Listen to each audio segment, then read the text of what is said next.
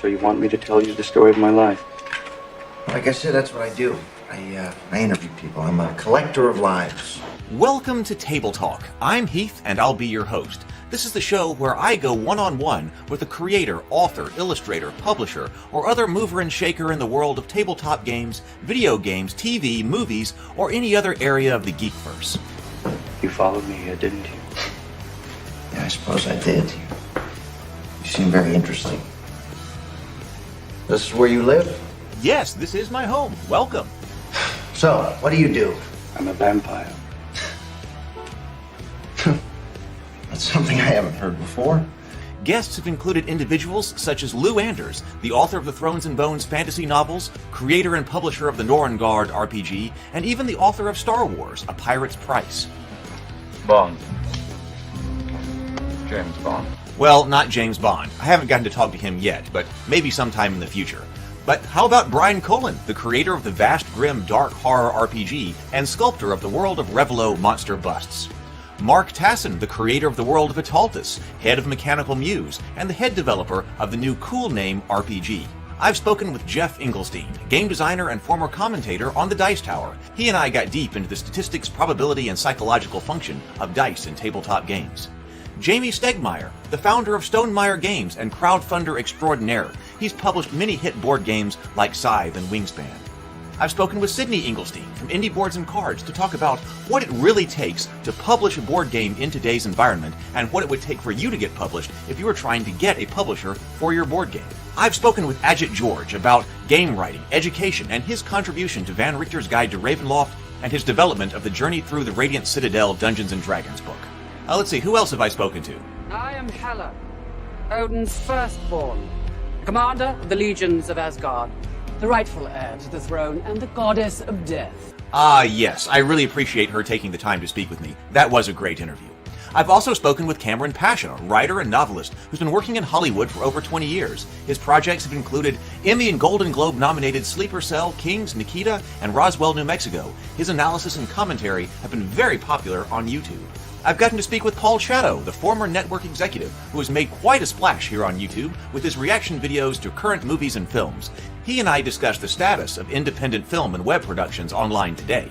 Brianna da Silva is a reoccurring guest on the show and a very popular one at that. She's an author and director, and she was also the co-writer of the cultist comedy web show that's here on the channel. She and I regularly meet to study and analyze stories. I've also gotten to speak with of the Positive Fandom channel. She's an ally in our effort to be a positive and constructive force in the geekverse. Are you ready? Have you got your drink? Are you all settled in? You might want to buckle up because it could be a wild ride. We're about to explore the worlds of tabletop gaming, sci-fi, fantasy, and the geekverse through the eyes of those who are making things happen. Atomic batteries to power. Turbines to speed. Roger. Ready to move out.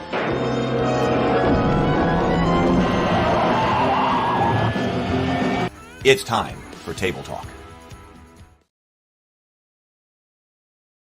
Good evening, everyone. Here we are. Good evening, everyone. Welcome to Table Talk. Welcome to the office. Welcome to my home.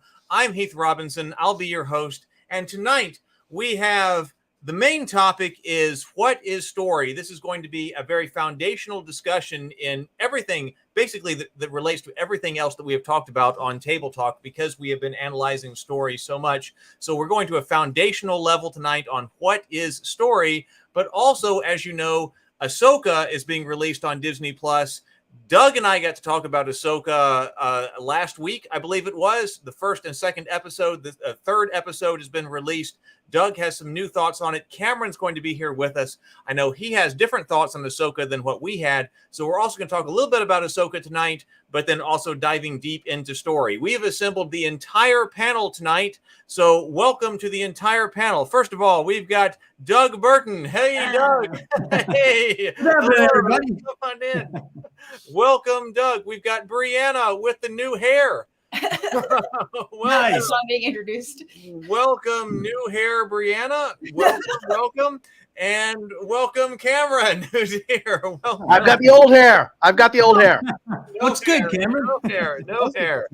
Thank you. All right. Great to be on. Thank you. So here we are.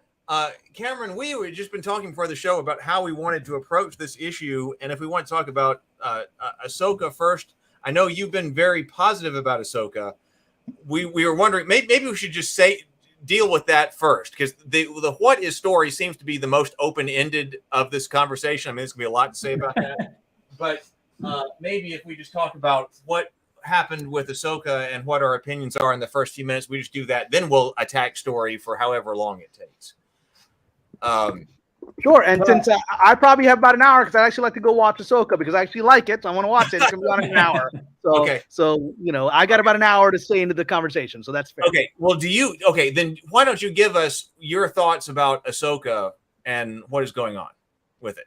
Well, look, I don't actually know everyone's thoughts. I think I've seen Doug make some comments on the Patreon, but I like it. I mean, for me, look, the way I approach all of Star Wars since Lucas sold it is just all of it is fan fiction. All of it is fan fiction, right? Of the movies, the only one that I thought was good fan fiction was Rogue One, which I enjoyed, right? I thought that was good fan fiction. I think there's been some good fan fiction on the TV shows. I've enjoyed a lot of The Mandalorian, probably a little bit more than some people did. I enjoyed parts of Boba Fett, again, probably a little bit more than people did. And then, and I'm enjoying Ahsoka very much. And so maybe that will loop us a little forward to what is storytelling. But let me explain my approach to storytelling. Okay. Before we even talk about what is storytelling, because that's a very broad thing. So maybe there's a reason why my critiques are a little different from maybe other members of the panel. I don't know what Brianna thinks of it, but we'll find. Oh, okay. Well, then that's good. Yeah. Good. It's fair neutral. You're the blank rune in the rune set. That's good. I like it. And so look, this is something I say to people because there have been people when I've done positive reviews on my Patreon of things like I liked the final episode of Boba Fett. I thought the show was very uneven, but I thought the final episode was a lot of fun. I posted that on my Patreon, my honest review. 20 people unsubscribed within minutes. They're like, literally people calling me, you're a shill, you're a liar. And I was like, that's just my opinion, man. But let me explain how I approach looking at all these things. Number one, I've already established I look at Star Wars post-Lucas as fan fiction. So I look at it as fellow fans playing in the same sandboxes that we played in, some of them doing it well, some of them doing not well. I also look at what is the agenda of the person making the particular project? Let's just talk about Star Wars right now. It's hard to skip that now. Yeah, are they fans doing their best within a corporate structure to tell a story, right? Or are they people with a malicious agenda? Now, I believe, Kathleen Kennedy, Rian Johnson, and probably Ms. Leslie Headland, though I don't know that we'll ever see what she did, are approaching this with a malicious agenda, right? I don't think they care about Star Wars. I think Star Wars is a tool for various personal political ideologies and blah, blah, blah in their minds, whatever. So they approach it, storytelling, that particular franchise with a malicious agenda. So it is unlikely anything good can come out of that. Whereas I think other people, I certainly believe Jon Favreau loves this. I believe Dave Filoni loves this. I even believe the people that created Obi-Wan loved it. I mean, I read their interviews. They sincerely loved Star Wars. Not everyone liked what they did with it. Some people questioned whether it went against canon, whatever. But I'm looking at their love of it. They love it. It's very clear to me that they love it. Yeah. I'm sorry, Brianna? I was saying it with that case, it's like a maybe poor execution, but still coming from a place of passion. Yeah, and all I'm talking about is that. I'm just talking at this moment about that. So I'm talking about people who love it, and I've read the interviews with the gentleman who was the head writer on that, and he clearly loved it. Not everyone liked what he did. Again, he's working in a corporate environment. I've worked in that corporate environment. I've worked at Disney. I got fired from Disney because I was like George Costanza saying, I will not give up my integrity, right? You know, that scene, that episode of Seinfeld where Seinfeld he showed the show about nothing to NBC, and George is in the room, and then they get excited by the idea. And then they start trying to come up with, the executives come up with like, well, okay, so what happens in the episode? And Seinfeld wants the job. So he starts filling in story ideas like, okay, we have an episode where we're just walking on a parking lot or whatever. But okay, this happens till, and then George's like, no, you can't put in any story in this. It's a show about nothing. The episode is about nothing. They just walk around. Right? It's about something. So outraged, he gets up and walks out to protect his creative integrity. And that's kind of like me at Disney. I said, you want to make Tron bad? I want to make Tron good, right? I will not give up my creative integrity. And I was walked out of the building. You were walked out. Oh, nice. That's awesome. So that my integrity was out there with a box in the parking lot. That's a good story, Cameron. It's a great thing. So, but that links me now to the third point I want to make, which is because I've been doing this for 22 years in this stupid corporate environment of dumb people in Hollywood, and I've worked in Disney, which is the worst possible place in Hollywood to work. I've experienced it. I got fired by Disney. I know it well. And so because of that, I tend to be really compassionate and lenient towards the people making this stuff because I've been in their shoes. Literally, I've sit there, watch great scripts or scripts that I think are great, that I think are the best thing I've ever written, be whittled down to not so great after it's gone through the process of everyone's notes and everyone pissing on it and people who are not very smart, not getting that joke or not understanding that or needing that explained because they think the audience is stupid and they don't realize that the audience is smarter than they are, right? Because they're not the smartest people in the world, but they're in power. And so I've made the hot dog in the hot dog factory. And so when people say, I don't like this hot dog, I feel bad for the poor person slaving in the hot dog factory because he's trying to make a good hot dog, right? He's trying. And it's horrible. So those are the three things that make me quite generally compassionate and willing to find what is good in something. And I'm enjoying the heck out of Ahsoka. I'm enjoying it. I'm having fun with it. The last episode, and we'll talk about it a little bit. And, the last episode where they had that cool, again, there's going to be spoilers. You had a chance to watch it. It's been out for a week. Yeah, spoilers. Go watch it. It's not our fault if you haven't watched it in a week, right? And so, that whole lightsaber battle where Ahsoka's on the wing of a ship and she cuts another ship in half in space, I was like, I've had all kinds of scenarios as a child playing with my Star Wars toys and my Luke Skywalker toys, and I never imagined that scenario, and that was kind of cool. Again, it's like, hey, that man came up with a new scenario that I hadn't thought of, right? The most relatable thing was when she was trying to move the cup because everyone I know has tried that. Like, well, that's exactly it. Tried it around. Like, come on, it's real. But Douglas, you hit the exact issue here, and there's people on this panel that will critique that, right? And I wrote it on my Patreon. To me, there's a moment in the last episode where you've got Sabine, who is established to not be force sensitive, or at least be weak in the force, right? That's been established. It's very clear in the show. And even if you haven't watched Rebels, I didn't watch a lot of Rebels, but I got that, right? And she's desperately trying to use her psychokinetic powers of the force to move a cup of, and it doesn't go anywhere. And there's that great line which she, after struggling with it, nothing happens. She goes, "You won this round," to the cup, right? I've said that. I've said it to salt shakers. Every child has done this. Every Star Wars fan has, maybe I can move the bed. Everyone has done it. Again, people have been saying, well, letting her learn the Jedi ways without being force sensitive is a blah, blah. Just look at that moment. We've all done it. It's just someone saying, look, I love Star Wars. I did this as a kid. Filoni did this as a kid. You did this as a kid. Let's show somebody doing it as a kid. And that's how I am enjoying it. Well, I'll be much briefer. I'd rather talk about story since we have Cameron for an abbreviated amount of time. But I did not like the first two episodes of Ahsoka. I found very little that I liked about him. And now Cameron kind of framed how he judges it, the levels he looks at it. And, and my whole thing is when I'm talking with someone who have differing opinions, I take Cameron's criteria. Am I talking to someone who has malicious intent in the conversation, or am I talking to someone who has a different opinion than me? And as long as I don't sense malicious intent, I don't mind to what extreme I disagree with somebody. I can always see where they're coming from, even if I don't agree with what they're saying. So obviously Cameron's got no malicious intent. He's not a shill for any company, clearly. If he got walked out on Tron, he's not shilling for Disney. Anyway, my point is though, like, I could disagree with Cameron and it has zero impact on my attitude on him as a person at all. So anyway, I did have a different take on it. I did not like the first two episodes. I was jarred out of them. Heath, you clipped some clips of me and sped them up. I noticed. I look like viral on that. I look like I'm like. Rah, rah. Anyway, I did like the third episode. In fact, the word that came to mind was whiplash. I was like, the first episodes moved so slow with such ambiguous, slow response dialogue, almost like think of something to say dialogue, with the actresses who were extremely deadpanned and almost like the director didn't coax any kind of performance out of them. Like it seemed bizarre. And then I won't get into it, but some of the plot lines didn't make sense. So when I sat down for episode 3, it was low bar expectations, and it opened with a training sequence, which to me is very Star Wars. The fact that she's not force sensitive didn't bother me at all. That's not really what Star Wars necessarily is about.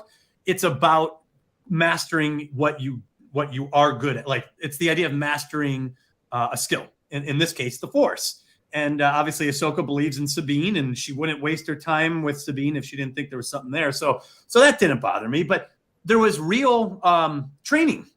And I feel like I watched the whole sequel trilogy and hardly got any of that. And here I get it in a nice, and they didn't breeze through it. They spent a lot of time with her in the training, and there was a lot of dialogue. The actresses came to life in the 3rd episode. The dialogue was better, and there was no long pauses or ambiguous dialogue. To me, it was like a completely different director hopped in there, which, according to the credits, did not happen. I don't know if that's proof positive that it's the exact same director doing whatever or not, but it looked like completely different direction and style. And the space battle I thought was fantastic. If I had criticisms, I didn't really like the sound effects. It sounded like weird machine gunny, and they looked like P-51s from World War II. Well, they were clearly going for that. Yeah, totally. But that's not enough to ruin a space battle. It was still very Star Warsy. I just got a real sense of adventure in 3, and it zipped by. Some people actually complained that the episode was too short. But I was like, no, that's better than an hour of slow moving. Give me 30 minutes of good action, good dialogue, and good pacing. I don't care how fast it is. All those Clone War episodes that I loved were 22 minutes. So anyway, Ahsoka Tano, or Ahsoka, the show, I have a little bit of hope that it might do better. Even after the first 2 episodes, I was hesitant to write it off completely. Because the Clone Wars started with terrible storytelling and found its feet and became a phenomenon. So it's the same people working on this. I am a fan of Dave Filoni and Jon Favreau. So I'm willing to see where this goes. And like Cameron, I will be watching episode 4 tonight. So I took a lot of notes on episode 3 because Doug told me that episode 3 was better. So I went and watched episode 3. We can talk about it more in detail, but I'll tell you what I thought about it. I thought a lot about, very briefly, I thought a lot about what you said, Doug, when you said, here's how Ahsoka should have started. And you gave, I thought, an amazing exposition on how Ahsoka should have started with the attack, with an attack by Grand Admiral Thrawn, and establishing him as a villain, and an extremely potent villain, thing like that. I clipped that out and I put that on the channel. And I've thought about that quite a bit. And I was thinking about that, especially as I was watching episode 3, because I was not terribly impressed with episode 3 in general. And because of that reason, and actually when Hera is asked about General Thrawn, and she says, you had told me about General Thrawn on this show last episode.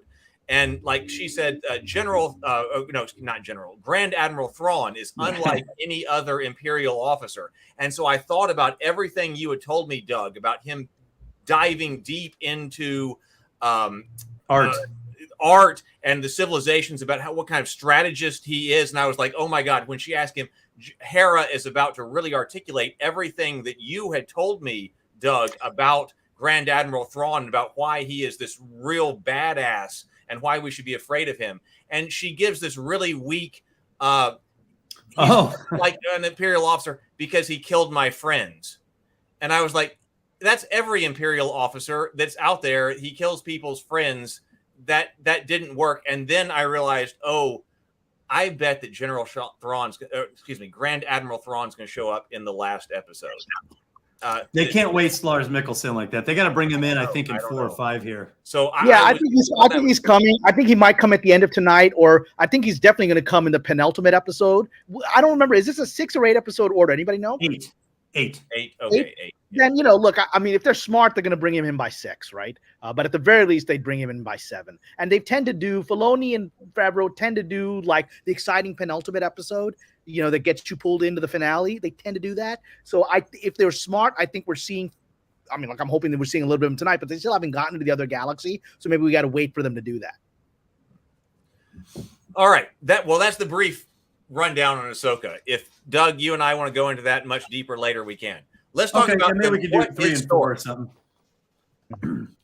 So what is story? Now, this conversation is pretty narrow, so we should be finished in about 10, 15 minutes. Yeah, I think we'll answer all the questions about this. That's like asking, what is God? I mean, it's like, come on. It's a big one. What kind of generic thing is that to ask? It's a philosophy thing. I just want to go ahead and butt in to say one thing, which is that we may end up coming into the problem of in philosophy, when you start talking about definitions, you often get into problems of categorization, where it's like, you the classic "what is a chair" thing, where you define a chair in such a specific way that something weird also becomes a chair. Like, oh, now by your definition, a camel is a chair or whatever. And so, there's going to be some element of, that. And also sometimes you go to a dictionary, like I did for this. And one of the definitions for story, you mentioned, wait, I'll just say it real quick because I have it right here. There was one where it was like, a narrative, either true or fictitious, in prose or verse, designed to interest, amuse, or instruct the hearer or reader tale. And I was like, so it's a narrative. All right, what's a narrative? The narrative is like a story or account of events, experiences. Well, that's bad definitions. And so that's the problem with a lot of definitions in general when you're talking definitions, where it really, because it's a word that we use in everyday usage and we all kind of know what it means instinctively. But then, so that's always going to be an element of when you're specifically trying to. I mean, look, if we try to define story the way that you're rightly pointing out, the dictionary fails, Brianna, is that we're just going to go back to Socrates. We're just going to go back to, this kind of like, there is no answer, and going back to, so we're going to have to go to a presumption that we understand concepts like narrative and story, but when I ask what is story, let's look into what makes those things work. Because if we're trying to define the word story itself, I mean, bring Aristotle in here. And I don't have time for that, right? I mean, that's a 1,500-year-old, 2,500-year-old discussion. Let's talk about maybe what the elements are that make a good story and make it work. Maybe that's what we can do. I mean, I don't know how to. I do want to talk about the story itself, but we can save that for after you, even if you want. All right, Socrates, you're just going to ask us some questions, and we're not going to be able to answer them. That was all Socrates' angle. Well, and Cameron, one of the things I took down, and maybe this is not the way to set it up, or maybe it is, I thought it might be interesting to at least touch on why storytelling is so important to culture and society anyway. It's been around since the beginning of time. We see it in cave walls, in the most primitive societies. There's amphitheaters found in Greece and all over. And it seems like the more advanced we get, the more intense our storytelling gets. So to me, it seems like it's good to define it, and I think, or to some extent, to kind of pick out what makes it work. I think that's vital. But why are we bothering telling stories anyway? I think some of that's important because a lot of us intuitively sit down to write these stories. And one of the things that struck me is that storytelling seems to be infused in us, whether you're a writer or creator, or whether you're just a consumer or a viewer, a reader, an audience. People want stories. So to me, I always thought that storytelling was a little bit of a survival mechanism. I think it started as a survival mechanism in the earliest, most primitive societies, and has evolved to tell people all sorts of stories that have inherent meaning in them. So I didn't know if, religion are stories. It's a book of stories, and this has launched the 3 Abrahamic religions, not to mention, Hindu. All the great religions have a story. So, well, even if it's not in a book, I mean, they have stories, right? A lot of them were oral tradition stories. I mean, you have to have some narrative to explain what you believe, right? I mean, you got to have something, right? And so, otherwise, I don't know what it is then. So, yeah. I have a little bit of a theory on this. I don't know if it's correct to say that I have a theory, but we'll just go with that anyway. That sounds. Go for it, Socrates. I'm just going to call you Socrates now. Miss Socrates, go for it. Well, this is more just in terms of gathering different things from stuff that I've read, because I read about history of anthropology, stuff like that. I'm really picky about that. But one of the things that I wonder is that if it makes more sense, instead of calling us Homo sapiens, I don't know Latin, but instead of the thinking ape, it should be the storytelling ape. Because I do wonder if that is also the reason why we have language. And I'll explain what I mean. So people have been wondering about, linguists and anthropologists have been wondering for a long time why we speak the way we do, why we have such complexity, why we develop the ability to speak at all. And clearly, you know, there's a survival mechanism. We're very, very complicated social creatures, but there's this like sort of, you know, hen and the egg situation of like, which happened? Did we become so social and complicated, intelligent because we could speak? Are we speaking a result of that? You know, who knows? We don't know. But here's the thing. So a lot of animals, and this includes social animals, will have certain types of things that they can pass on. They have, you know, like tools, like little simple aspects of culture, different survival mechanisms. But there's a limit, right? There's a hard limit with how much you can communicate when you all you have is, you know, nonverbal, of course. But one of the things that's interesting about speech, and specifically when you're telling a story, is that you can explain a much more complicated situation that is separated from you temporally. So for example, instead of just like your kid, you know, you ate something, just something really simple, right? You ate something, it made you sick. Your kid starts to eat it and you push them, no, don't eat that. Instead, you can say a story. Oh, so-and-so yesterday was by the bank and he ate this specific thing growing under this specific tree, and then he got sick. And you're telling a much more complicated situation, and that idea can then pass on, especially if you then make it into like, you know, if it becomes, you know, a much more interesting kind of a story that has, you know, characters and things like that. It's also good for gossip, which is an extremely important part of us as a species, is being able to talk about other people and how other people have behaved. And that's how you know how to then behave, is telling stories about other people that behave wrongly. You go, that's not what I'm going to do. And you never want to be the person gossiped about. But anyway, so I do wonder if that's like why storytelling is so primal to us, that it might be like one of the things that has shaped us to be what we are as 100%. 100%. In fact, you just said like eating like berries and getting sick. And I decided that is the primal, meaning natural, not right and wrong, primal archetype behind the poisoned apple in the Heroine's Labyrinth. Like all these archetypes you could trace back to something that's found in the animal world. In a sense, we have, as humans, we add ethics to it. Yes. You know, it's not just poisoned berries because it's someone gave them to you with bad intent. And you know, even when I take my kids on a hike, if we see red berries, they're like, can I eat those? Are those poisonous? It's on their mind. They don't have to be taught this. You know, it's instinctive, it's primal. And then you get these advanced versions in stories. So I do think you could trace a lot of these back to a primal variant. So on the primal level, what I want to suggest, I think that Brianna has opened up a very interesting point in the conversation, but I want to actually suggest that storytelling comes from a place beyond where she is pointing, even more primordial than the primal. Okay. Because the primal thing, we now seem to have some evidence of that existing in other species. We certainly know of that kind of communication we're talking about.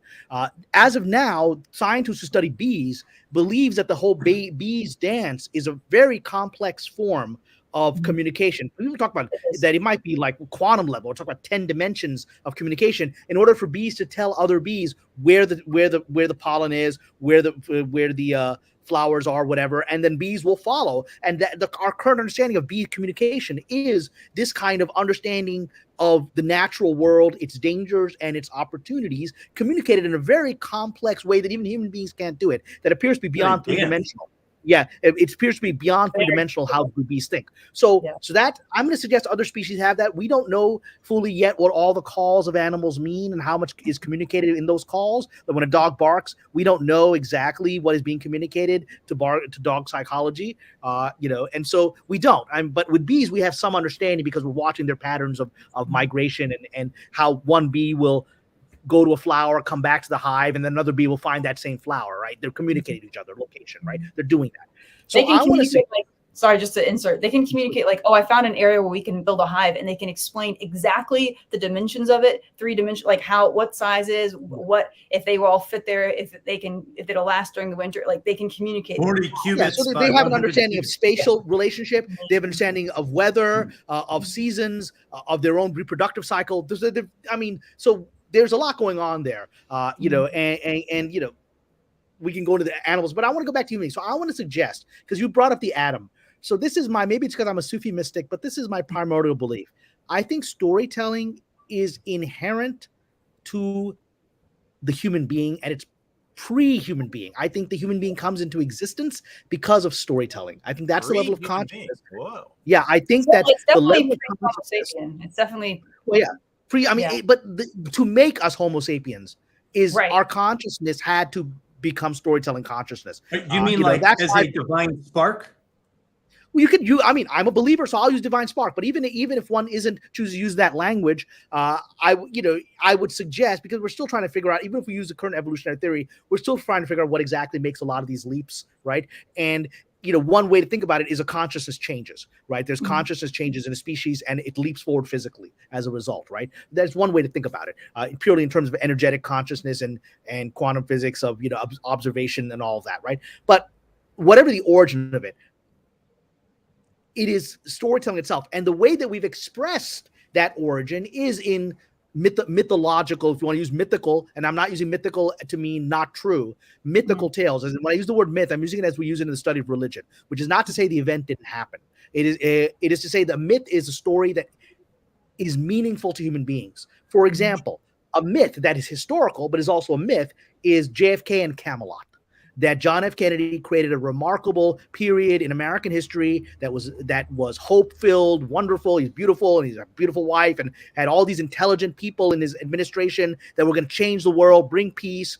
There is some historical truth to that. We have mythified that and made that perhaps bigger than it was historically, but it's not historically untrue. I mean, Kennedy, on a practical political level, it was a very different administration that did inspire hope. And to think of it as Camelot and King Arthur, that's a myth, right? But it doesn't mean it's not true. So when I talk about Adam and Eve, if you believe these are historical figures, most Muslims, for example, believe that they're historical figures. Most Christians nowadays well, I think they're symbolic and evolution. Most Muslims Adam and Eve are real, right? But because we've also accepted that there is an evolutionary process to Adam coming, that's all of the conversation within Islam. That there are other Adams that pre-existed the Homo sapien Adam, right? And so we're fine with evolution and Adam and Eve being historical figures. We're fine with it. But what's important is this. What's important is that the stories, the inherent story, the creation myth, all religions start with a creation myth, right? And it's because because I think we're reflecting origin, how we as a Homo sapien consciousness became born and became aware of our environment in a way that is different from bees, in a way that is different from other animals, right? And then story is a natural reflection of that consciousness, because we're thinking in terms of beginning, middle, and end. We're thinking in terms of time, right? That also links to our concept of memory. Animals have different kinds of memory. Cats and dogs have memory, but maybe not the same kind of memory that we have, right? Elephants have another kind of memory, right? And but we have a very strict sense of beginning, middle, and end that's created through our imaginal sense. Memory comes out of the imagination, right? It's not necessarily a historical event. We can remember things that never happened, right? Or misremember things, right? And but it comes out of our perception of reality. Storytelling is beginning, middle, and end, which is, for Douglas, and I think Heath, and I think Brianna, you might have seen my whole storytelling method is based on knowing the beginning and the end. Yeah, the Pasha method. Yeah, but to get to the core of it, and then I'm going to shut up and let others talk, is that my method is based on the midpoint of a beginning and end, right? And what is the midpoint in all of our sense of story of our lives? It's this present moment, right? We have a sense of our past. We have a sense of our future, or at least our imagination of our future, right? And our present moment defines the midpoint of that story. And so we think in terms of we're in the middle of some kind of linear journey. That's how we think of reality. That is our consciousness as human beings. It's inevitable that we're going to tell story in that fashion. Now I'm going to shut up and let others speak.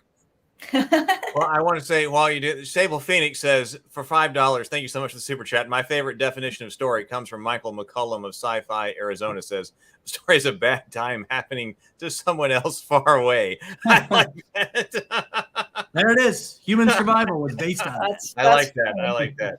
And then Stephanie also says, thank you so much for the $4.99 super chat. This is a great discussion. Well done, gang. Thank you so much. All right. Thank you. Well, I tend to agree with everything Cameron said. There's this idea that storytelling is something that's enlightening us. It's important for us to communicate these stories, whether you're bees or people. Like it's helping you survive.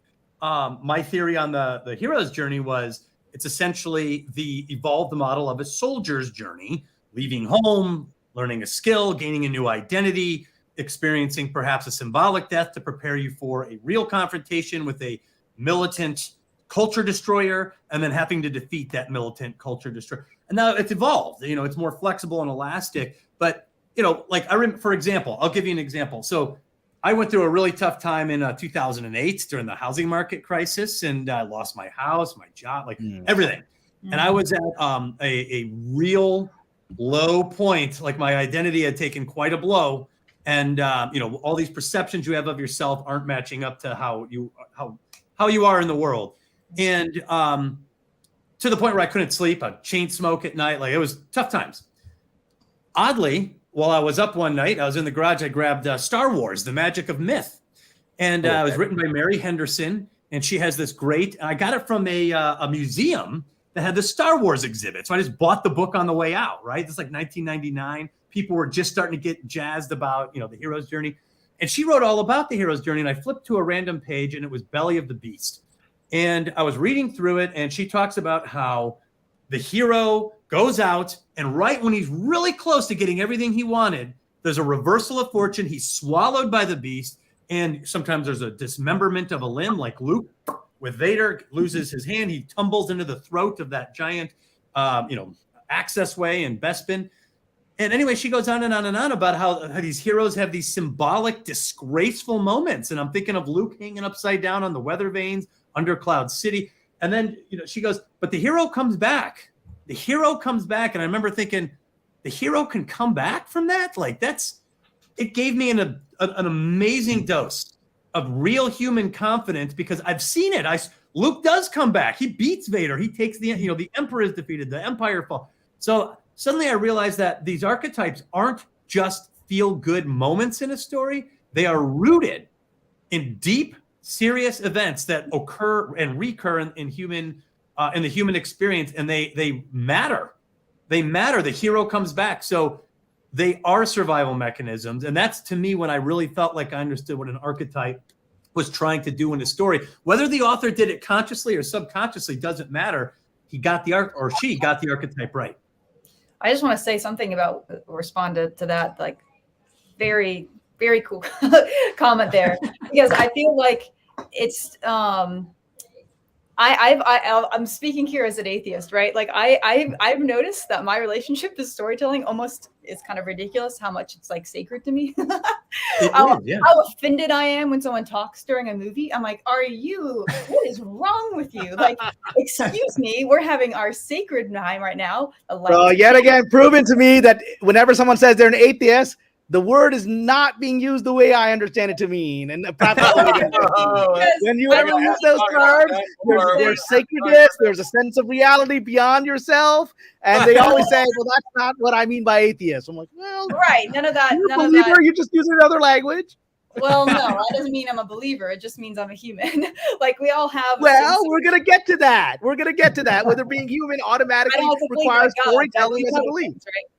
Anyway, that's besides the point. My point is that I really do think that there is something like spiritual in a sense that storytelling conveys. Like, it nourishes the soul. Like, it's very important. Like, you just acknowledge soul and you acknowledge spirituality. Spiritual. I love it. I love it. The word doesn't mean what I say this with full love. But I love it when religious people think that's such an own on us. It's like, it's not an own, guys.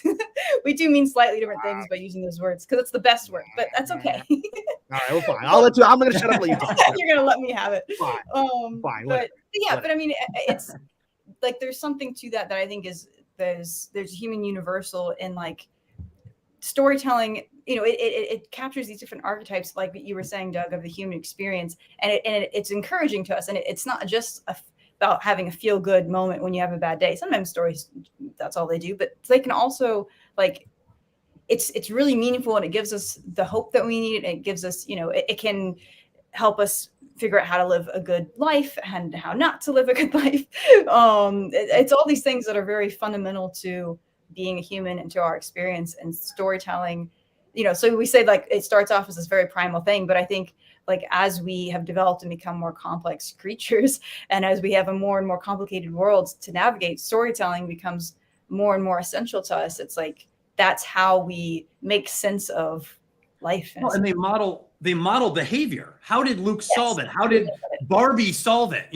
How these characters solve these problems give us something to grab a hold of at different times in life. We're like, oh man, that happened to this person. It's almost like a memory that you never had personally, but you've experienced this, some sort of similar problem. And there's multiple times where you're like, oh man, even like little stuff like, oh yeah, that person was confident in this situation, like they give you behavioral models. All right, so I got about 15 minutes left. What more controversial stuff can I say in 15 minutes? All right, go. I was just saying, in 15, Cameron, you could be too controversial. Questions, Cameron. I have questions about your storytelling method. Okay. So, do you want to give people just a quick overview of your storytelling method, and then I have questions about it? I'll make it very quick because you should all come to my Patreon where I put it on every month. I put the article on, and it's helped a lot of people, and I used it as the basis for teaching. Thank you, Dev. I used it for the basis for teaching at Penn State this past year, and my students were like, they're all seniors in film school. They're like, oh, now I can write my script. I finally figured out how to do it, right? So because it comes down to this method comes out of my study of religious storytelling. I was a religion major in college, right? So I studied all the world's religions. And remember, Brianna, the study of religion in academia is usually from a non-religious perspective. I'm usually the only believer sitting there where everyone else thinks this is as real as Star Wars. It's just stories people made up, right? But then let's look at the stories themselves. And I'm the one person going, I think this kind of happened. And they're all looking like, believe in the flood? But I was like, well, every culture has a story. Where'd it come from? Whatever, fine. So whatever. So in any event, in analyzing the nature of storytelling, looking at the Bhagavad Gita, looking at the Quran, looking at the Bible, looking at the Old Testament, New Testament, there's patterns that consistently work because these are incredible stories. Because unlike the simple story of the story of the story of Baba Yaga will come and eat you if you are a naughty child, a story that we tell our children to get them to behave, right? Okay, it's not Baba Yaga's John Wick. Sorry, he's part of it, but okay, but the thing is this: even that Baba Yaga is a widespread myth, right? But even those kind of things, Baba Yaga didn't create a civilization, right? Where certain stories created global civilizations that are still functioning today. People live by these stories. They organize their lives around these stories. They will die by these stories. They will fight for these stories. They'll fight each other over stories. So there's something powerful about religious storytelling. So I studied it, right? And in the process, this was the thing that I remember I struggled with in school because I thought that there was something there, but academics didn't understand it, right? And they're the ones who presented to me this concept of the liminal phase in a story, right? That in religious storytelling, there's what's called the liminal phase where the hero or heroine leaves the world that they know and enter into a magical other reality that changes and transforms them, and then the rest of the journey begins. So in the case of the Buddha grows up as this rich guy, isolated from the world, doesn't know what's going on, sees suffering, and leaves his home. But that's still not the liminal phase. The liminal phase moment is when he's tied to the Bodhi tree, right?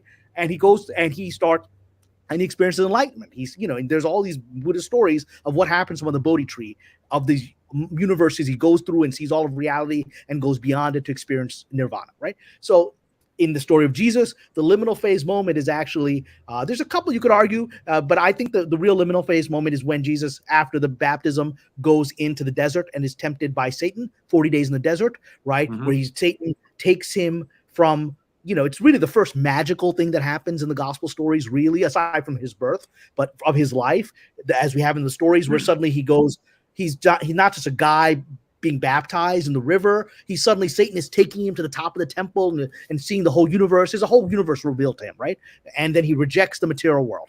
That's the liminal phase. In Islam, the liminal phase is a pivotal moment where the Prophet Muhammad leaves Mecca to go to Medina, which is this transformative moment in the center when it becomes a small sort of cult in this, monotheistic cult in a pagan society or not, and then becomes a global civilization. And it's a transformative moment. And again, he does it in the desert with his best friend. He's alone, right? So in looking at the liminal phase, I said the liminal phase is always the turning point of the story. It's always the center of the story where everything changes.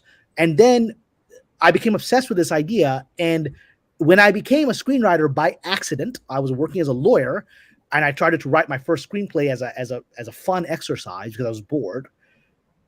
I intuitively went back to that storytelling, and I said, in the same way that Jesus starts off, whether you started off with the virgin birth story, or just where Mark starts off, the Gospel of Mark, which appears to be the earliest one, where he just sort of shows up and gets baptized, right? We don't really know much about his life before that, right? But if you start off there and then you take it to crucifixion, resurrection, ascension, right? Where's the middle point? And then there's these middle points that you can do. So I said, when I'm writing my first teen horror movie, I said, well, why don't I do it that way? Start off looking at the beginning point. What's the opening scene of a movie that gets me excited to watch the movie? And then where does the stupid thing go? How does it end? So what's the final scene where the masked killer is unmasked in the horror movie, right? In the slasher movie that I was writing. And I said, oh, cool. All right, now I got these two things happen. So I know the bookend of it. So what's going to be the midpoint of this 120-page script? Probably around page 60, I got to have something that happens that changes our hero or heroine. That it was, it's a horror movie, so heroine, right, at the beginning, and then she becomes. How does she become able to defeat the masked killer at the end? There's got to be something happens in the middle where she changes from the victim running away from the masked killer, or her friend is killed by the masked killer and she can't help, right?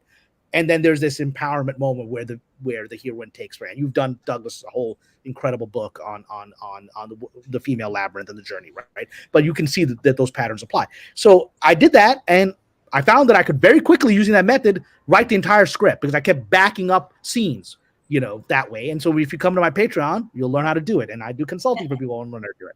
And I had one of the people on Patreon reworked their entire script that did not work. And they reworked it with me using that method, and now they're winning awards, actual awards at film festivals. Oh wow! And Everyone join Cameron's conference. That's incredible. I will soon. God willing, come, guys. I always word God willing. But yeah, but come on, Brianna, come on, join us.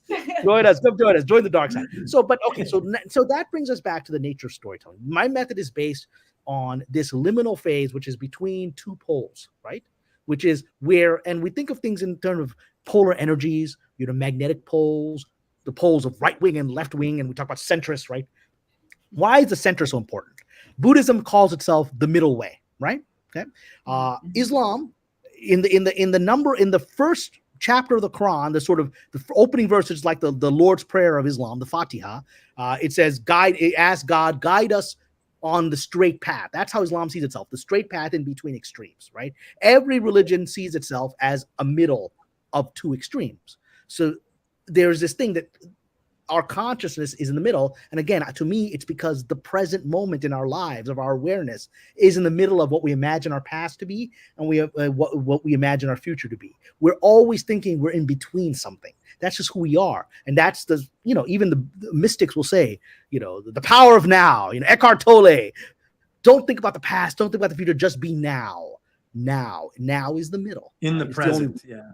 In the present, in this moment, right? And and I'm going to drop the last thing I'll say about how that has, again, these profound spiritual roots, because again, I'll speak from my spiritual tradition. The Quran always uses this phrase when it talks about heaven, paradise. It says the people that will go to paradise, they will neither fear nor will they grieve. It always uses that phrase. It always adds, when it talks about the hereafter, the righteous will neither fear nor will they grieve. And you think, what is fear? Fear is imagining the future. It's imagining a future outcome that's going to go bad for you. That's what fear is, right? And what is grief? Grief is dwelling in the past. I lost someone I loved. I lost my home, right? It's dwelling in that past, right? Rather than being present in the moment, right? Where that's done now. So thinking about what's the value of grieving over it, right?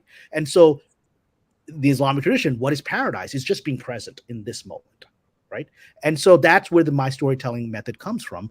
It's teaching you how to find the middle points, the present moment of extremes, and your story writes itself automatically. Okay. Well, and Cameron, am I understanding it right too? Because I've read the Pasha method, and it wasn't what I expected when I first read it. I read it about maybe a year ago. Yeah. And I was kind of blown away by it because it wasn't like any other method I had heard of, which usually starts from the beginning and structures out. So this got you kind of in between all these points.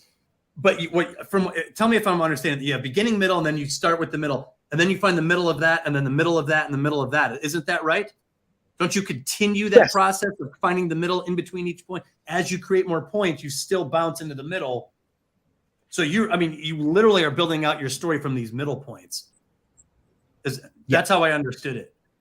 Yeah, that's exactly it. Because the middle point is always the moment where truth can be found, right? Where the character is facing reality, and so So it's always you find. So whenever you have define the midpoint of the story, then that becomes your new polar end of the story. Yes, the beginning that's what I was now, getting at. And then you work backwards. So you're always moving backwards to the present moment of two extremes. Okay. Wait. Okay. I have a question about this. Okay, because I've read the Pasha method and things like that, and this is probably jumping ahead in my theory of story and whatever. But okay, Cameron, I've got a very interesting or a serious question for you here.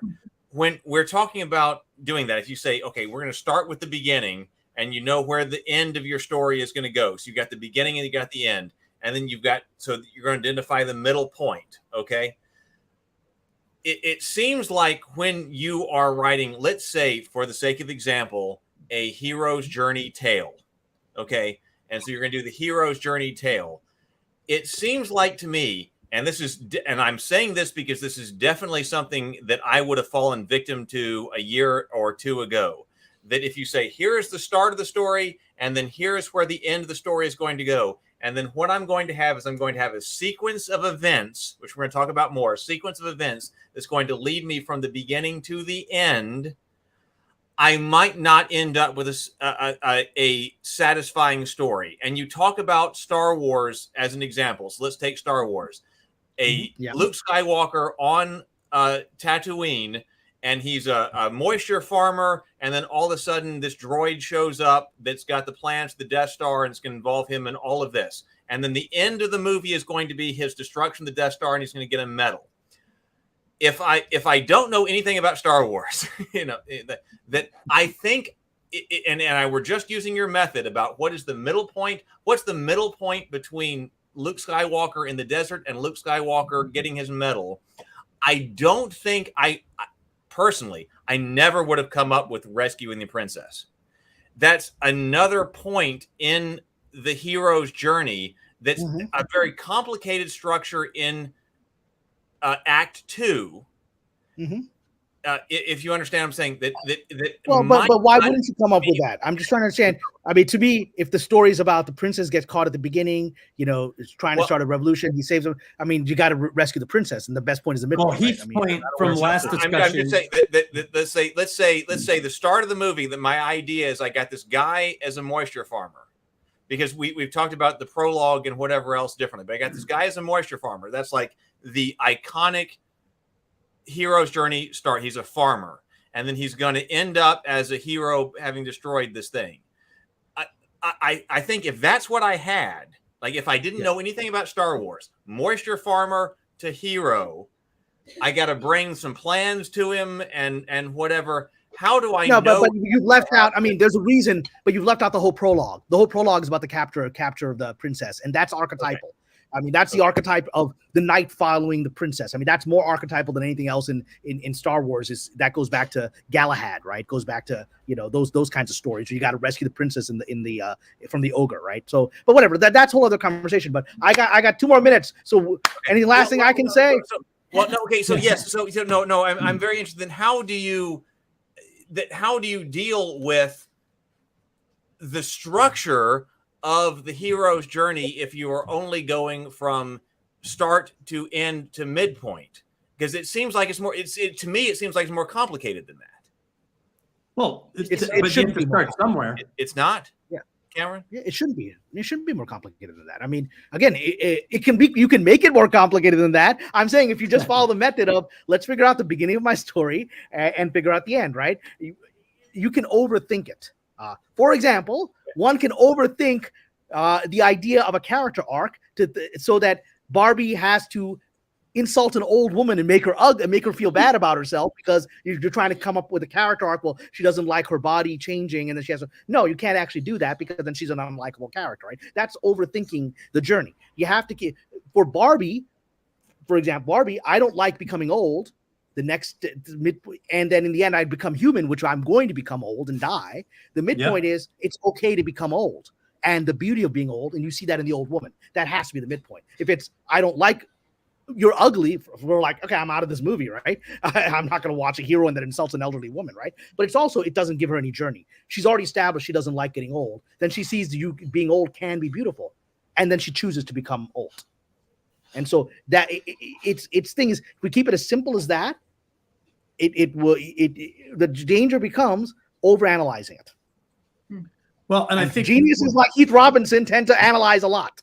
Because he's smart, right? He's smarter than anybody in Hollywood, that's for sure. They're all idiots. I'll just add this one little caveat. Yes. The Pasha method will get you a structure that will work, that will get you from the beginning to the end. It's up to you, the creative writer, to come up with to make it compelling. So that is a skill in and of itself. The problem is a lot of people who are very good writers get lost in the woods. I know it's happened to me, everyone.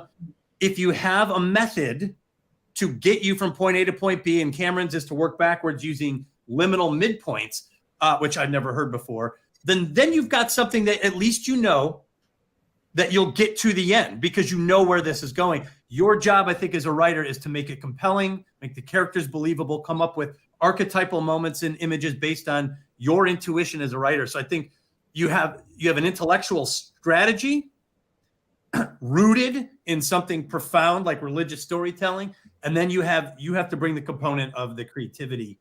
That's it. It just gives you the exactly. The method that I've developed gives you the skeletal bones, but it gives you a full skeletal bone. You'll have a full skeleton. Exactly. You'll have a full skeleton by the end of it, right? But then you have to put flesh onto it and blood and make it unique and special. I'm sorry, Brianna, go for it. Sorry, I know you're about to run and watch this. Yes. I was just going to say there's something to be said for the fact that I think getting lots of my kind of attitude towards storytelling techniques is try to get as many tools as I can to put them in my toolbox and recognize that some tools actually help different people better than others. And so it could even be that Cameron's strategy isn't helpful for someone like Heath for whatever reason. And as I think it would be helpful to Heath. I think it's always possible that kind of a thing. I think I've helped Heath a lot with his stuff. He has. Absolutely. No, absolutely. I am not denying that at all. No. I'm not saying. I'm just saying, like, some things will. Are you saying that I might not have solved all of storytelling myself? Are you having the audacity to say that I have not solved the problem? We brought you here for the answer. Exactly. Well, Socrates knows there's no answer, Ms. Socrates, right? It's just a question. Oh, didn't mean on that note, I gotta go. Okay. I'm gonna go watch Ahsoka. I'm gonna put an open thread. I know 2 of 3 of you are on my thing. Come give your opinions on it afterwards. And all of a sudden. I'll check it out tonight. All right, everyone stick around here. You got these 3 very smart people who are going to keep talking about all kinds of interesting stuff. Hit the like button, and then come join me on Patreon. And come join Cameron's. That link to Cameron's is in the comments. Is in the description. Right. Is in the description. Right. Thank you, Cameron. God bless everyone. Peace. Take care, my friend. Good night. Bye-bye. Oh man. Sable says, "This is why I feel from where your dream is so valuable, which we will be talking about next week. It helps you get out of that analytical mindset and tell the stories from feeling." So we'll be talking. So, that's our subject next week, basically. Well, and see, I think Brianna said that Cameron's method may not work for you. I think it doesn't work for Heath as a tool to analyze films. I think it's gonna drive him nuts because so many films are imperfect, like Star Wars. We had I thought a really good discussion of how Star Wars doesn't even introduce your lead character till the 17th page of the screenplay, which you couldn't do that. You couldn't pitch this with that problem in it. But Star Wars is a cultural phenomenon. So if you took the Pasha method and applied it to Star Wars, it would drive you nuts because it wouldn't work. So what he said, and I wish I could talk to him about that more. He said that what I was saying didn't work because I neglected the prologue.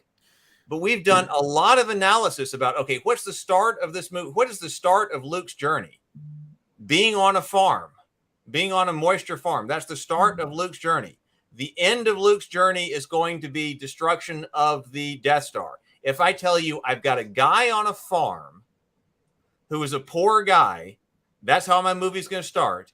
And then I say at the end of the movie, he's going to destroy the Death Star and get a medal.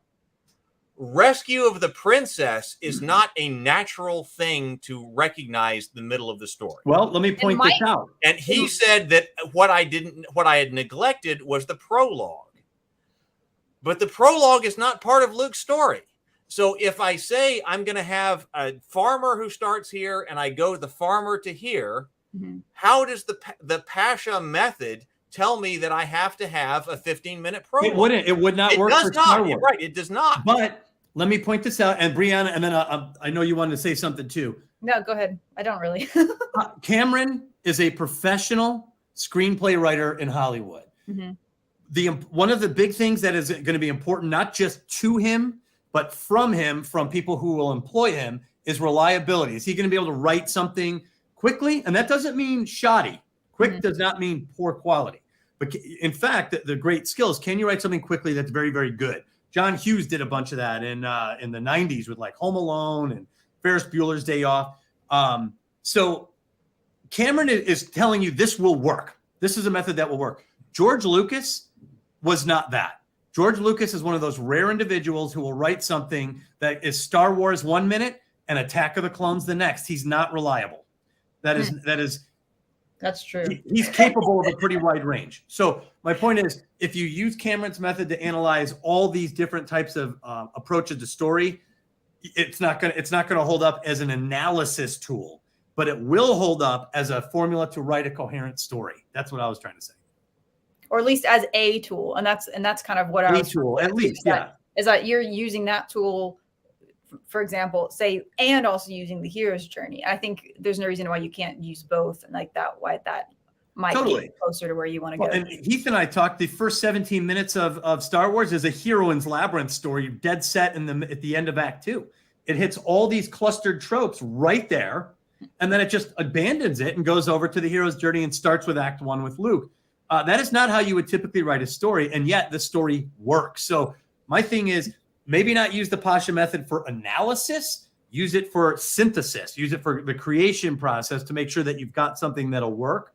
And then for analysis, I think you got to be a little bit more, and Heath, you are loose, like sit back, see what catches you, and then start taking notes. That's a great way to analyze something. And you say some of the most incredible things, like stuff I've never even thought of in terms of like analyzing a story. But analyzing a film is definitely a different part of the brain than writing a film or a story. Anyway, that's why I think the Pasha method shouldn't be used to analyze Star Wars. Is all I'm saying.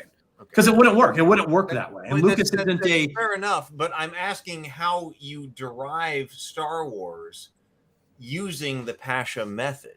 If you want to write a film, just the Pasha method, though. He was also using this book.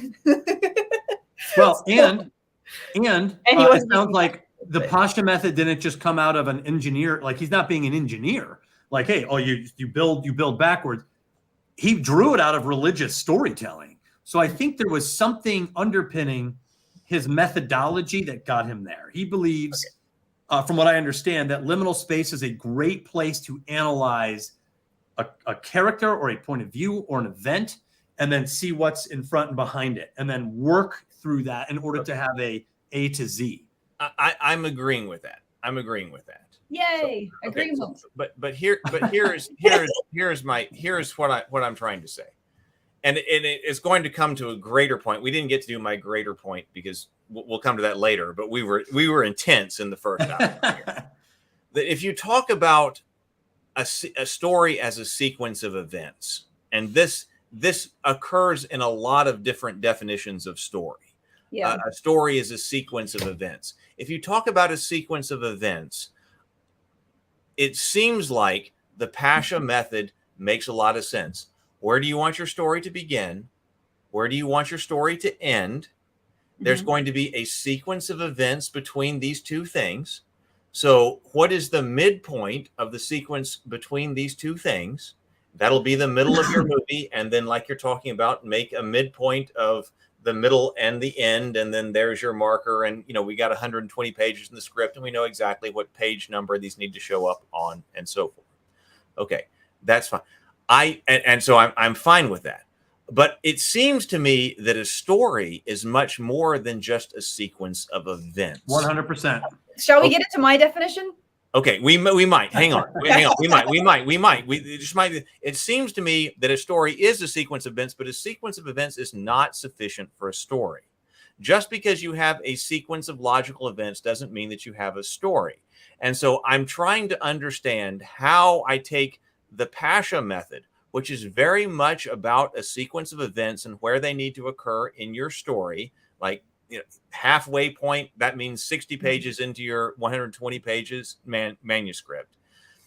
If you like, I'm trying to come up with here it is. If I've got Luke Skywalker as a farmer and I'm trying to go to Luke Skywalker as hero, that's the story.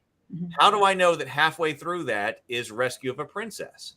Well, I don't. You wouldn't. That doesn't give you that, because it's an ugly story, and I would have done this completely a year ago, 2 years ago, 3 years ago. This would exactly be the kind of story that I would tell. Would say, here's where I'm starting, here's where I'm ending up. And so I'm going to come up with a sequence of steps for this hero to go through in order to realize the end. But then when you're studying something like the heroine's labyrinth or the hero's journey, the steps between Act 1 and Act 3 are much more complicated than a linear interpretation of those. Well, right. So instinct, intuition, creativity. So even when you say something like sequence of events, that to me sounds like math. And that's always like my clue, whether I'm thinking with my left brain or my right brain. And when you start saying, what's the formula? What's the structure? What's the sequence? I mean, you might as well be talking about math. So, so it's good to have that. This is what's worked for me. And like Brianna said, this doesn't mean it's going to work for everybody. Ultimately, it's all writing advice should come with that caveat, in my opinion. Well, it's true. Well, so my thing is, anyone who's ever written and gotten lost in chapter 90, and you realize that you haven't set it up right, you're gonna have to come to terms with some level of story structure. So, to me, it's an idea of having a strategy to get there. Put it in the background. Don't think, okay, what is the next sequence of event? What's in that? What I think the way Kamran would put it, what's happening in this liminal space intuitively? What's happening with this character? What are they feeling? What's going on? Build out that moment from the point of view of that character in liminal space, and what the archetypal meaning of that liminal space is, being between two different things. What's that like? Put the intuition into that instead of, like, in my mind, and I have to do this all the time. Because Heath, I'm just like you. I want to think analytically, but it always wipes out my creativity.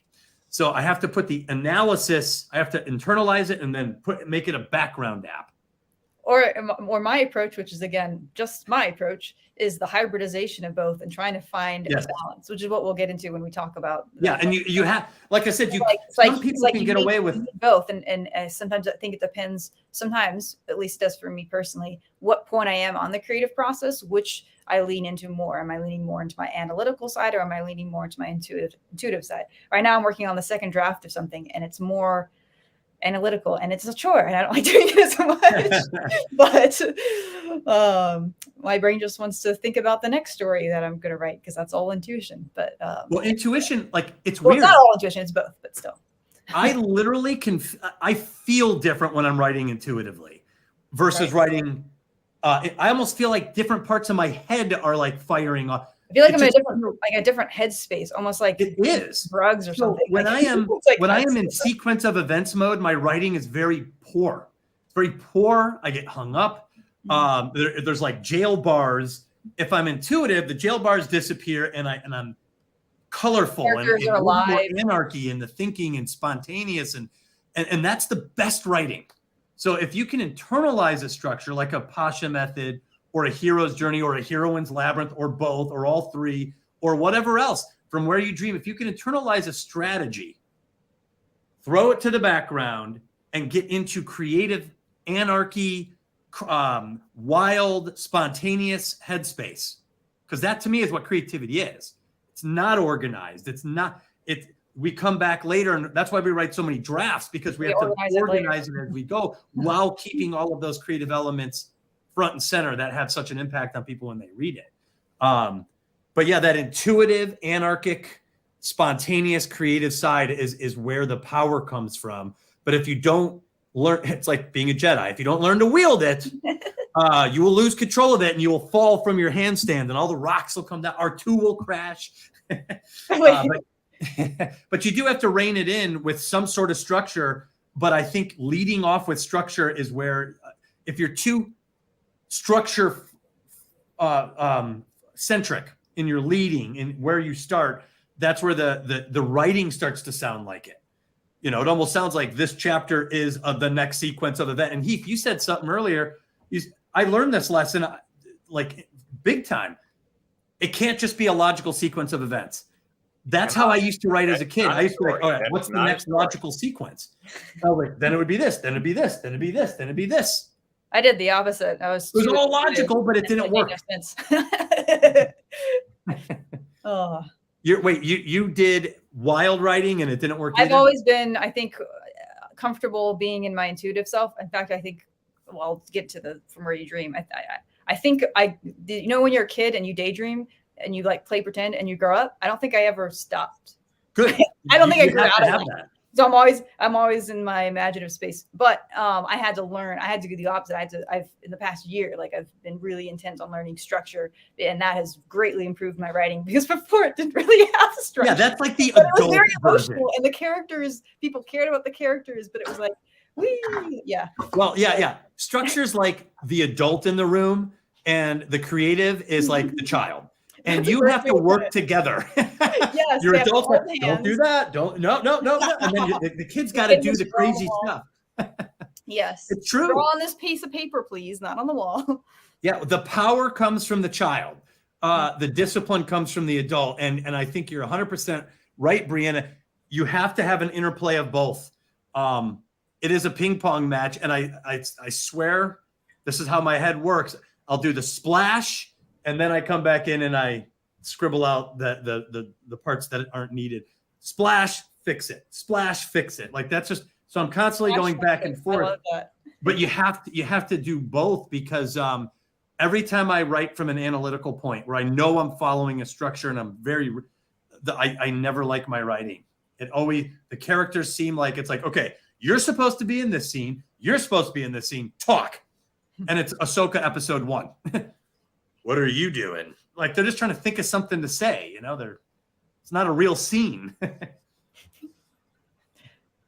So what do you think about all that, Heath? I think I haven't communicated my point correctly. Oh. I think my point has not been communicated correctly. Gotcha. So allow me to start from the beginning on that, because we had we came into a lot with Cameron and stuff like that. And when I'm talking about, I do a lot of world building, and Doug and I are going to do dedicated, and Brianna, you're welcome to come too, but dedicated conversations on world building and things like that. When you go to start world building, I have for a long time started with a chronology and a history. Mm-hmm. Here's what happened in this year. Here's what happened in this year. Here's what happened this year. And isn't that cool? Look what happened between these things. And, if I could even use that the army was at the capital over here, and the army's got to march to the capital, the enemy capital is 1,000 miles away. Well, halfway between those things, he must have marched 500 miles. Okay, well, I can write that down in the chronology that, if he's marching, 24 miles a day, then on this day he was halfway between those things. And I can write a very cohesive chronology of a history of a place, of a country. And I can do a lot of that. And historically, I have.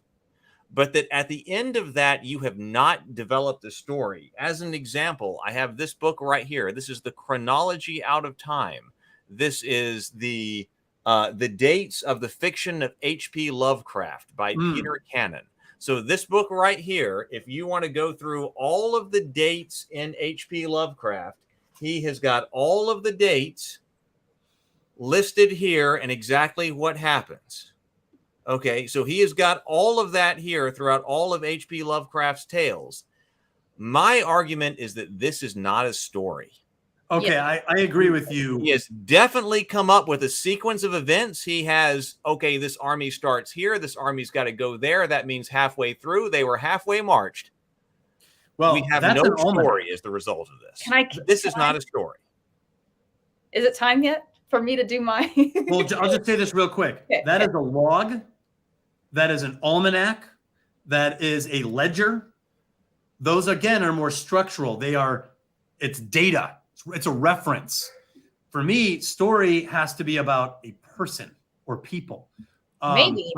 Like if you read The Song of Fire and Ice, or no, Fire and Blood, I think that's the George R. Martin chronology. I got it over here. That the House of the Dragon is based off of.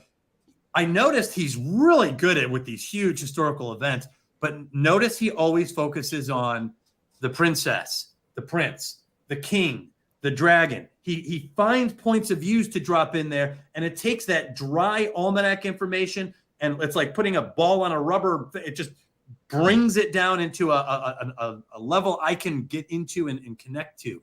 Now I feel like is where you have a story. Well, what is the princess going to do? What'd she do with her uncle? According to that story, like all this stuff starts to happen, and then the surrounding events color it in. Those surrounding events can be huge, like the moment in Godfather 2 where he kisses Fredo. I know it was you, Fredo, with the backdrop of the Cuban Revolution. You have to know something about the Cuban Revolution to understand how to make that scene work, and now it's one of the greatest scenes ever. So that's background. Again, that is the dry almanac ledger of what is happening in the world, but what is happening to a character. And that's where you start to get, in my opinion, story, point of view. You say to your character. Now that's interesting because I feel like that needs to be added to my definition. Can I get into it? Or I want to hear your definition. Brianna, I think it is time for you to get into that. But I would say still, I want to say that I'm going to send it to Brianna, that you could still write a book like this about a character or a country or a group of people and catalog everything that happened to them day by day or year by year, and you would still not have a story. That's right. because it's lacking. Something that when I'm looking at this now, today, that you can catalog this history, this fictitious history, but that it's your job as a storyteller to actually look into that history and go, now, where is the story actually in that? Well, there's probably I think that because I've done that, I've become better. I think you're right. I think you sold me on what you were trying to say at the beginning, that a series of events isn't in and of itself a story. It's not. I think you're right. I think that is the catalog of logical occurrences, which is not a story. I don't have a perfect definition yet, Doug. But yes, that's what I'm trying to say. A sequence of event, even a logical sequence of events, is not a story. I've learned that one. It may be history. So that's the difference between history. Like, learn some history. Here's a logical sequence of events that got us to this location. Although even with history, we're not recording everything that happened. Like that's true. That's true. About what Julius Caesar had for lunch on this one. History is not a perfect catalog. Caesar salad. History right is also storytelling. But can I do it now? Right. I'm just so excited to go, Brianna. All right. Okay, hold on, real quick. What are you about to lay out here? My personal theory on what story is, like the broadest possible sense. We're not going to say like what a good story is, just what is story. Okay. I want to answer that question, and I want people to pick it apart and whatever and see if it works. All right. Present, share screen. We have another visual aid. I know. Can I share a tab? I sure can share a tab. Okay. Should I change the size of this? Should I zoom in? How is this looking? Zoom in a little bit. More? A little bit more. Get it out to the margins if you can. Oh, like this? There you go. Perfect. Okay, what a story. I can see that. So I'll go through maybe I should whatever. These were not really my notes made to share with everybody. So sorry that it's a lot of words. So my working definition is a story is a series of events connected by a shared thread of meaning. And it might be that we need to include a character in there. But so let me just talk about that. I'll repeat it again. Well, meaning to whom? Well, I'll get into it. All right. So a series of events connected by a shared thread of meaning. I think this includes, because I've been thinking about trying to include every single possible meaning of a story, everything from like an epic, like the Odyssey or the Ramayana, a movie or a novel, obviously a 20-second commercial with a narrative structure. If anyone's worked in the corporate world, storytelling is a buzzword in corporate world, where you talk about giving presentations and commercials and things like that. You're using storytelling in those situations to make them better. A narrative joke, a story you tell your friend about the weird guy you met on the street, like those casual stories we tell every day. And then a really important one is for like educators, because it's known scientifically, like that you remember things better when they're presented as stories. So yep. All of those things, I think that that's the way to define it. So, but to show what I mean, I got to define some of those terms. So for events would be things that happen. I think this maybe is where we should say things that happen to characters. Maybe. I don't know what you guys think. But because an event is not just anything that happens. It's something that happens to someone. I think that's probably, or something that someone does, something like that. I don't know what the best definition is of that. So event, it takes place in time, right? They may not be presented chronologically, but there's a strong temporal element to an event. Okay, any comments so far before I go forward? The one word I wrote down was purpose. All of like a narrative joke has a purpose. A movie or novel has a purpose. An epic has a purpose. That's what I'm calling the thread of meaning. Maybe we'll use different words for it. Okay. I got you. Okay. Yeah. Yeah. Whereas what Heath was talking about, just in a logical, the only purpose is to record, and that is not a story. So that's what. That's yeah. I would definitely. My initial thought is to say that purpose and meaning would be different. Would be different. Well, let's see. Let me get meaning into has more of an interpretive side. I think you're right. Whereas purpose might be more intentional. I would personally not use meaning and purpose as synonyms. Interesting. Okay. Yeah, I think that's a good. I think you're right, actually, because meaning is interpretive after the event. I actually like that. Because meaning is interpretation, a shared thread. Maybe just say a shared purpose for now. The thread is a nice through line. I like.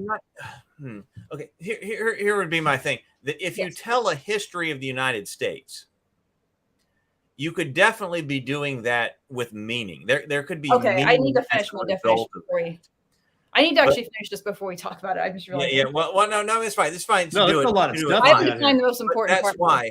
But I don't even. But when you say here that it has to be a shared purpose, I'm not even sure that it has to be shared, because the storyteller can have a purpose, but nobody might even get that purpose. That's okay. Why does that purpose have to even be shared? My point is the story is that there is something that is connecting every single event, and that is the story. So I'll give some examples. There's a thing, whatever you want to call it, purpose, meaning, it's probably a different word that is necessary there. But there is a thread that connects them, and that is how you're choosing which events to include and not to include. That's what the storytelling is, according to my working theory. So there are different versions of this. So three of that I was thinking of. There's probably a lot more.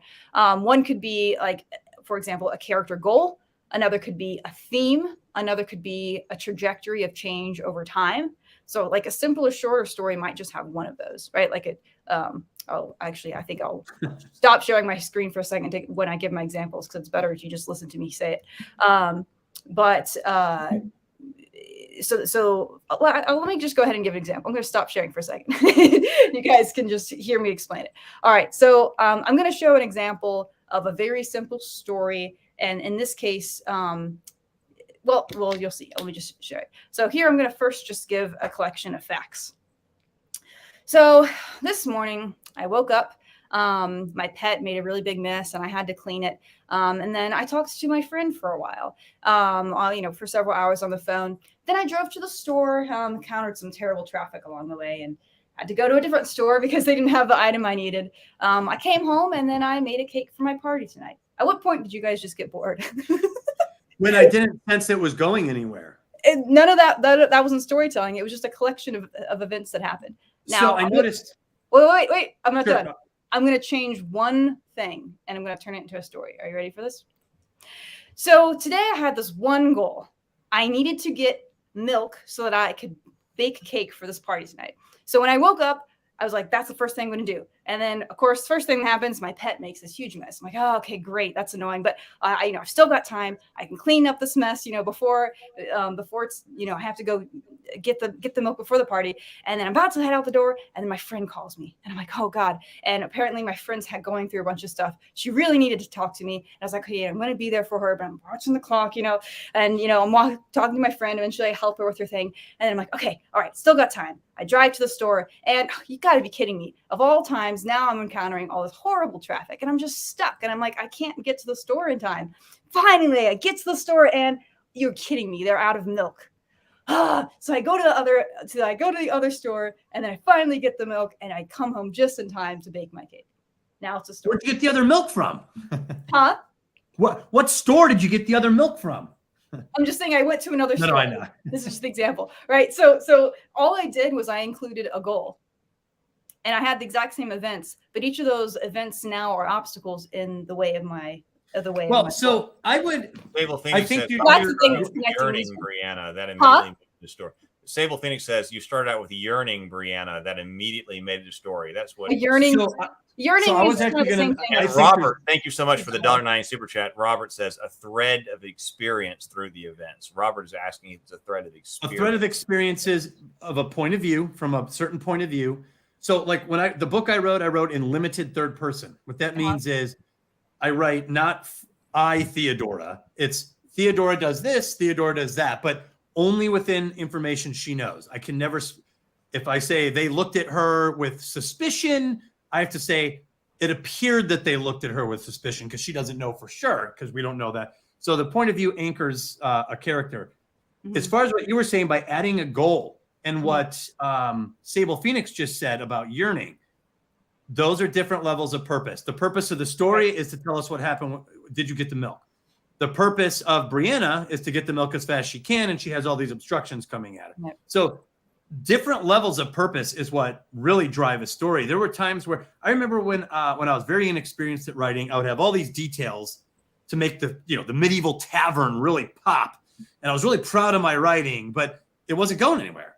Mm-hmm. Now it's weird. I'll have all these details in a chapter and people are it's much more compelling because like what Brianna just did, there's a sense that this is all leading somewhere. Yeah. As long as a reader or a viewer has a sense that this is going, they will stick with you. Like when they're talking about a Royale with cheese in Pulp Fiction, history may not have that. What's that? And history may not have that. Although it depends. Well, the Battle of Little Bighorn means something different to different points of view. You can tell a story. I want to kind of give a few more examples and sure. And then because I want to illustrate this a little bit more. So like that was one James example. is reading your book, by the way. Oh, awesome. Yes. You got to tell me what you think. You especially. Because like a goal is one example. And I don't actually think, and we'll get into this later when we talk about different types of story structures from around the world. I don't think that's necessary to all stories, but that is one example of the kind of thing that can connect the events in a story and make it a story. It could be a goal. Another thing can be a theme. So I didn't actually come up with very good examples of theme, but one that I thought was interesting was what's the name of that movie? Well, I'll just do the description first and see if you can guess what movie I'm talking about. So you could say there's a story about a man encountering the disturbing and untamed aspects of human sexuality. That's a theme because there's not really a story structure in this movie. Does anyone know what I'm talking about? Which movie? Is that what you're asking us to answer? Yeah. Which movie I'm talking about? What did you say it was? Oh, I said this was a story about a man. I don't know if this is the best way to describe it, but a story about a man encountering the disturbing and untamed aspects of human sexuality. Sable Phoenix asks, "Eyes Wide Shut." Good job, Sable Phoenix. Okay. All right. By the way, that has the masquerade we were talking about the other day. But that one there isn't a specific goal that character has, if you know what I mean. So that's a very weird kind of a story. I always took it as different ways that men and women who like this was tried to find some sort of interest in sex like outside the marriage, and he goes, their strategies are totally different. But it is a theme-driven story. I 100%. think that would be a good way, rather than a goal-driven story. And then another one. I want to give an example. Well, actually, I'm not going to. That one's not as good because I won't be able to tell it as well. But I like to think about when we just tell stories. when people just, naturally tell stories. I guess I'll give it a little bit. There was this one time when my mom was telling me a story and I kind of sat and analyzed it afterwards because it was like noticing people using storytelling techniques just naturally, where she was telling me this story. I don't remember the details that well, but she was she got on this airplane and she's, looking forward to kind of having her time all to herself and reading a book. She doesn't usually like to talk to people on the plane. And the guy sits next to her and he starts talking to her and she's like, oh, great. Okay. But then to her surprise, they ended up having a really good conversation and they had all these things in common. I don't remember what the details were that she was giving, but she was giving these details about these things they had in common. And there were all these details that were kind of endearing you to the character. And then there was this thing that happened on the plane where I think when they were landing, the guy had like some health issues and he ended up having to there's like a medical emergency and they had to like wheel him out of the plane and all this stuff. And I thought it was interesting is like, as I'm sitting here going, now, why did she instinctively include the details she did? And this was not a goal-driven story, like my example with the milk, the made-up one. This was a story. It was a character-driven story, maybe a theme-driven story, but it was about this particular person. And everything she told was to make the connection with us, the listeners, stronger between. Otherwise, wouldn't care. If she just said, oh, there's a guy on the plane and there's a medical emergency. You'd be like, oh, okay.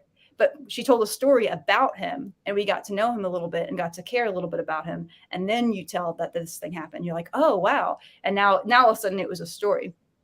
So I think that one might probably is theme based, or it was like a surprising encounter with someone. And a recontextualizing. Yeah. Which is a form of a plot development. To recontextualize a set of events like that with new information is almost like it's like a twist, Oh my God, this person, he gives his checks to orphans. Yeah. And so then there was an example with history that I had. So you could say, let's say you're talking about how the Roman Empire fell. So you could just give it as say you're a teacher and you're just giving a collection of facts and you're just like, all right, everybody, so these are the things that happened, all these different contributing factors to why the Roman Empire fell. And you're just like, oh, boring. You don't care. But instead, you tell the story of how the Roman Empire fell. And here you're using a connecting theme that is like a trajectory of change over time. In this case, I think it's storytelling because the element of it happening to people is weird because it's like, it's kind of the empire itself is the main character in this case. So I don't know. But I don't know if that was my initial thought with Heath. My initial thought was history can be a story. It's from the point of view of the civilization.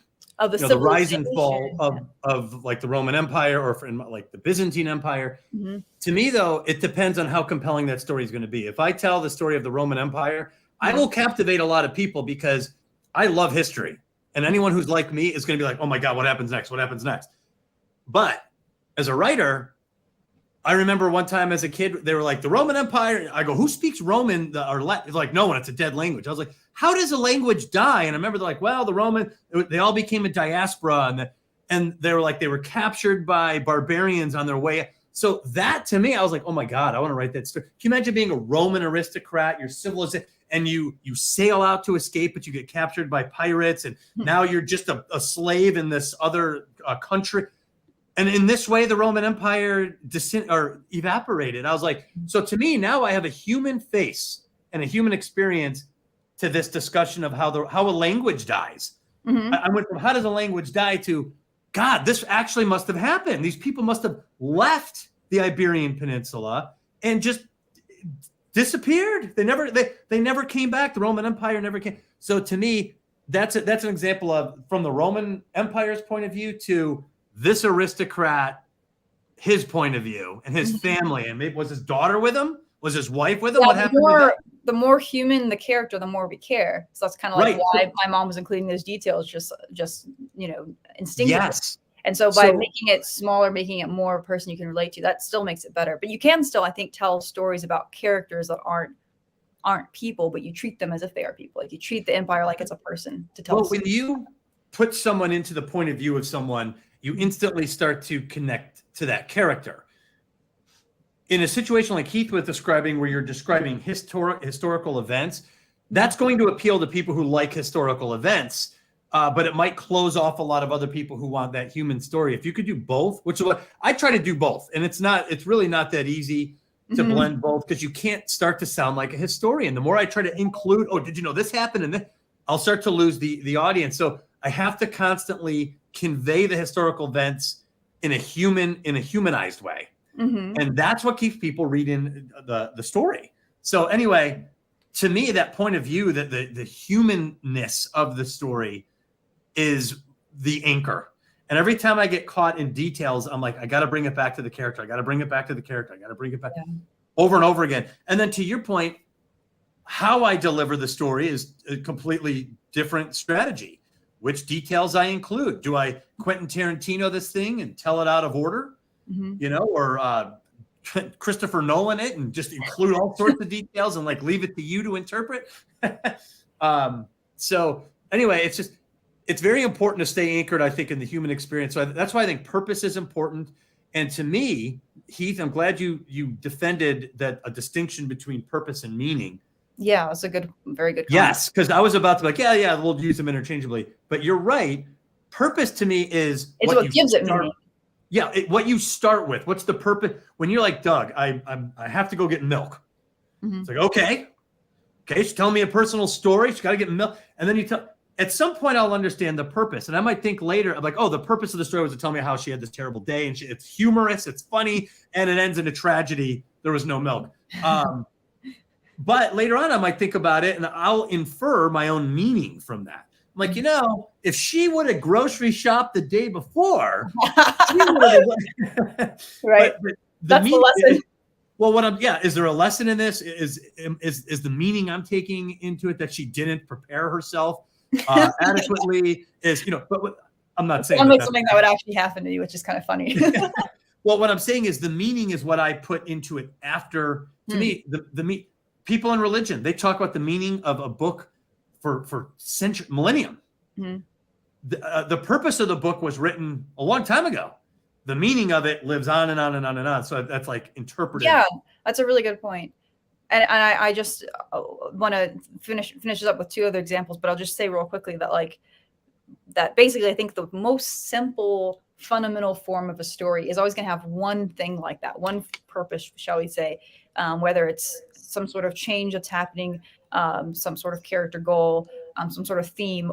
It's going to have something like that, and that connects everything in the story. And then the bigger stories, the more complicated ones, will have multiple of these. They can have quite a few because you're having character arcs, you're having, you'll probably have all of those things and then some.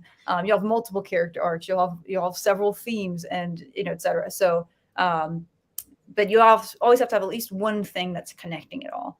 I'll get two more examples real quick.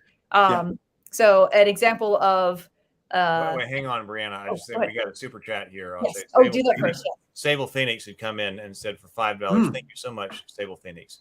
Sable's awesome. When Doug was talking about after Doug's discussion said, "Oh my gosh, Doug! After what you just said, you need to read the Eagle of the Ninth trilogy by Rosemary." Is that a Roman Empire story? Eagle of the Ninth sounds like a Roman legion. That does sound like a Roman legion.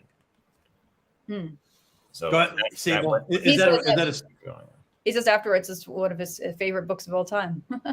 Wow. Oh, really? That's okay. And later comment there, I see. The Eagle of the Ninth is one of my favorite books of all time. Oh, yep. Okay. Gotta read that then. And that's stacking up against things like Dune and Lord of the Rings. Interesting. And I love those stories, man. That's pretty impressive, and I would say Sable is pretty reliable with good judgment on recommendations. I'm going to give another one that I'll let you guys guess which one I'm talking about. So this one is some more examples of trajectories of change, because I feel like the Bildungsroman type story doesn't have character goals or doesn't need to, but it is about someone changing. So for example, this one would be the story of how a 17-year-old boy found himself and grew up through his romance with a young man in the Italian countryside. Anyone know what movie I'm talking about? In the Italian countryside? Mm-hmm. It's a pretty important part of the story that it's in Italy. Really very symbolic with...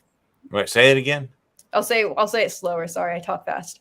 The story of how a 17-year-old boy found himself and grew up through his romance with a young man in the Italian countryside. I don't know. So maybe one that you guys haven't seen. I don't know. Let's see if any of the people in the comments. Yeah, I know. I was watching the comments. 3, 2, come on, chat, help us out. All right, it's "Call Me by Your Name." I have not heard of that. Call Me by Haven't Your heard Name. of that? That's a very iconic gay movie. Okay, fine, you straight people. That was I'll take it like that. I'm joking. That was what's his name? The guy that was the main actor in Dune. This was his breakout role. Was in Call Me by Your Name. Timothy Chalamet. Exactly, Timothy Chalamet. Yeah, it Oh, was wow. controversial too. It is a little bit some controversial elements because of the age gap, but it was a very important step in telling. When did it come out? Oh, that was a while ago. Like it was a little bit of a culture defining. What was that? What did you say? Are we talking like 2010? Call Me by probably around then. Oh wait, that was only 2017. Jeez, time. Oh wow. I feel like that was we're getting old. because already the attitude, the way gay romances are told in Hollywood now are already way different than they were then. It's, Interesting. Yeah, it's changed cultures fast. Anyway, so Call Me by Your Name. It's a Bildungsroman. It's just about a boy growing up. And then another one, I was thinking like my last example would be like, let's say I'm making a documentary and I want to use storytelling to make it interesting. So I could do like the story of how a seedling becomes a tree. I'm just thinking of something random. Like you could turn that into a story because you're talking about all this, the trajectory of change, and you're treating that tree as if it's a character. So there's my definition, working definition. It's like a series of events connected by at least one shared purpose. A unifying purpose, yeah. And then saying event is specifically something that happens to a character. So it's that happens within temporal time. Say that again. Do you have a place to put that on screen? Here, I'll share my screen again so you guys can look at it. Wait, let me underline my two definitions. Okay, so this is what you say a story is? Yes. So hold on. It takes me a second to click the buttons. All right, so it's these two underlined ones. Story is a series of events connected by a shared purpose. You could even say, depending on the story. And then those events right here, right, are things that are happening to a character or characters. And we said purpose. I like the word purpose. Yeah. So those three concepts there. My question immediately is who is sharing this? What do you mean? When you say it's connected, shared as in the purpose was shared between the events, not shared as in between people. Interrelated events. The events share one purpose, or there could be multiple. So how would it change if I just said a series of events connected by a purpose? Oh, probably not. That's probably clear. Okay, well then, yeah, so a series of events connected by a purpose. I still feel like I want to say it's not. Or maybe a series of events anchored by a purpose. And the connection, maybe it's just a different preference for me. Well, the only reason I say that is because you see those like a Quentin Tarantino film where you have all these apparently random events. They're not random. Or Game of Thrones, where you really dive way out into completely different POVs. But all of those have to do, or at least they should, with people competing for the Game of Thrones. Right, the Game of Thrones is there is about one purpose. They don't always stick to it, but if they told the story correctly, they would have. That was the promise. So you can have very complicated stories, and you can have more than one purpose. That's why I'm putting the S there, because if you can have multiple characters with a character goal and things like that. But I think maybe it is just one, because ultimately all those still, I think, need to be like rooted in something that is shared. I always, for myself, I call this the core or the seed. Whenever I'm telling a story, if I'm stuck and it's getting messy, I think, what is the core to it? And usually it's theme. Usually there's a theme that is informing why I have certain character. Why does this character have this goal? Because I want to tell about this specific theme. So usually, I think some of these things define themselves as you write. Like, for example, when I was writing the Theodora book, like my purpose was to write her story. I specifically wanted to reconcile. She did some super, what's the word? Lewd. There are stories about her that have survived into the modern era that are so over the top that once you hear them, you can't get them out of your head. Sexual exploits that would make people blush even by today's standards. And so But when she was an empress, she wrote all these laws that would be like modern women's rights, like big stuff, like rape was punishable by death. So the problem is no one knows about her because you read about all these accomplishments that she did, right? And you're like, oh my God, this is amazing. And then you hear these lewd stories and you're like, oof. So I wanted to tell a story that explained she wrote these laws because of the life she had to deal with when she was young. And so I wanted to reconcile. So that was my purpose. To reconcile these two versions of her? Well, I tried to reconcile this incredible empress with what amounted to a medieval porn star of fame, like an infamous porn star who goes on to write what would be modern women's rights. Women today struggle to get this. This woman was a one-woman movement. She had no support. The religious government saw her as a prostitute, so they were anti her. The other government was all male. She had no. So how did this happen? That's the purpose of my story, right? But as I started to write it, I began to realize that there's this theme coming in. There's this theme. Then there's a side story that makes this theme drive this point. Now there's another goal coming in. So these things start to trickle down as you go, and they're kind of happening a little bit on their own, but they are all anchored by that purpose, because as long as I know the purpose of my story, I start to to your point, I start to know which details to include. What do you think, Heath? Should I say connected or should we say anchored? Because now I feel like I'm becoming convinced of. They're both valid. I would say the connection has to be there, because my example of a story of a movie without this connection, that's a sequence of events. There's definitely a sequence of events. You go from one event to another, to another, to another, to another throughout this entire movie. Is Star Wars: The Phantom Menace. And there wasn't enough of a clear purpose to. Arguably, the purpose of that movie was something about that the planet of Naboo was attacked, and then it was invaded, and then their queen has to figure out how to throw out the invasion. That's what that movie is about. To your point, Heath, about history, I think Lucas's point was to show you the starting point to where the Galactic Empire came from. And where they found Anakin. Is that good enough? Is that good enough to was that going to capture us? That introduces a whole nother line of discussion. I can take this down now if you guys want, but this is me trying to just say, what is story? Can I categorize this as a story, or is this something else? But then when we talk about what is good story, what is storytelling that engages us, that's another step. I have an idea, Brianna. So are we content with this for now? I have an idea for you on this page. Okay, on this page. A series of events connected by a core purpose. Ooh, to use your word, because that's what I think I was trying to get to, was that there was my purpose as the teller of the story. And as I got into this, these themes started coming in. And these characters started coming in, and these goals, all the things you cited, almost like subcategories, but they're all underneath the core purpose, which is how did this woman go from a low prostitute with no prospects to the empress who wrote what would be a marvel of law by today's standards? Now, and of course, she doesn't get credit for writing them, but clearly she was the influence behind what were strong. Defined. I have all these books back here. So I have the actual language of the codex for the laws she wrote. It's pretty impressive. So anyway, the purpose helped me find all of the story in there. I knew what to include, what not to, when to, and then there's instincts as a storyteller. How do you tell it? Do you include this detail? And if you do, should you blow that detail up to really make an interesting scene? My answer is always, yeah. As long as it's interesting, include it.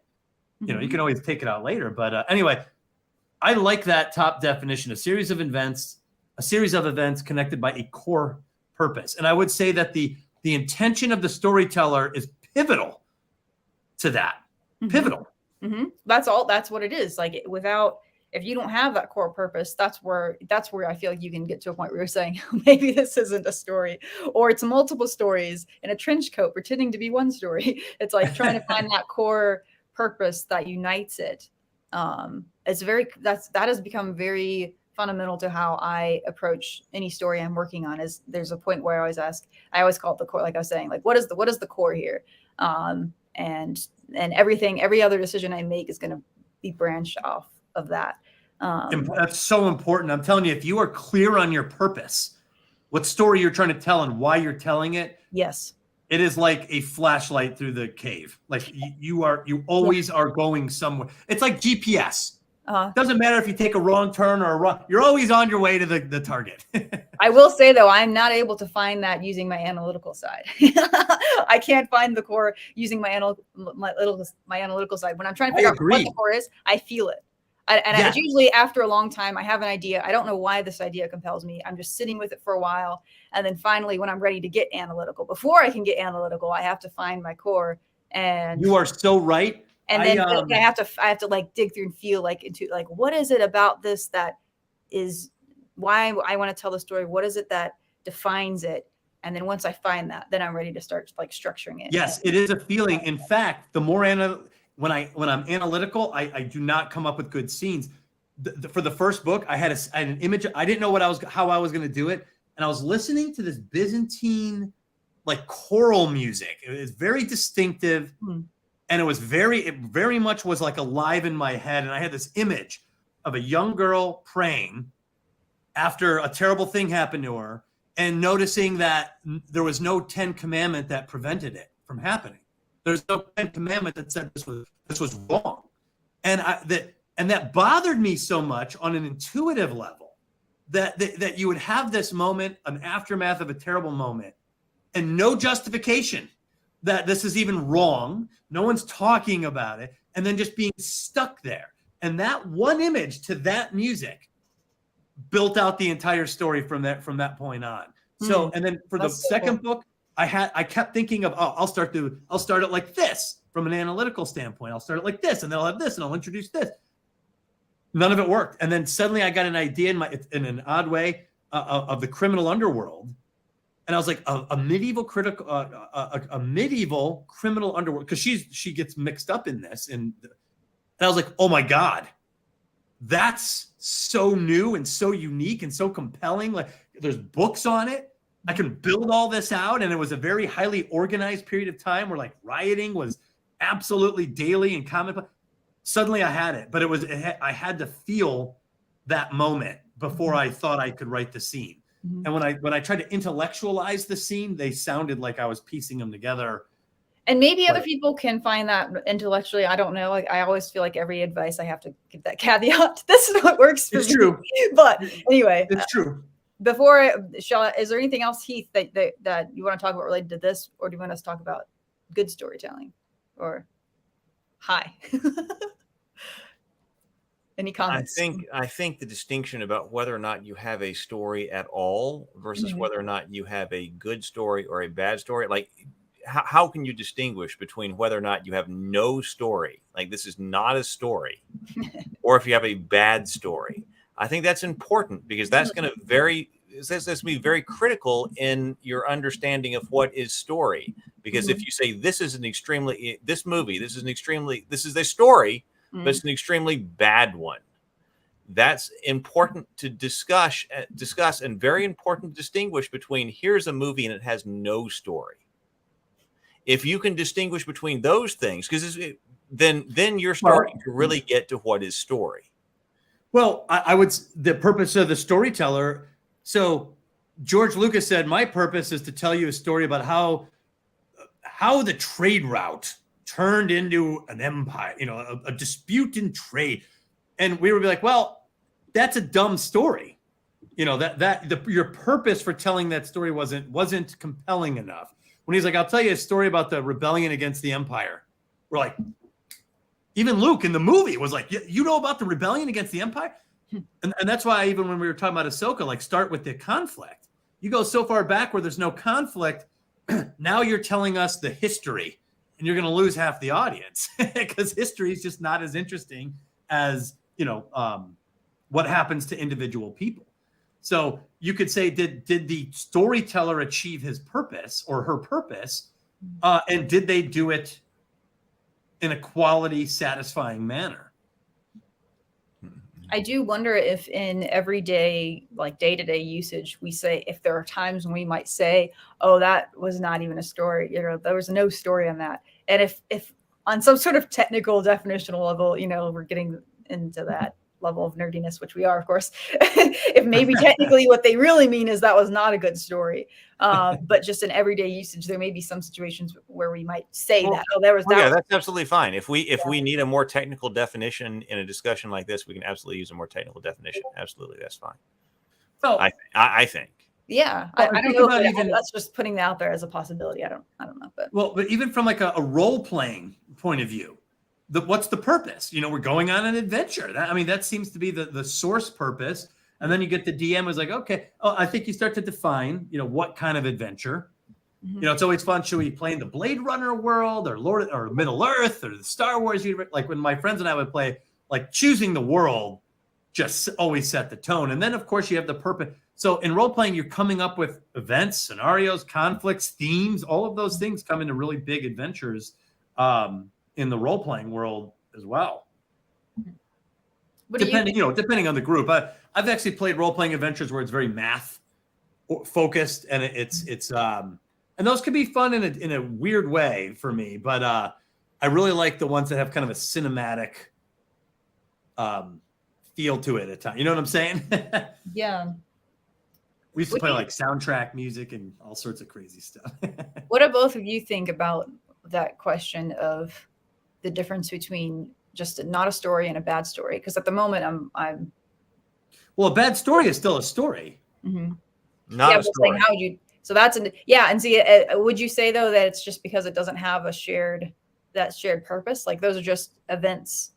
Yeah, the purpose is to log events logically, and I don't know. Right, exactly. That's what Doug says. That's why I have the problem with purpose, because, like, you're right. Mm-hmm. I'm going to catalog every event that occurred. That's my purpose. Well, see, because it's not purpose in terms of like why I am writing this down. That's not what. That's kind of why I went with the word meaning at first, and I don't think that's the right word for what you said. It's that there's something connecting the things in the sequence, not just in terms of me sitting down here and writing the sequence. There's something in the sequence that is connecting them together.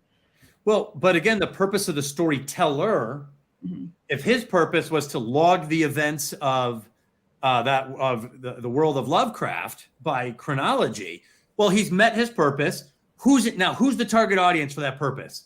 Maybe like 7 people, that are going to go and read that cover to cover. So what I would say is purpose. There is a series of events, but you have almost no target audience there. Well, I disagree with that, because I don't think it matters about the audience. What matters is it's not about the purpose of the storyteller, is the way what I'm defining here. It's about what is in the sequence of events that connects them together. So like, for example, when you're talking about with your story, you had this sort of, I would say it wasn't your purpose, it was your motivation. Like you had a motivation to tell the story, or you wanted to, understand this character, how she went from, this point to this point.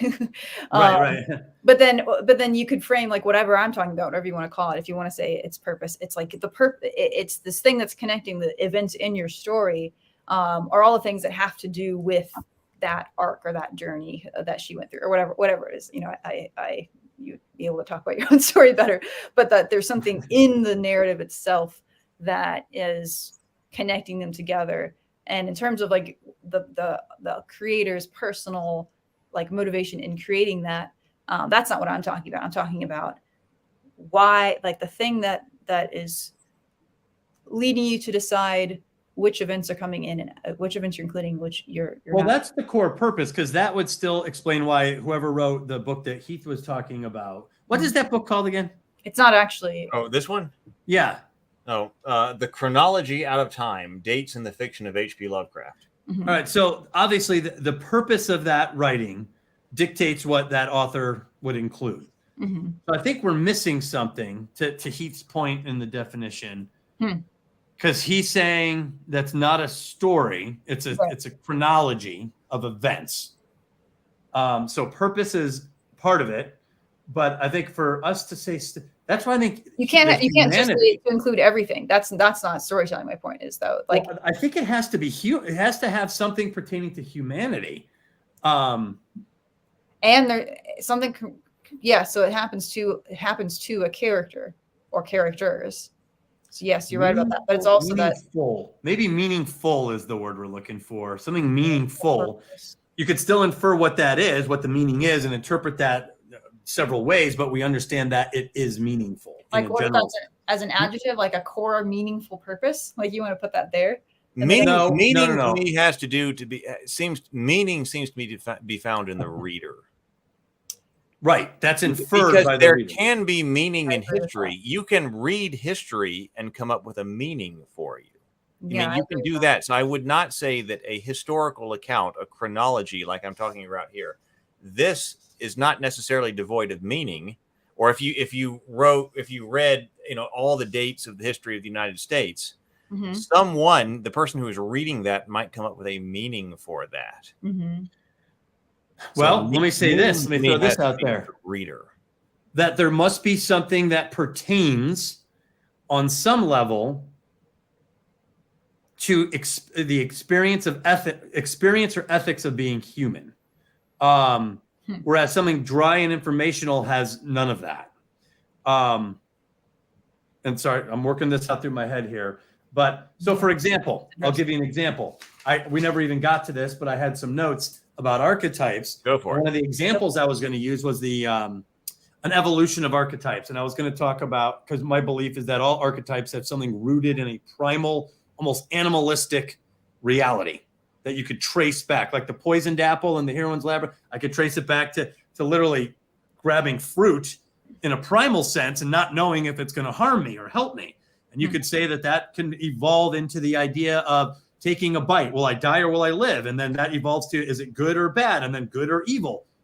You can evolve it. And I had this, you have two rams that bump heads and one ram wins and that ram mates. There's no right or wrong to it. It's not ethical. It's not like one ram was a better ram and this guy was not such a good guy. This guy won and this guy lost. And this guy gets to go on and mate, right? No, there's no ethics to that. That's just something that happened.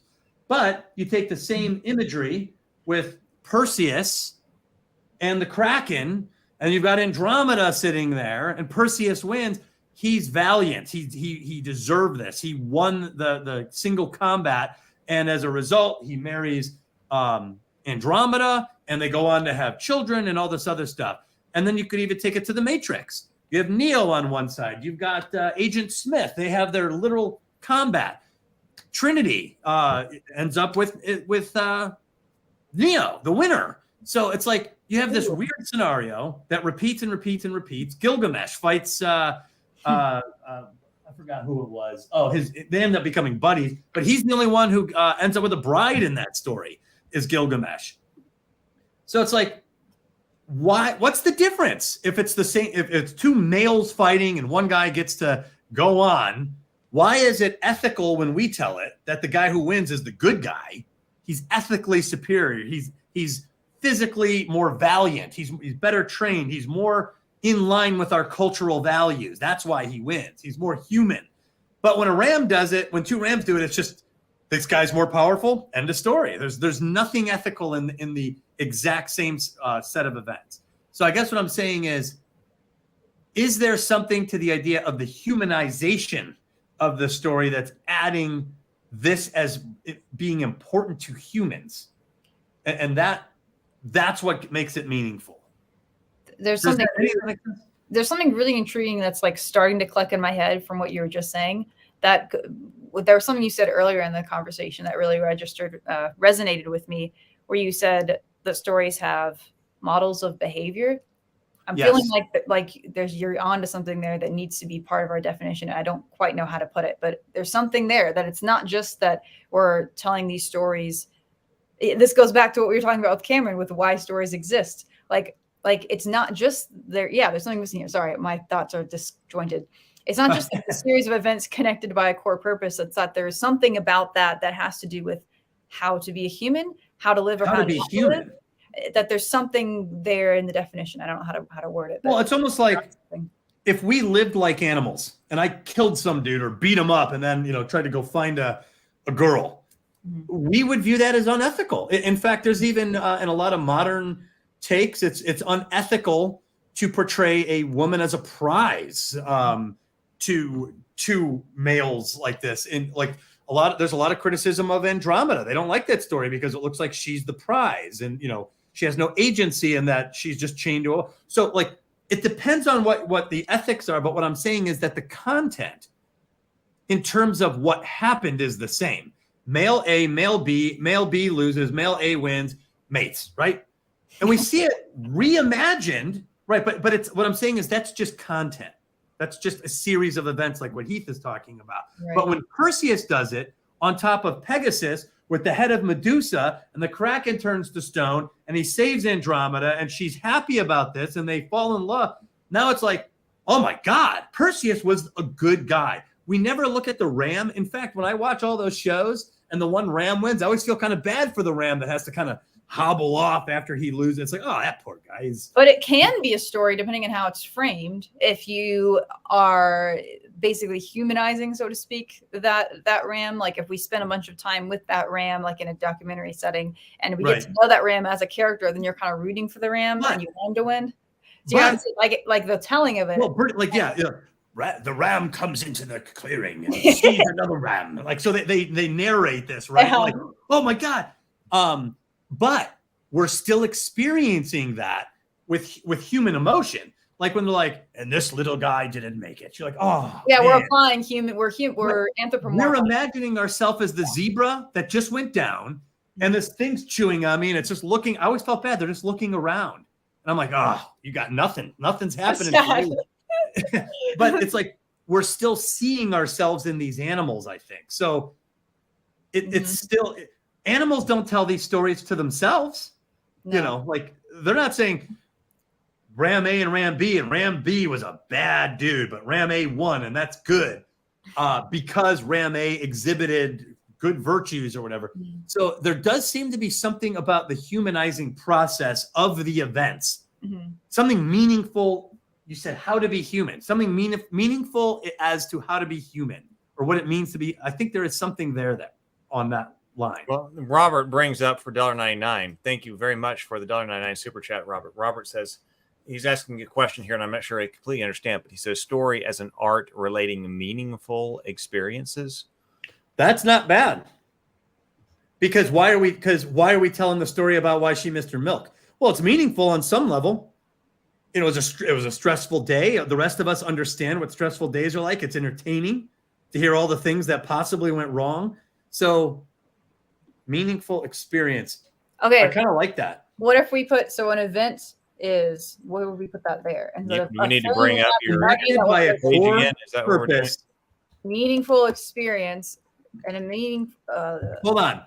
A series of meaningful events. Oh, wait, a series of meaningful. I was putting this down under here under event because we say series of events connected by a core purpose, but maybe that definition is an event. An event is a meaningful experience that happens to a character or characters. I'll just say a character to just make it simple because we know what we mean. I like meaningful experiences, but connected by again, a core I would purpose. say meaningful to who? Who are you? Who is experiencing that meaning? I guess the audience. Okay. Well, how about this?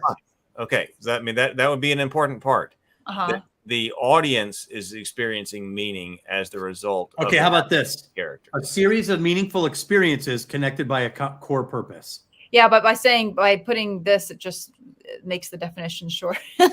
We could say a series of meaningful events. Oh, Brianna, by saying events, you know what I'm saying? I can put that, or it just makes it a series of. But maybe you're right. Maybe I need to put it in there. Just yeah, you need to be able to put. Yeah, I think we want to get the best definition possible.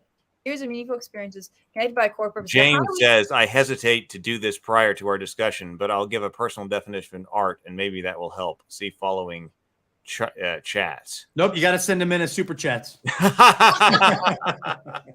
That's funny.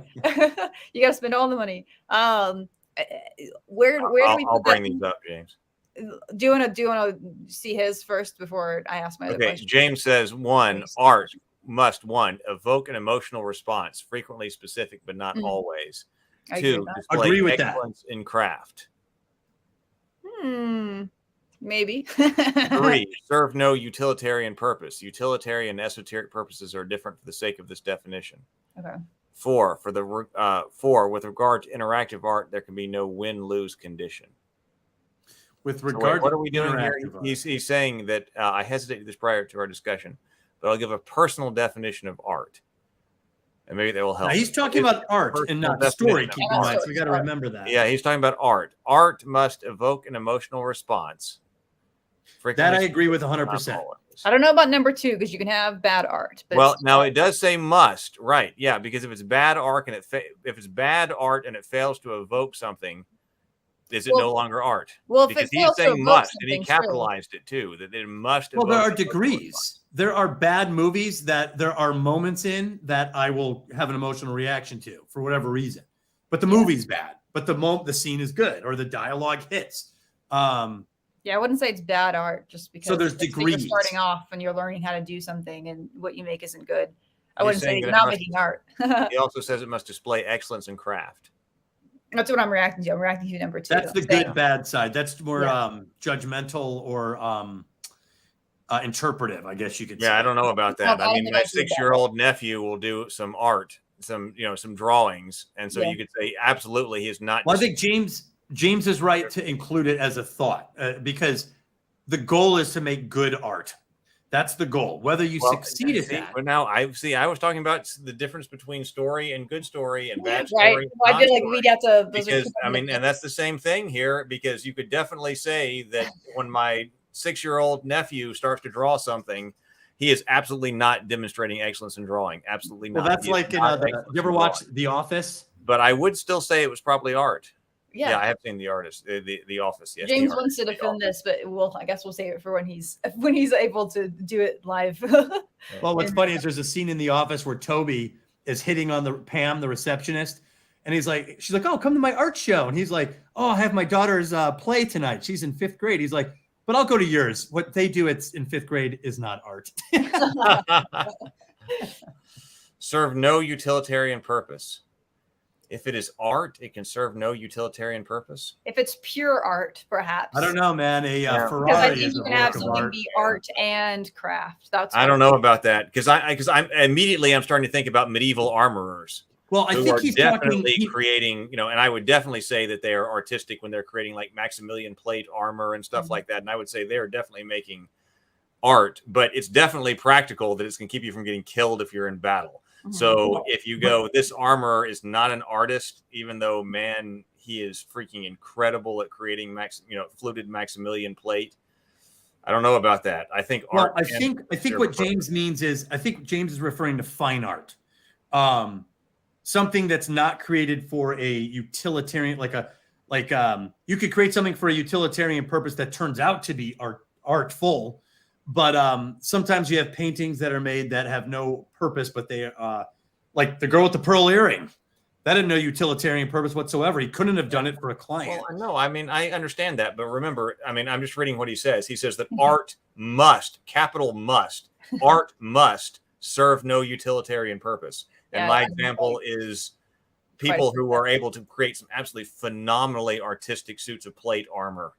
And they are extremely practical. So if you say those are not, you can say that's absolutely not artistic because that keeps you alive in battle. Well, architecture alive in battle is a mixed. Cannot be art. Architecture is a great example. Architecture is a perfect hybrid of maximum utilitarian, safety, survivalism, and art. Now there are some buildings that aren't that don't evoke emotional response. But some buildings are works of art for sure. What they evoke is depression. What's that? I said what some buildings evoke. They do evoke an emotion, but it's like depression. Disgust. Or disgust. Yeah. With regard to interactive art, there can be no win-lose condition. I don't know what he means by that. Interactive. We should save this for when he's here because I imagine he has. So maybe that's next week. Yeah. Next week James will be on the show, so we can talk about that because James. Architecture can be emotional. Into this. Okay, so, there might be more that he's got that we're not. So then, we'll do that. Yep, sounds good.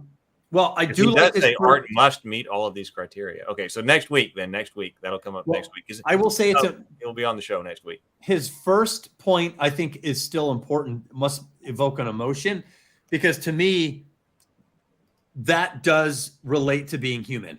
It's really, there's an emotion being human is how you experience emotions, you know, in some way. Like when the lion takes that zebra down, I am feeling an emotion of regret. That zebra, that's it for you. He got you. You know, like there's a sense of sorrow and sadness, and even, you know, and like I think Brianna's point is like they're telling a story. The only reason we're responding to it is because they're telling it and showing it in a way that's going to humanize it for us. Mm-hmm. That's why they do it in those narrative formats.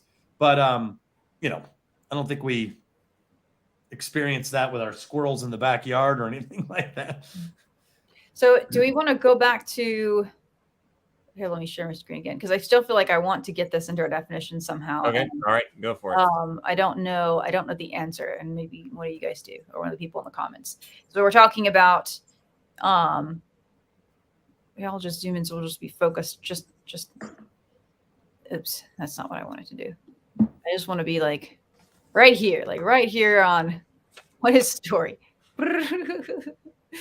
So we have a series of meaningful experiences connected by core purpose. That there's a thing about it being. Hold on, I got an idea. A model for human behavior. Something I don't know how to get that in. Hold on, I have an idea. A series of events. Connected by a core purpose, meaningful to human beings. That's beautiful. Well, it keeps your word events, because I think that word did have its own important content there. Meaningful to human beings. What do you think, Heath? I would completely reject that, because that means that aliens can't have story. Well, until you produce an alien story, we have only what we can. I like for it, but no, I can, because like can Spock tell a story? I would say. Well, then you could. How about this? Meaningful to sentient beings. Okay. Yeah, I mean sentient or sentient. It's not just sentient. It's the reason why it's convenient right now to say human beings is because that's our only point of reference for sentient to us, beings. which is that we're not just sentience. There's plenty of sentient animals, depending on how you define sentience.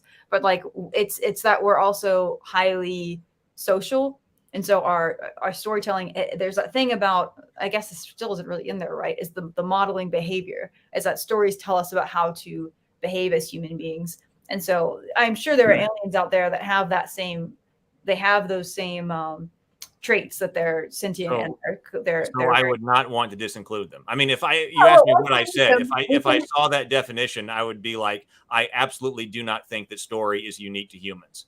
Absolutely, some non-human.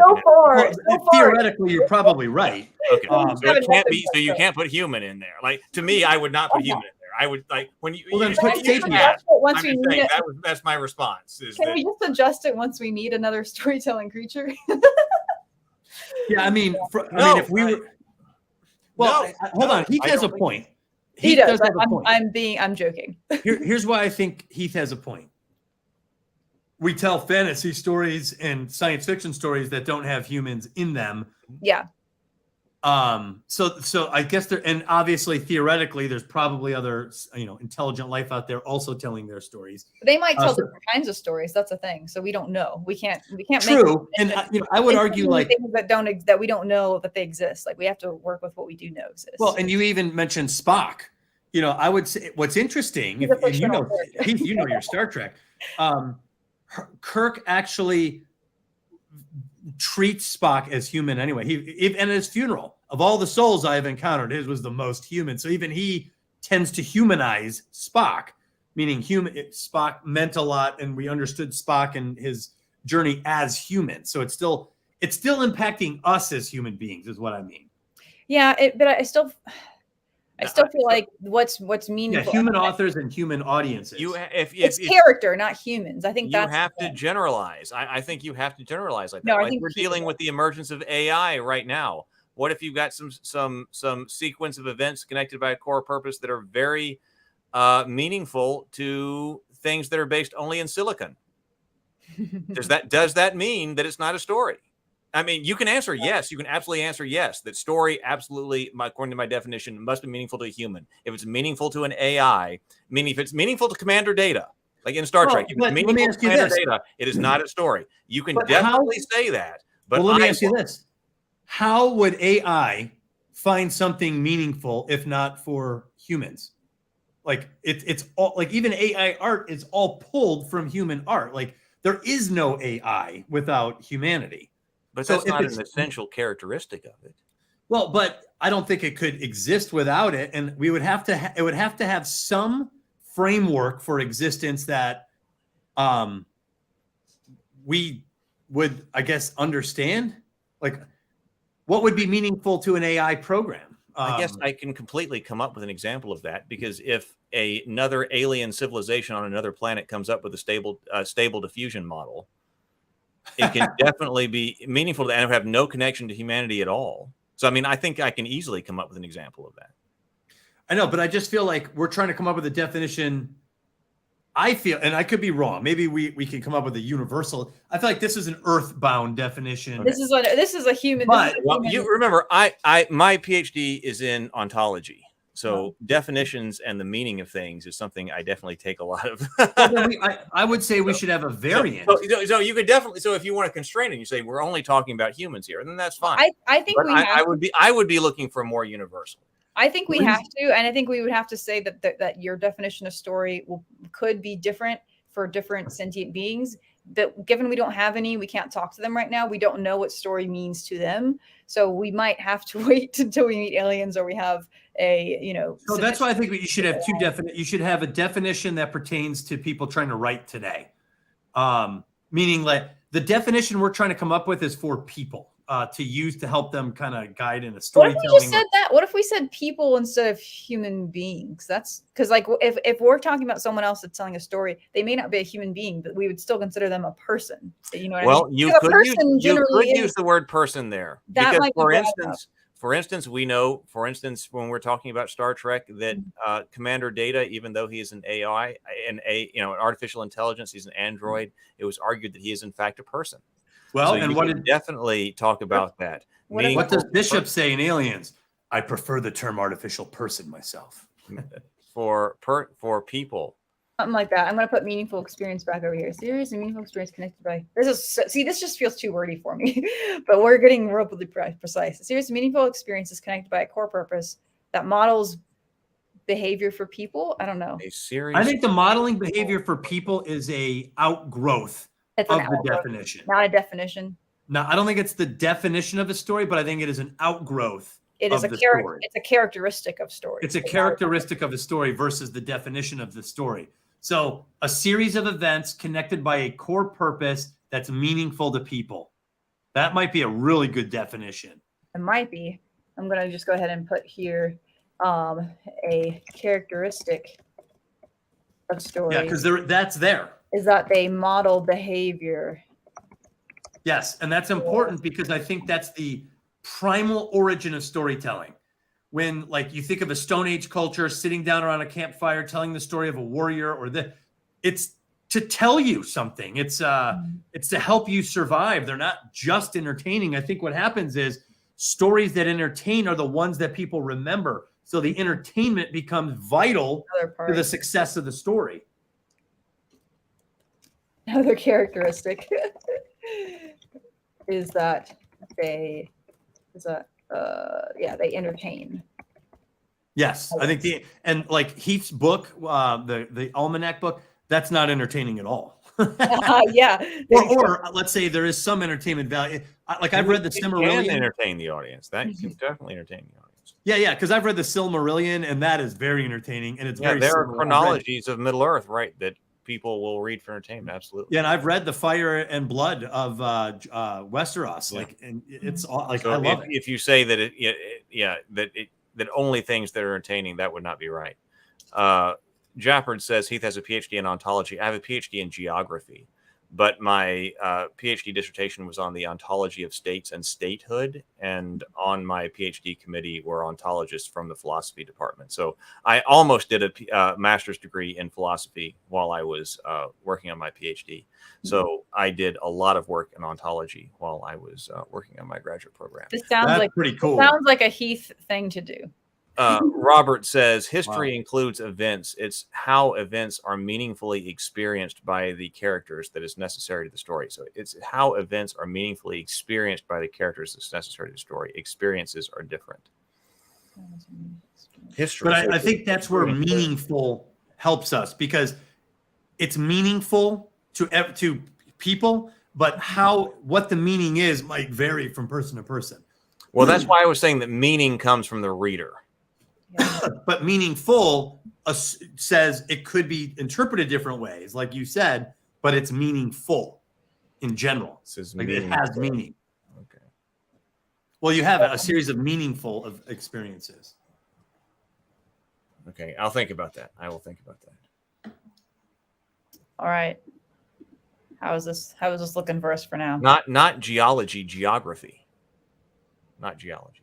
Yeah, that's geography is pretty cool. All right, shall I stop sharing my ontology? Huh? That's pretty cool, Heath. I am a huge fan of ontology. I think it's foundational, especially to science. I became a huge fan of ontology because in order to study something scientifically, first you have to establish whether or not it exists. And I think that's a major problem with science today. That's becoming a problem. Yeah. Yeah. First of all, we have to study to figure out whether or not something exists or not. And the ontology is figuring out whether or not the existence. For instance, if you said that I'm going to go out and I'm going to study how ghosts can move things through psychokinesis. Well, first I would have to establish whether or not ghosts exist. That's not a scientific question, because first I would have to establish whether or not ghosts exists, and whether or not ghosts exist is an ontological question that we would have to. They're finding that even in physics, physics was always like the most stable science. Remember, I've even heard physics envy. All the other sciences wish they could have the physics envy. Right. Yeah, because all the other sciences were more or less loose, and physics was very rigid and very mathematical and very easy to predict. And the further they've gotten into astrophysics, the more that's been breaking down. And now they're at a point where they can't even confirm for sure the position of a molecule, a simple a simple atom, because by photographing the atom, the photons alter the course of it, so it could not be in the position you photographed it. Mm-hmm. So the photograph you have of the atom isn't the atom that was there, because you've already moved it by photographing. Yeah, Well, and oscillation, they're getting into that. They found some weird stuff with atoms and oscillation. So even physics is breaking down. The certainty levels that we had with it are becoming real loose, to put it mildly. A word that has not come up, I have some notes here. I would say a word that has not come up in this discussion yet, which is odd because we talk about it all the time, is structure. That I would say one of the things that our chronology has, wherever that book is that I was holding up, is it doesn't have any type of structure. But we've been talking a lot about story structure. It does have structure. We're talking about a bunch of different structures. Is structure something that is necessary for a story to have? See, I'm inclined to say yes. I would say yes, but I would say that's a very. It's hard to say because there's so many kinds of structures out there too.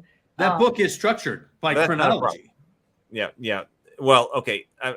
Yes. Okay. Absolutely. Fair enough. That the structure is a chronological structure of all facts. Right. Okay.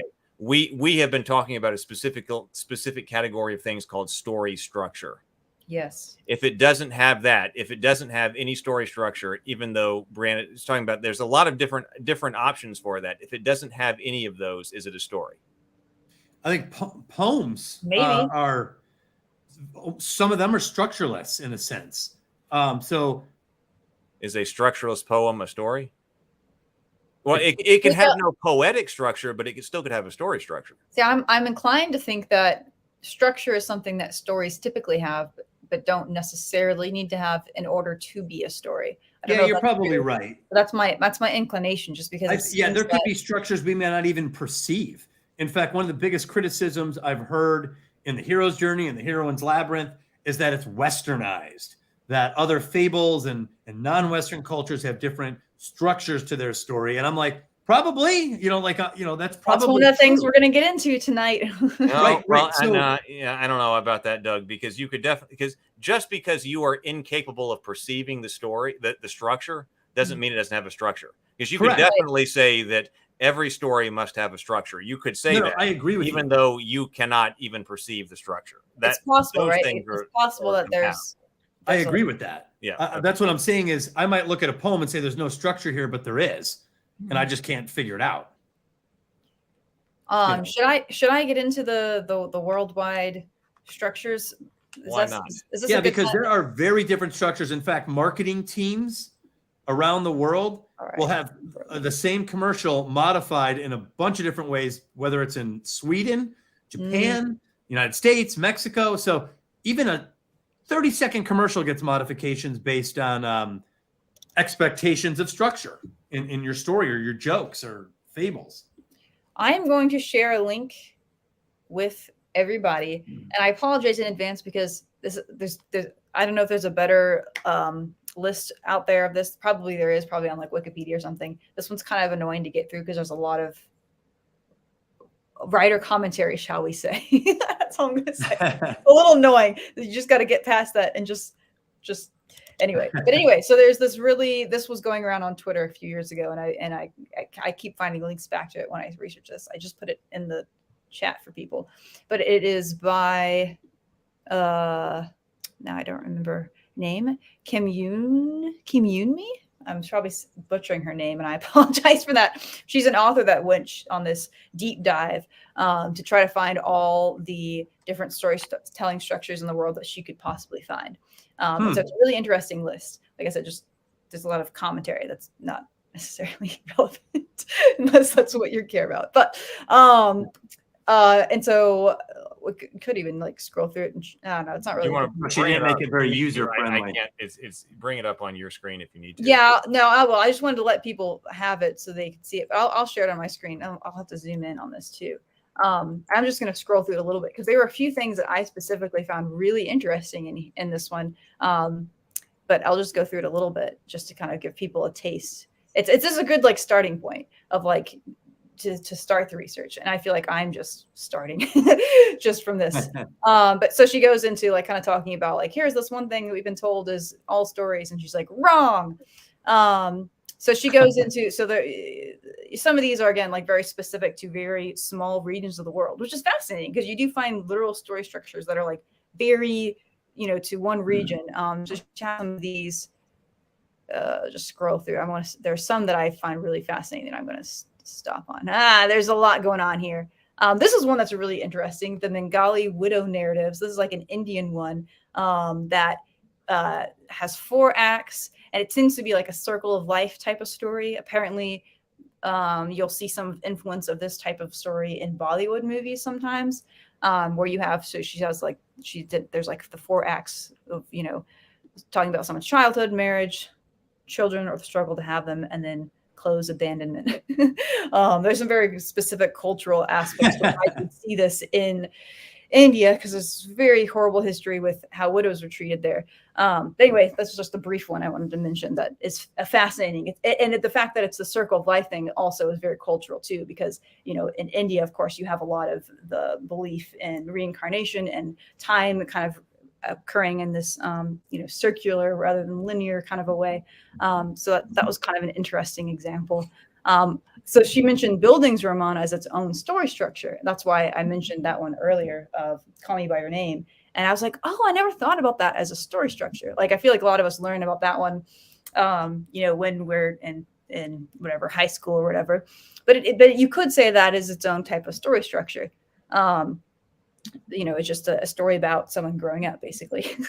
This one, as she was noting, because of the name, originates in Germany, but it also it's very easy to map this onto other structures as well. So kind of like with the Herod's Labyrinth, they can be combined with other things, right? Right. I'll scroll through some of these other ones. Anyone can go in here their own. There's a couple other ones I want to get to. So this is the big one I'm going to come back to this one because I did a deep dive on it's Kisho Tenketsu. I'm saying that a bit wrong, but that's my best attempt. This one's really cool, and this one I want to talk about later because it is much broader. So it is literally the equivalent. It's the Eastern equivalent to the Western 3-act structure. Like it's that fundamental. Kids learn it in school in Japan. It influences how people write essays. It influences how people structure their sentences. And there are a lot of movies that come out of Eastern part of the world follow this structure instead, and it is actually very different. We're going to come back to it. It's so fascinating. So that one is a 4-act structure, and it doesn't require conflict, and it doesn't require a goal, but it is still storytelling. So we'll come back to that one in a second. Okay. This is a very brief example of the 4 stages. I feel like usually they're equally 25%, but there's some storytellers that will say, don't do it equally 25% because that is now too predictable if you're an Eastern audience member. So people will kind of change, how to make that more interesting, because that's how common it is. Japanese culture is very influenced on the United States, a lot more so than people even realize. So I think that's another reason why. Well, their storytellers are like, manga is crushing it in the comic book manga, a lot of anime has this. And then also, so I thought of a really good example, Parasite. I actually haven't seen it yet. I wanted to see it before today. I saw it. It was very compelling. You're right. It's compelling. Parasite has that story structure. Interesting. It has which one? The Kishoten Ketsu. I'm saying it so horribly. I can hear my own American accent. Kishoten Ketsu. Yeah. No, that's not. This one is fascinating. I never thought about this as its own story structure, but epics. I really want to go and reread this part. So thinking about something like the Odyssey, because what's his name? Joseph Campbell talks about epics, these kinds of serial epics, as being miniature heroes' journeys, like tied together. But she's thinking about that as its own story structure, or even multiple kinds of it, where you have, these smaller stories that then are connected with a hook, and there's an arc that ties them together. I instantly thought of modern day television, which has a similar idea too. Yeah, streaming miniseries. Exactly. That you could categorize that as a story structure. That there might be a specific version in our old style myths, kind of epics. I mean, that just ties in very well to modern day serial stories. Well, not serial story, but a story where you have individual parts that are also telling a whole. So I was like, that's a really interesting way to put that. But that is all over the place. God, I want to study. He put Lord of the Rings as that kind. I was like, interesting. James Bacon says, for $2, thank you so much for the $2 super chat, James. James says, the most famous Kishon Tenketsu film, Godzilla. Man, Godzilla. Oh, interesting. I recently watched, after studying it, I watched one of the famous examples people give is Kiki's Delivery Service. So it's K-I-K-I, Kiki's Delivery Service. It's a very cute. A lot of Kisho Tenketsu movies are very comforting because they're not like, the stakes tend to be lower. They don't have to be. Like, you can have conflict, and some of them do, but it's not. It's like the conflict isn't what drives the story. It isn't what drives the plot. I mean, conflict comes in, or can come in, but doesn't have to. Interesting. That one is so, and it was fun because I refreshed myself on the structure and then watched the movie, and I was noting it. And you actually, if you're watching it closely, you'll notice there's 3 times in the movie where there's a black screen, and a black screen briefly, and those I think mark the each time you go to the next act in the Kisho Tenketsu structure. It seems to track for me that way. So again, we'll come back to that one in a second. But let me see. These are most of the ones. Sorry for the fast scrolling. 3-act. Okay, so there's the one that we all know. That one's less interesting. Blah blah blah.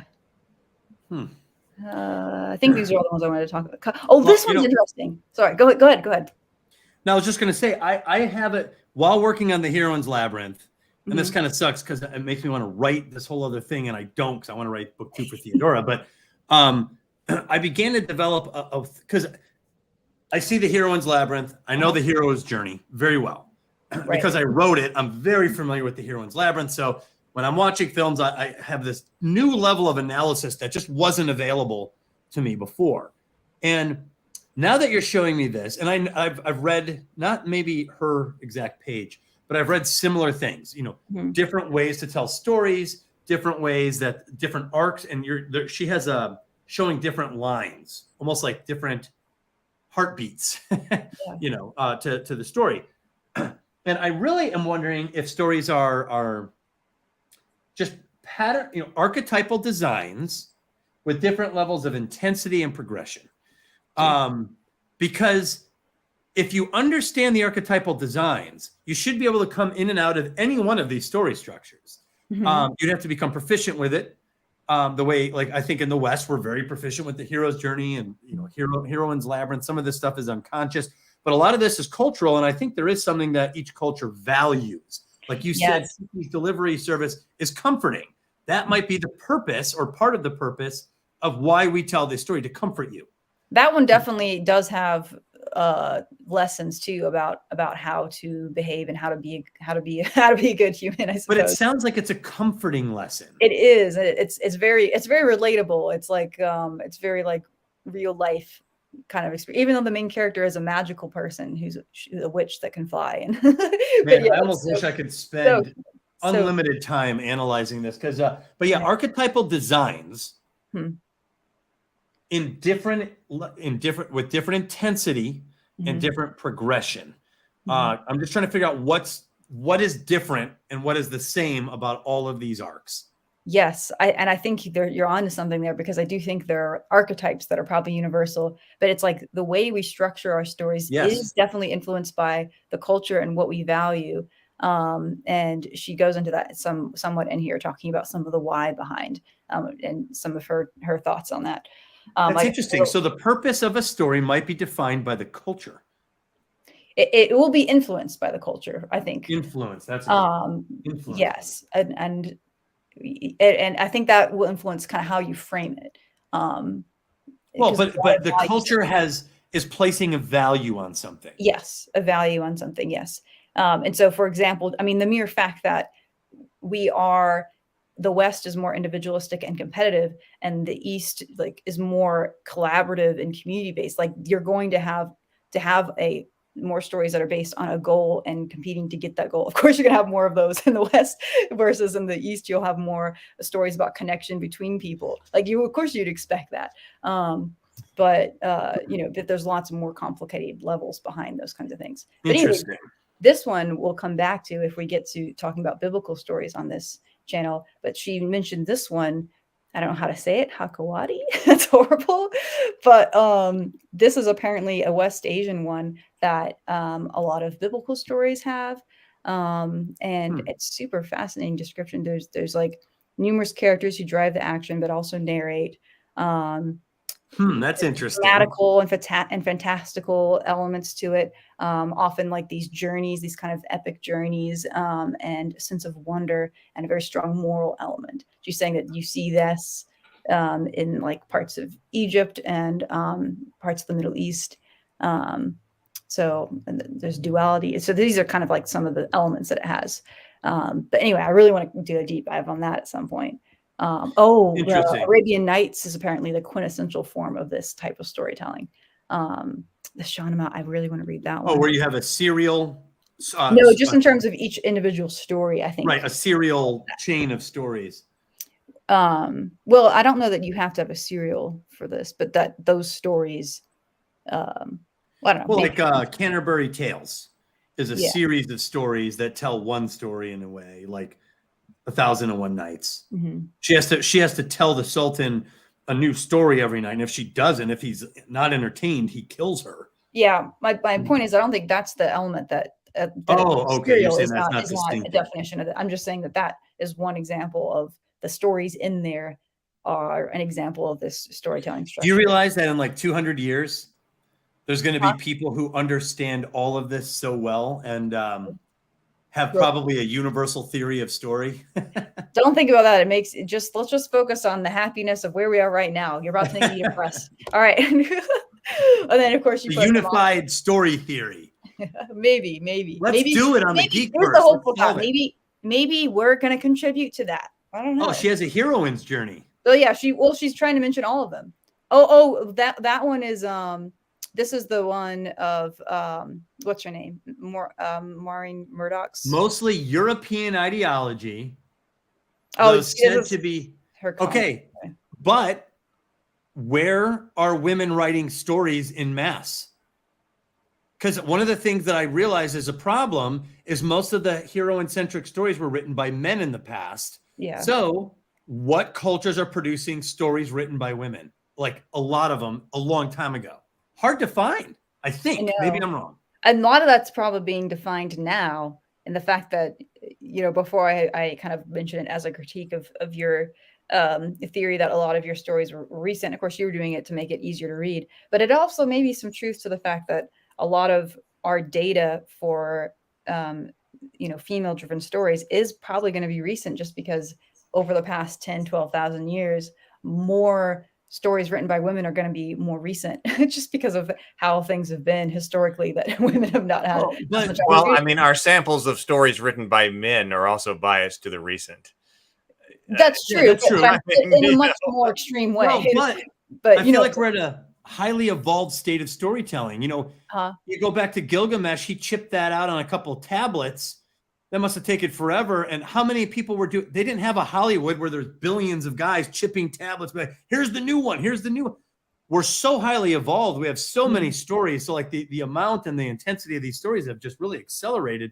So we suddenly have people like us so much to draw from. Right. And I think that gives us an advantage over prior generations, because we could draw from so much more than anybody else could ever draw from.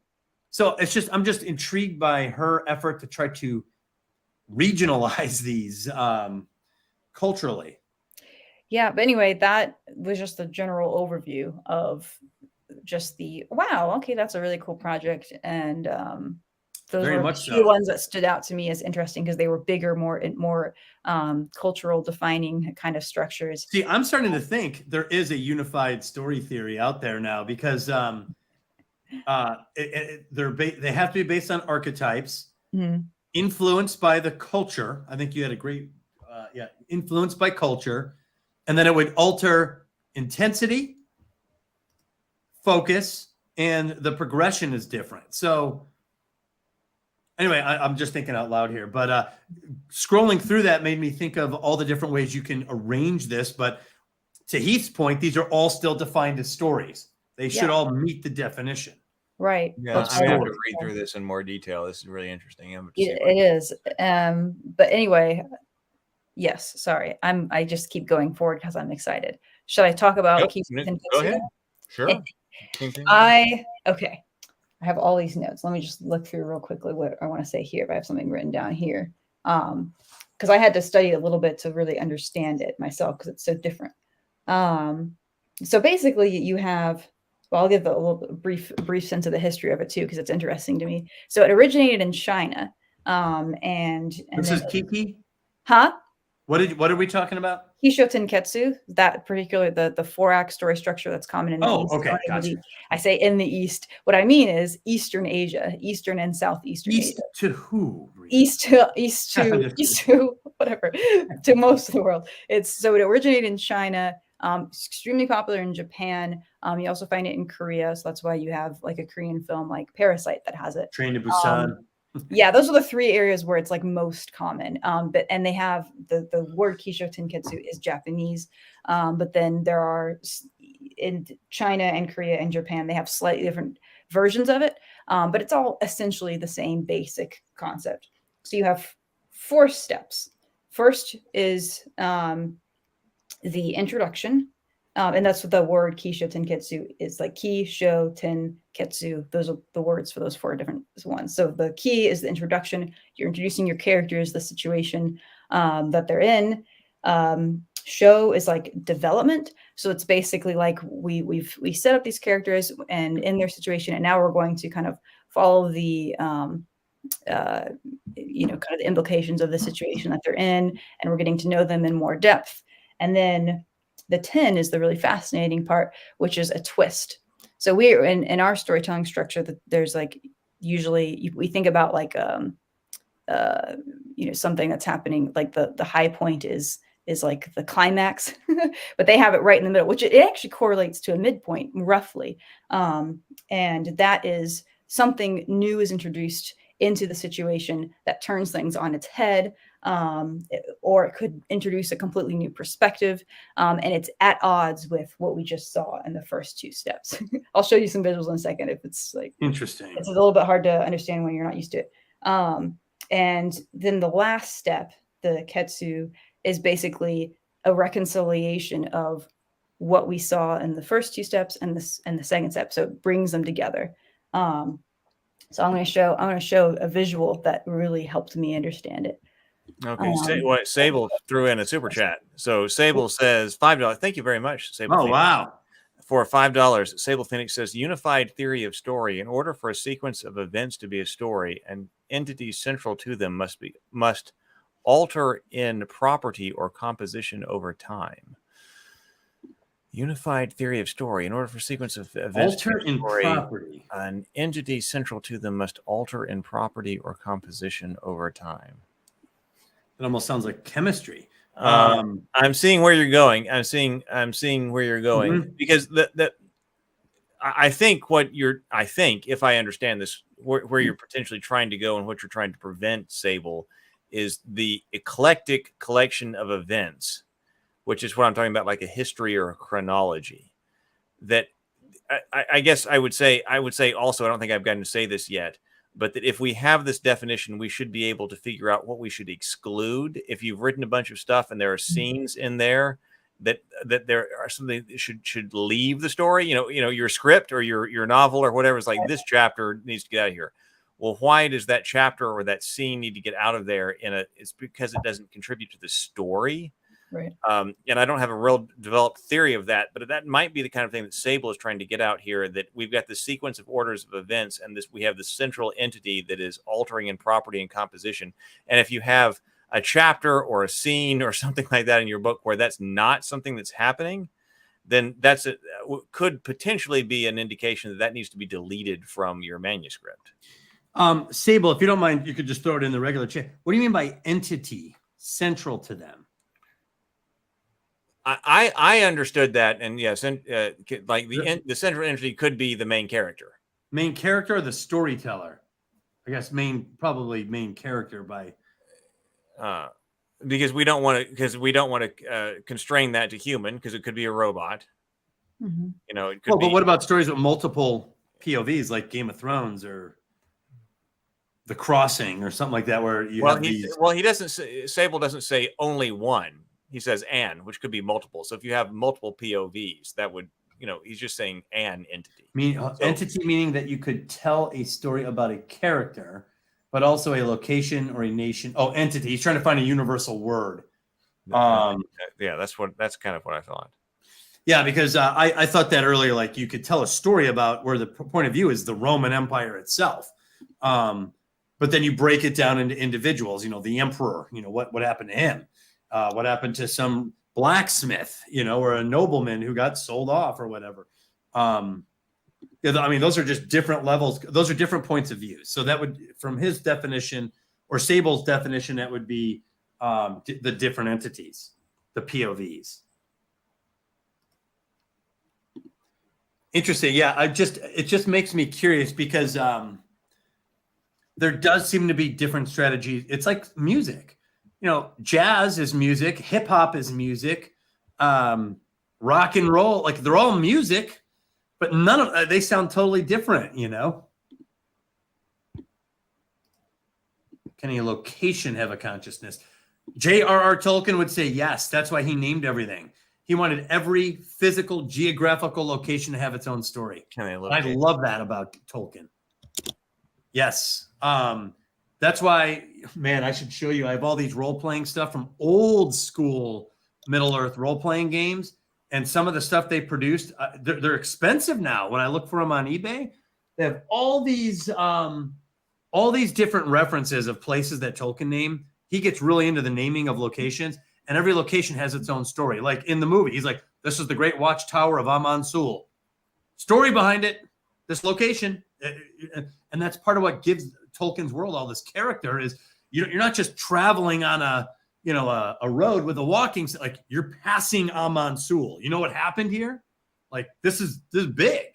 There's the damaged statue of this king at the era of Numenor. Like all of these things overlap on the geography. In fact, when I studied Tolkien when I was a kid, I was like, he makes his stories compelling because everything has a story. That tree has a story. Tolkien, everything has a story. So I would say yes. Well, I guess consciousness, that's debatable, but I see. That's what I would say. Consciousness, because then later James follows up and says a location can absolutely have character. 100%. Having character is very different from being conscious. Yeah. I guess I misinterpreted the first part, but it and definitely then triggered. Robert also asks, "Are there spirits?" Well, I think that's debatable, but like if you watch The Conjuring, that's her thing. Is every object has a consciousness, which is a story. A house. So I guess that's up to a storyteller to some extent. Like you said, Heath, you can't prove certain parts of that, right? I mean, if you can't prove it, then there's diminishment to the theory. All right, Brianna. All right, we're ready. Take us way off on a wrong path. With this, all right, I'm going to show a couple images. I'm glad you did that actually because it gave me a moment to set this up in a slightly better way to share. Just give me a nudge. I'm really good at going off on tangents. So for example, sorry, some of these are still not great. So here's what we're used to for like a hero's journey. This is really tiny, but zoom in a bit. Huh? Can you zoom in? Yeah, there we go. Right. So we've got 3 acts, blah, blah, blah, blah, blah. There's an example of a typical hero's journey. All right. So then, sorry, I have too many tabs open. God damn it. Hold on. So then, I'm going to go off on another tangent real quick. Give you a couple more minutes. No, we're good. Another equivalent. So the equivalent kind of a look at what Kisho Tenketsu looks like. So again, in this case, we've got 4 acts. The Kisho Tenketsu. And so you've got your introduction, development. Although I've seen some people critique showing the twist as this literal twist. In the actual story, it's not like there's a loop that happens. But that is like, so some storytellers will, when they map this out, they'll show it as going up, that like the twist moment is as a peak, and it's a peak because that's like the emotional the emotions of the story are at their peak there. But for the character perspective, it can feel like a dip. Like it can be like a loss in circumstance, like things just go bad real quick. So sometimes people actually draw it inverse. They draw it as like dipping down instead. So it's kind of like 2 different ways of thinking about it. But what really made it click for me was this one website shows it as actually I should give the reference to this. It was the blog called Still Eating Oranges. And they did a comic to show the 2. So wait, which one am I doing first? I'm doing this one. So for a kind of what we're used to in the West, and it's interesting that this is actually 4 panels because I like thinking about. Oh man, zoom in. This is interesting. The 3-act structure is actually still 4 acts. So this is the Western version, right? So this person, she has a goal. She's trying to get the soda. She meets an obstacle. It's not coming out. So then, thunk, thunk, thunk, she does something else. She's at a vending machine. She's at a vending machine, right? So then she's got her climax here, and then she achieves her goal, and she gets the soda. So this is kind of like our example of like a Western typical story structure. All right, now here's the fun one.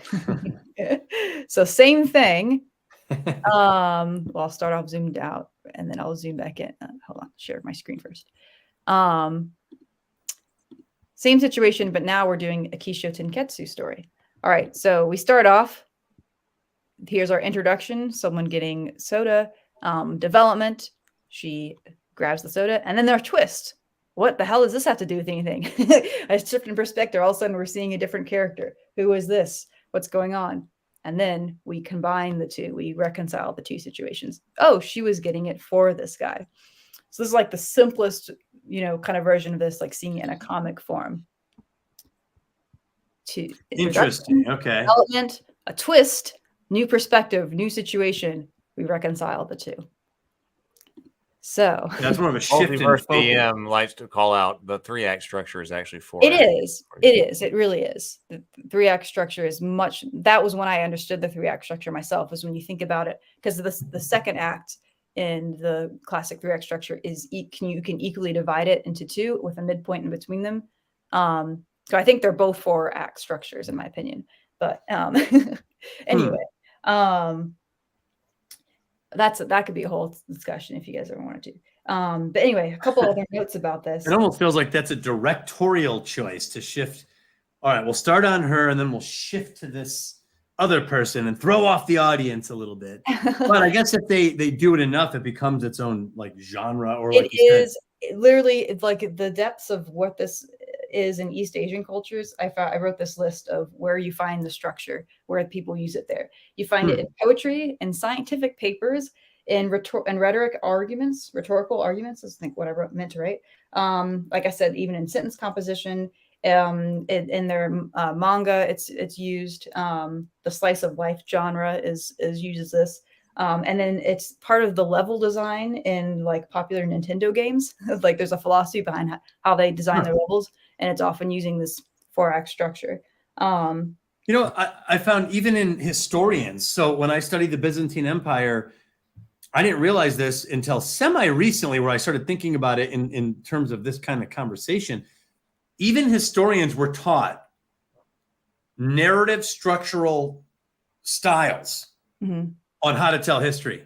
So, for example, Procopius, the one that has the historian of the 6th century, his strategy is he starts with an event and then he goes into like 5 or 6 digressions. Like the Persians met the Byzantines, but the Persian leader was a member of the king, and the king came from this, and his aristocracy. Diversion 1. And then but they met on this field, and the field was this and that. Diversion 2. And then he gets it back into. So I was like, wow, there's strategies for how to like recount a historical event. Like, I guess it makes sense, but I never thought about it. Even historians who are telling the story of their era have these different story structures. Isn't that weird? I know, right? Like that panel you just showed me, it would show the girl getting the thwunk, grabbing, and then you'd have 5 panels of 5 different other things, and then you'd show how it comes together to the final battle. That's essentially the historical strategy this particular historian uses in order to recount the events of the 6th century. Just crazy. I never even thought about that, like story structure in terms of history. I feel like I want to do a brief overview of Kiki's delivery service. It's better for people that have seen it, but I'll do it briefly just to give kind of a long-term story example, and then a couple other notes about this, and then we can move on from this, I guess, or whatever. You guys interrupt me wherever you want, of course. So this was kind of what I identified as the 4 steps in this particular movie.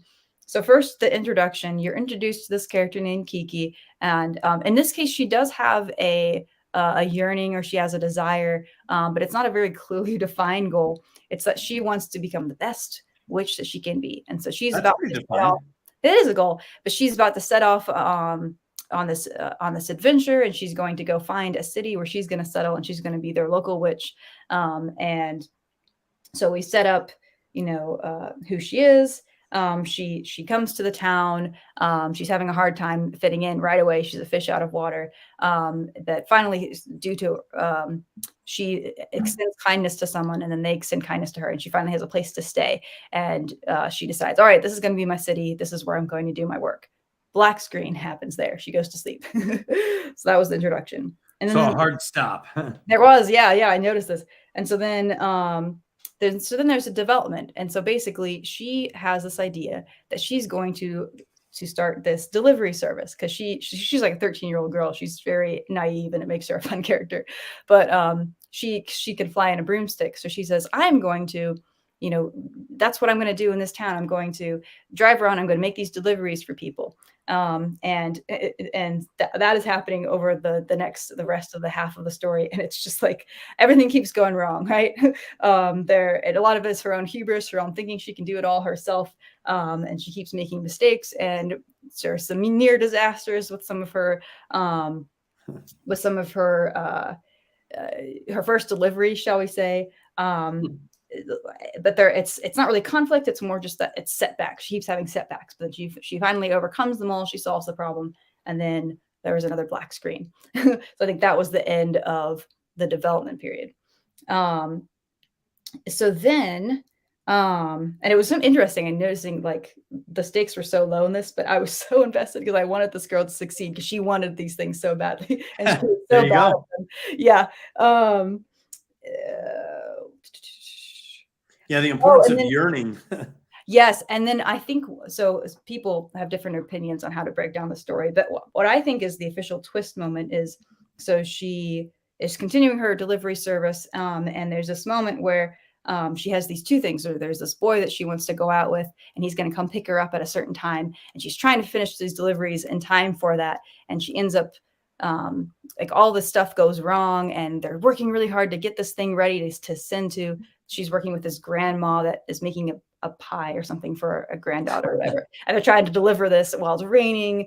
And now she's not probably going to be able to go to the party, but she sacrifices it in order to get this delivery. And she brings it to the door. And it's this really snobby girl that it's an example of one of her problems is that she doesn't feel accepted in this city. And the girl accepts the gift and is like, oh God, grandma gave me this again. I hate these pies. And she slams the door, and it's just like devastation. This pure, like, I just worked. I know all this thing. It's this feeling of she's not accepted. Nobody accepts her in this town. People look down on her. Her work isn't meaningful. And then right after that, she loses her magic abilities and she can no longer do it. So this is the twist. This is the introduction of chaos happens where, at least that's how I read it. Some people think it's other parts, but the Black Swan. Yeah, it is very Black Swan. About that, yeah. The relationship with the boy goes south.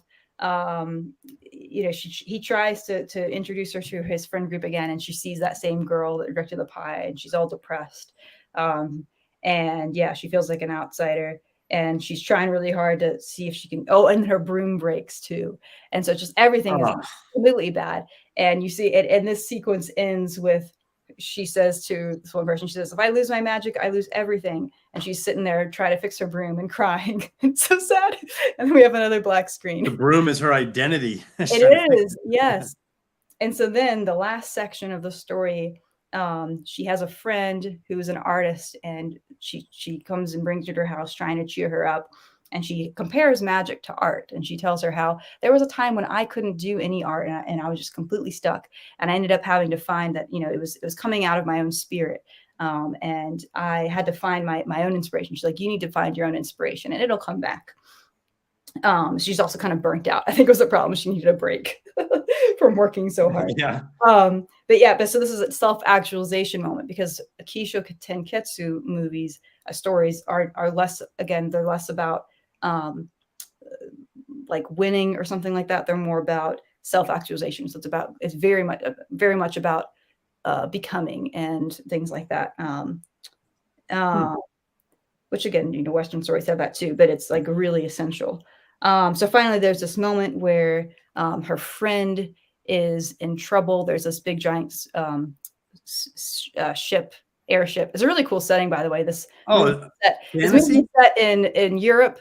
If World War I and II didn't happen in the 1950s, and that's the setting. It's like an alternative history. Okay. Movie. But yeah, so there's this airship and her friend is dangling from it, and it's like whatever, he's in danger basically, and no one can help. The whole town is watching on television or they're listening to the radio, and they're just like, there's nothing we can do. This poor kid is dangling, and she finds her inspiration. Finally, she borrows the broom from someone else, and she's determined she's going to save him. And then she finally finds her ability to do her magic again. And so there's the connection with the two different sequences. And so then of course, when she goes and saves her friend, now the whole city accepts her and respects her.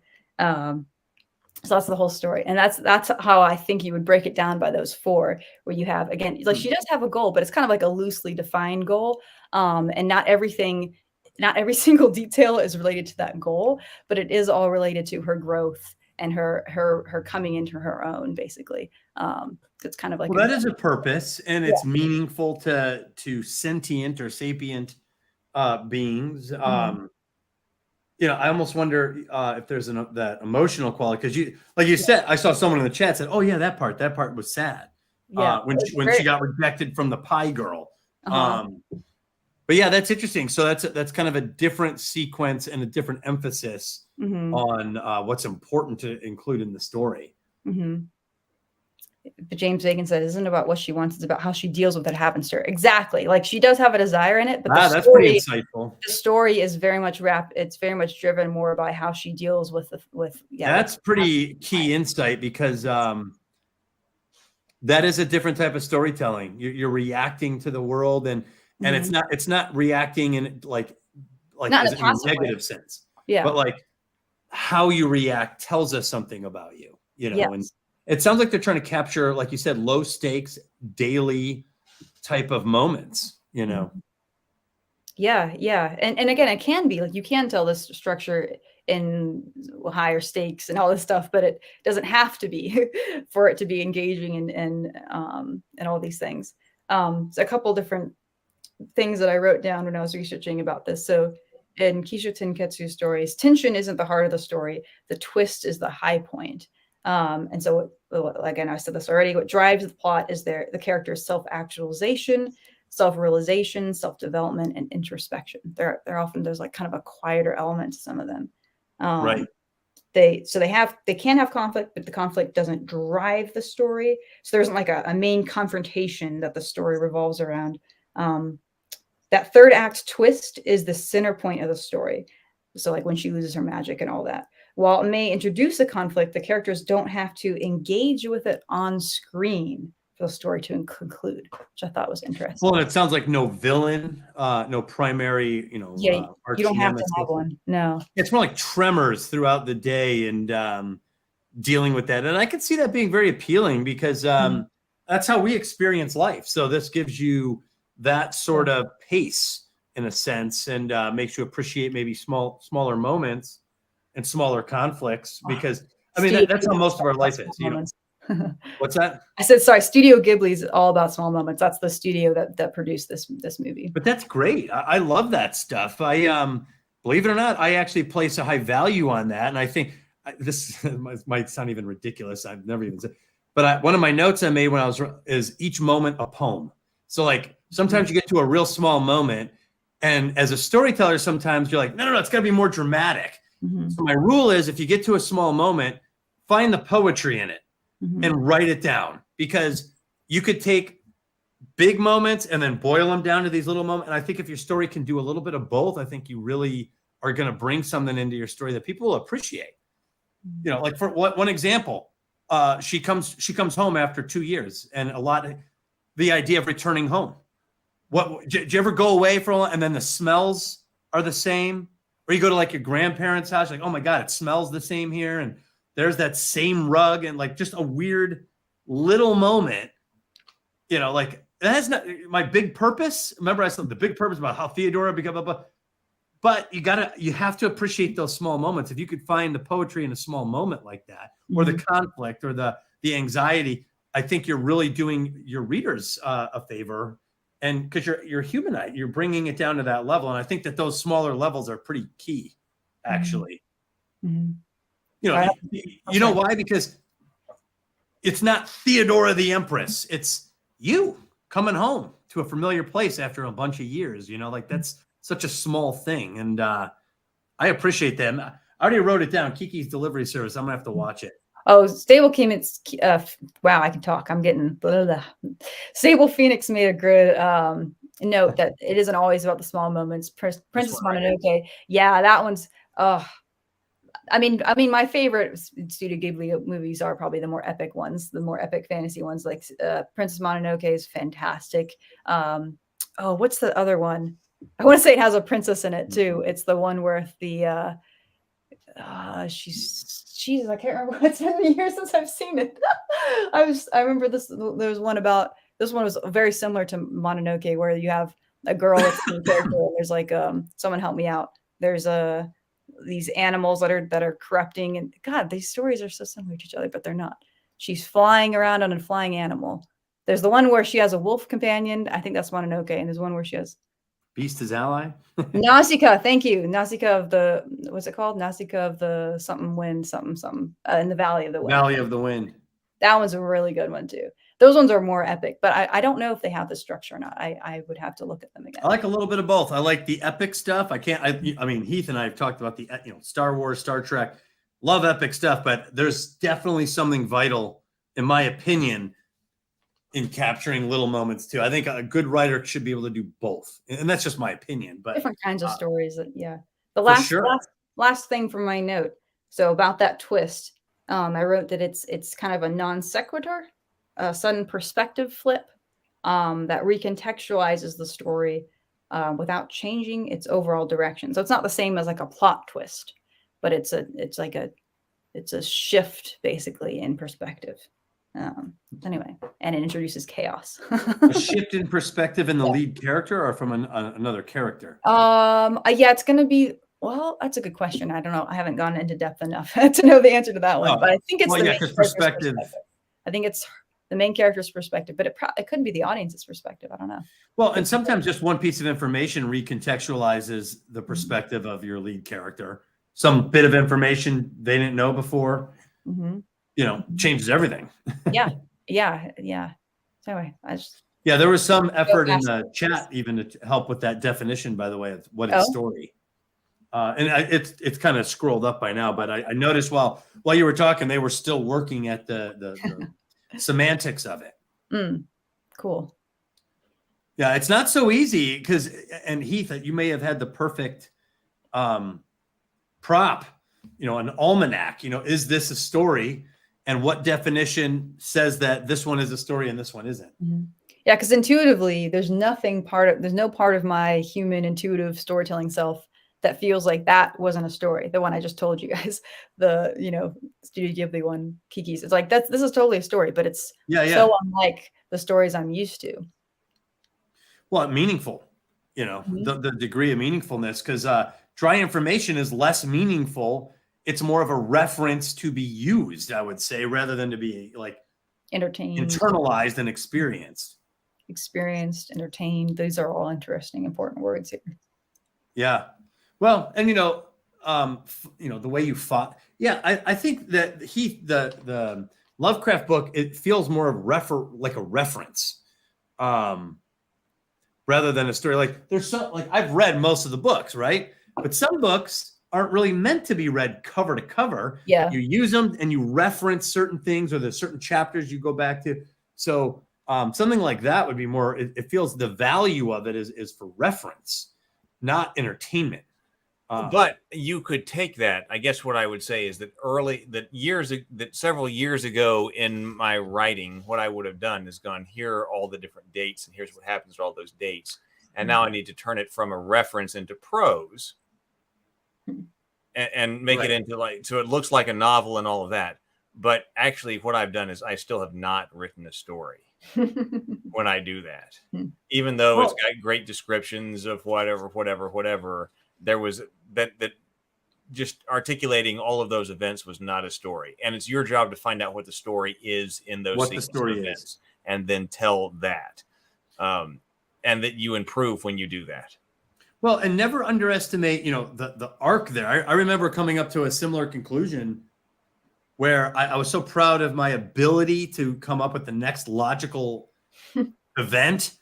And then you're in chapter 27 and all you're really doing is leading your character into logical events out to nowhere. That's not right. You're like this step. Okay, I'll keep going. And you're like, keep going. The next step. That was my critique of the Pasha method. And I was trying to get to how you get that, because you can get to here's the start, here's the end. Give me some logical steps. And you're talking about logical steps out to nowhere. That is logical steps to an end. But at the end of that, do you have a story? Right. Well, the Pasha method to me seems like the hard part is the middle. Yeah. The Pasha method kind of forces you to focus only on the midpoints between each event. It's probably a good tool for fixing a specific problem, which is the soggy middle, problem. Well, no, I think it's a tool that leads you into the soggy middle problem. You think so? That was my critique, because, well, I don't want to go over just over and over things, but my critique was that if you had guy on farm to guy as ultimate war hero, and you have sequence of steps that go from that, if you lay out those sequence of steps, you may very well end up with a soggy middle problem. Even though all of your steps are logical and sequential, you might not end up with, as I said, in the middle, oh, he's supposed to rescue a princess. Well, your job is to come up with some of the content. What I would recommend, and I'm not saying this is, great, whatever.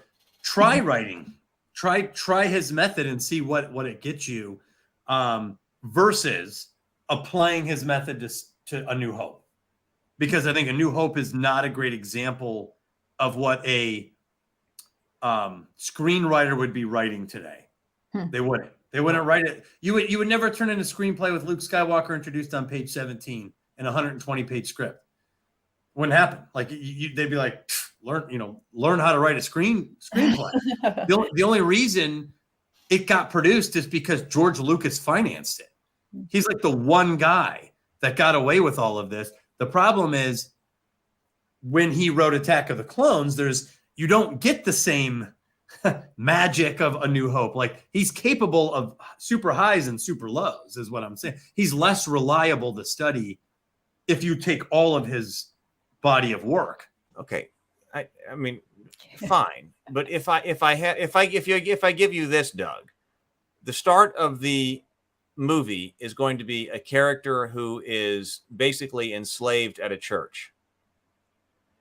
The end of the story is going to be he's going to be a squire to a great knight of the kingdom.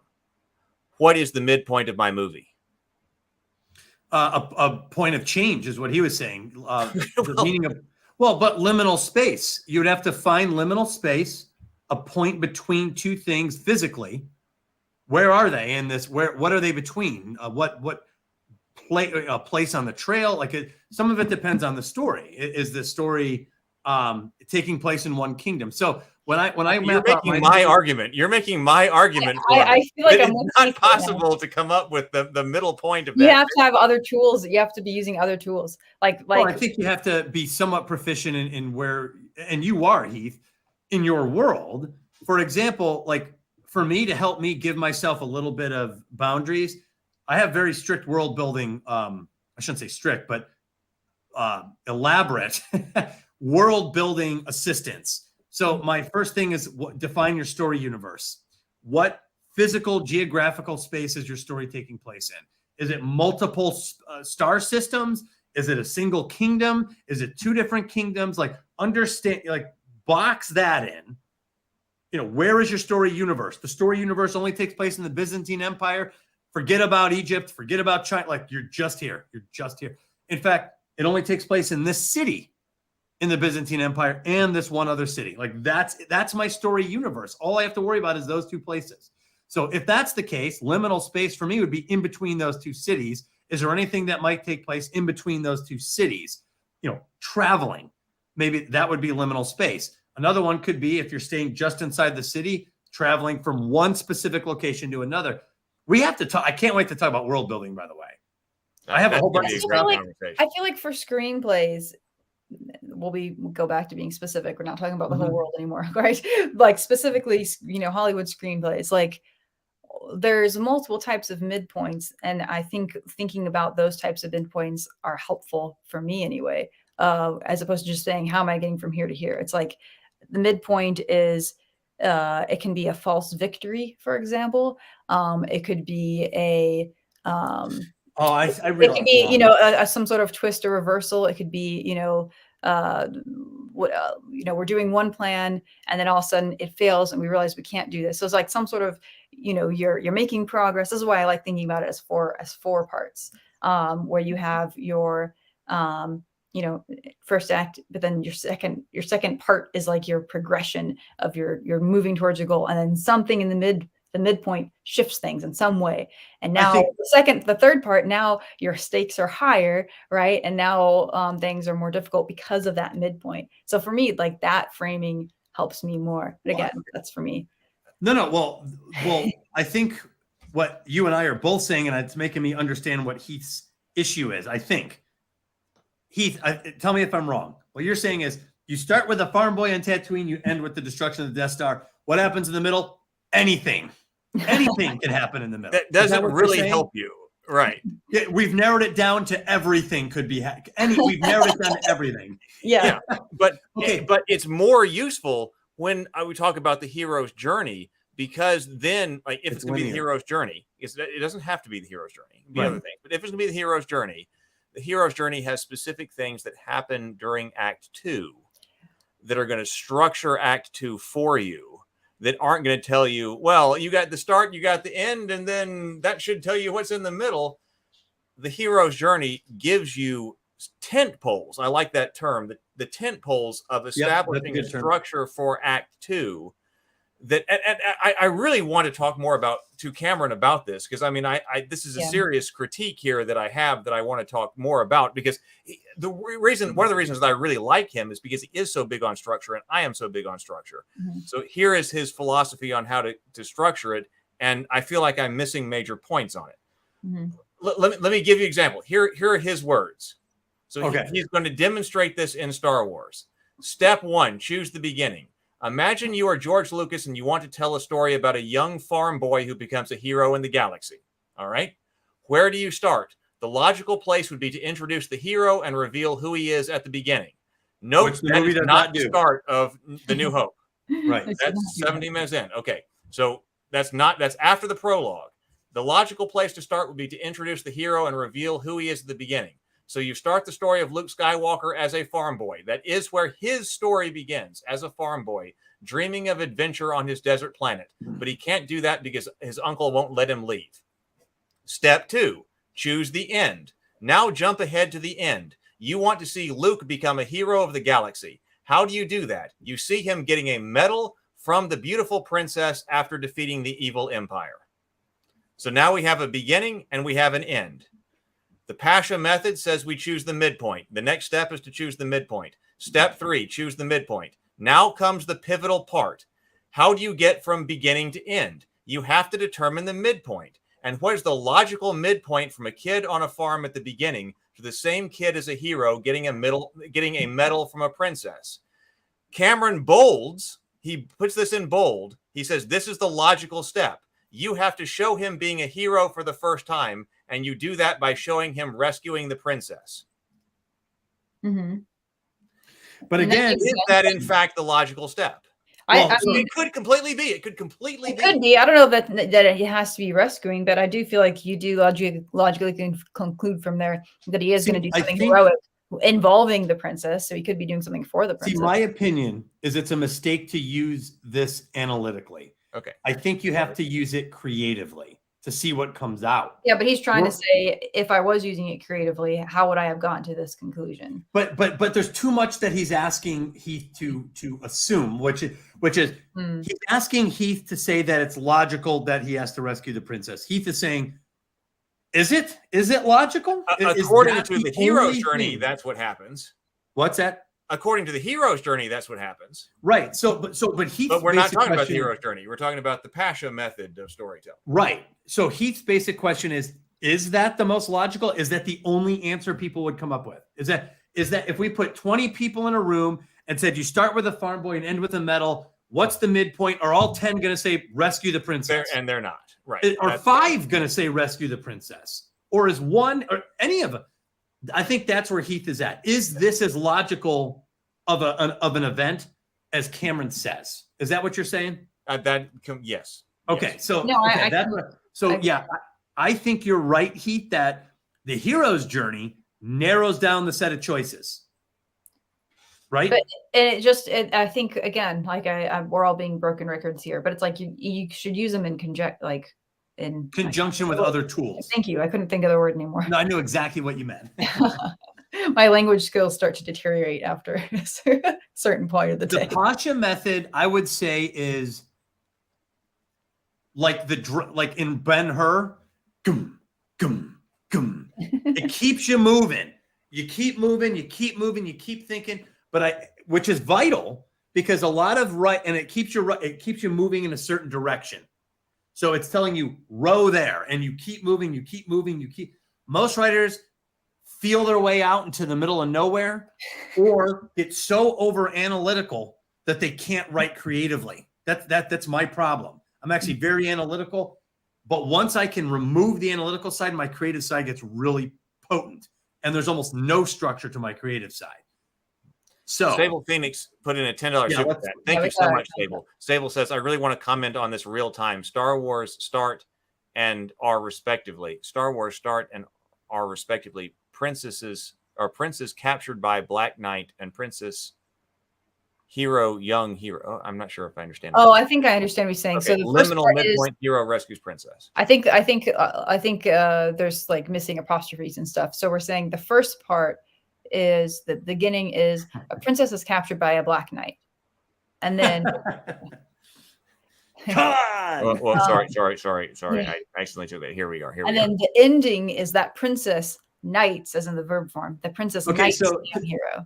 To defend Heath's archetypal position on this, princess is not a part of the starting point.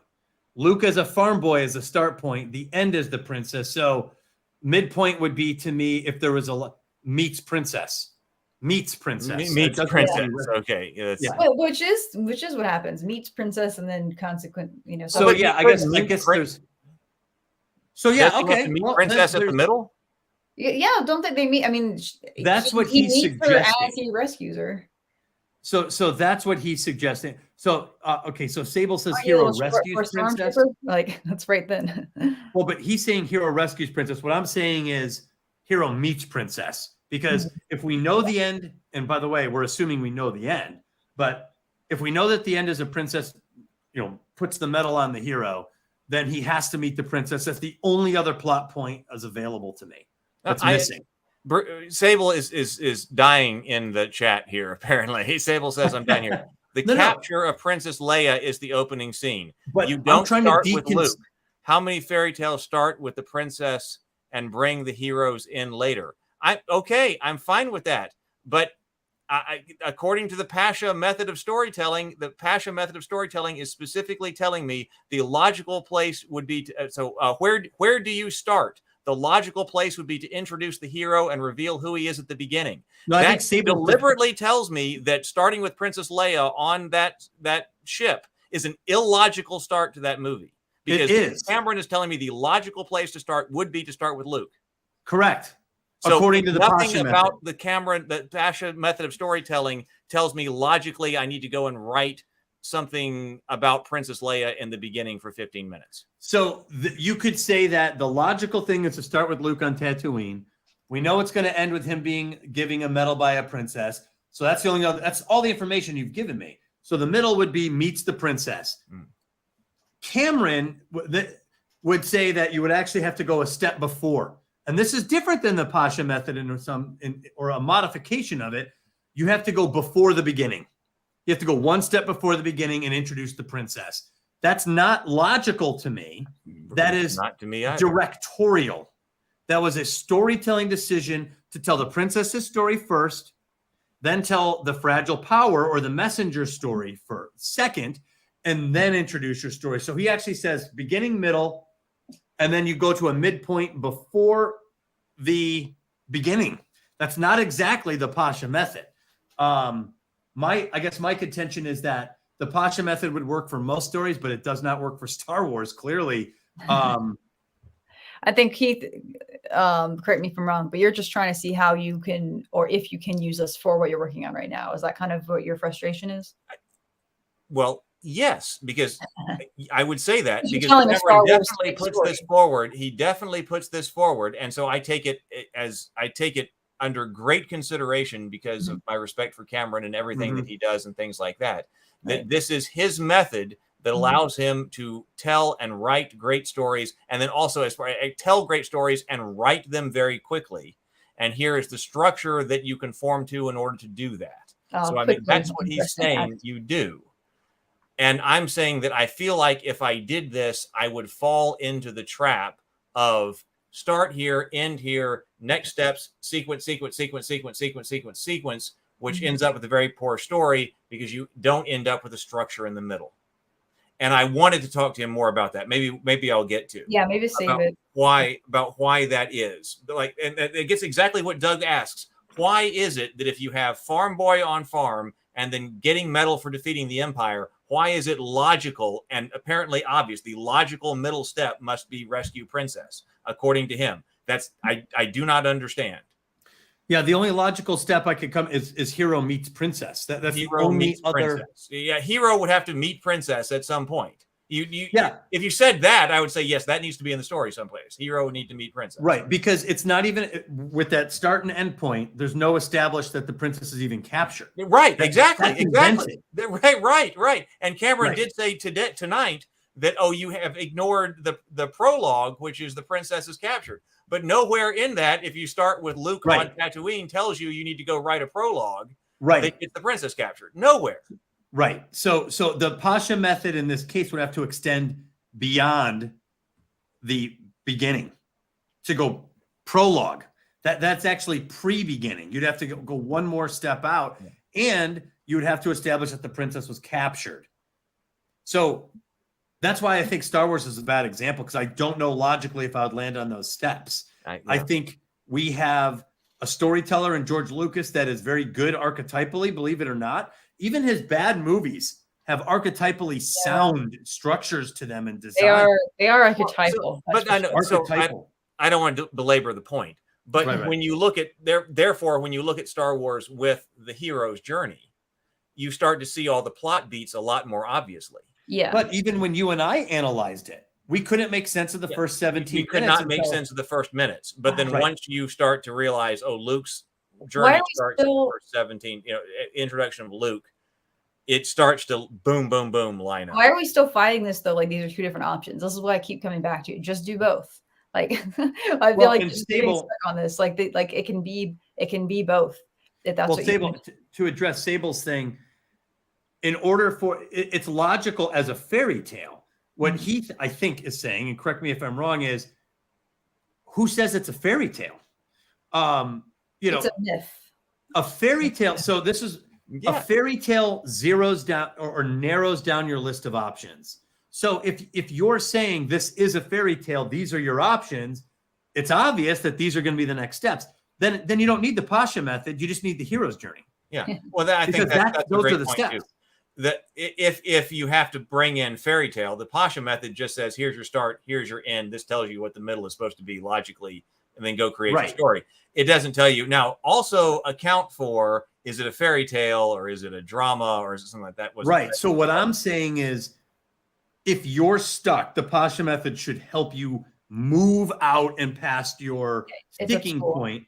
However, in my opinion, you still need, it's like remember the fusion reactor and the DeLorean? You have to drop stuff. He's like, fuel. You have to drop stuff in the reactor in order to get the power going. So you have to find a way to narrow down your choices in the most satisfying, accurate ways possible. Like I said, I highly doubt he meant that to be the only thing you're supposed to use. Like, I mean, we should hear from him.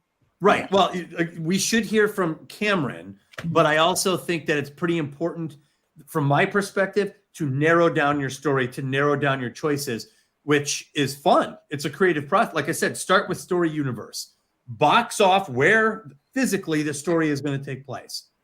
And I have all these rules. What buildings do good guys inhabit? What buildings do bad guys inhabit?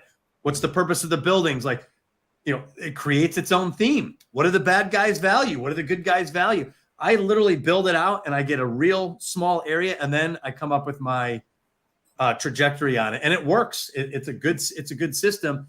The Pasha method would, to Brianna's point, would help me in conjunction with my system. I don't know if it would help me if I have nothing else but that. Yeah. To Heath's point, I have too many options on what these other midpoints could be. Yeah. You need to shrink that set of choices up. It's a tool. Right. Well, and the hero's journey is the other tool. Like Sable said, if you know the hero's journey, then the midpoint, you don't need the Pasha method. You just need to know what the midpoint of the hero's journey is. Right. Yeah. And that's how I've been structuring things. Like what's the midpoint of that if the tool doesn't help you, don't use it. That's all storytelling advice, I think, comes down to that. I agree. It should help. We have different things that are going to help us individually and that aren't going to help us individually. I don't think you should get caught up if something isn't helping you individually. Just move on, use a different tool. Yeah, you shouldn't be too rigid in that. And I think ultimately the trick is the final test of any advice, any strategy is, does it work? Did it work? Where you want to go. Me and Heath might follow the hero's journey. Exactly. So what's the difference? Well, it worked for one. It didn't work for the other. It's not the flaw of the hero's journey. It's the hero's journey wasn't the right fit for my story. Or for you personally. Or it didn't resonate with me or tell or whatever, what kind of story you're telling, what your creative process is personally, things like that. All will influence. I read this book recently. Where is it? It's right here.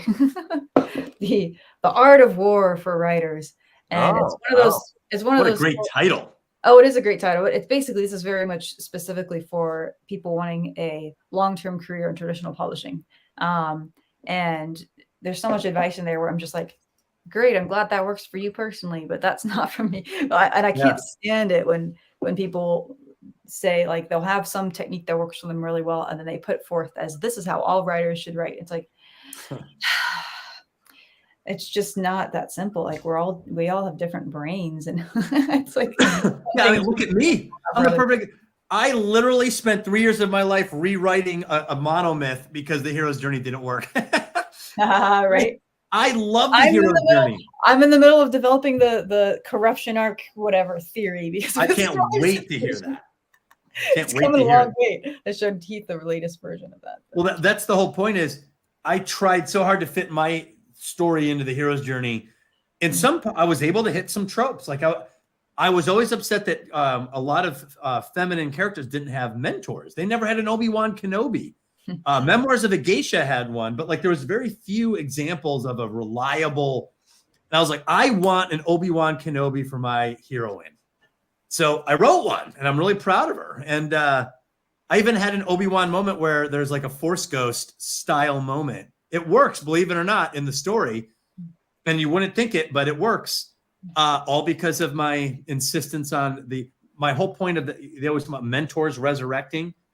And I feel like there's an archetypal reason for that. And it's because when mentors give you good advice, it stays with you even after the mentor dies. So they're still there. So I feel like that's why Gandalf comes back as Gandalf the White.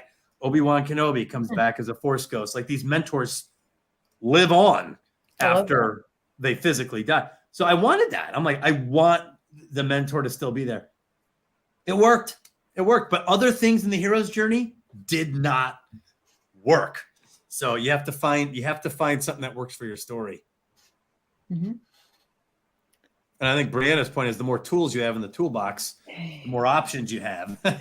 I started this mission about a year and a half ago, where I've got I think about 5 of these notebooks now, where I started off and wait, is this the first one? I don't remember.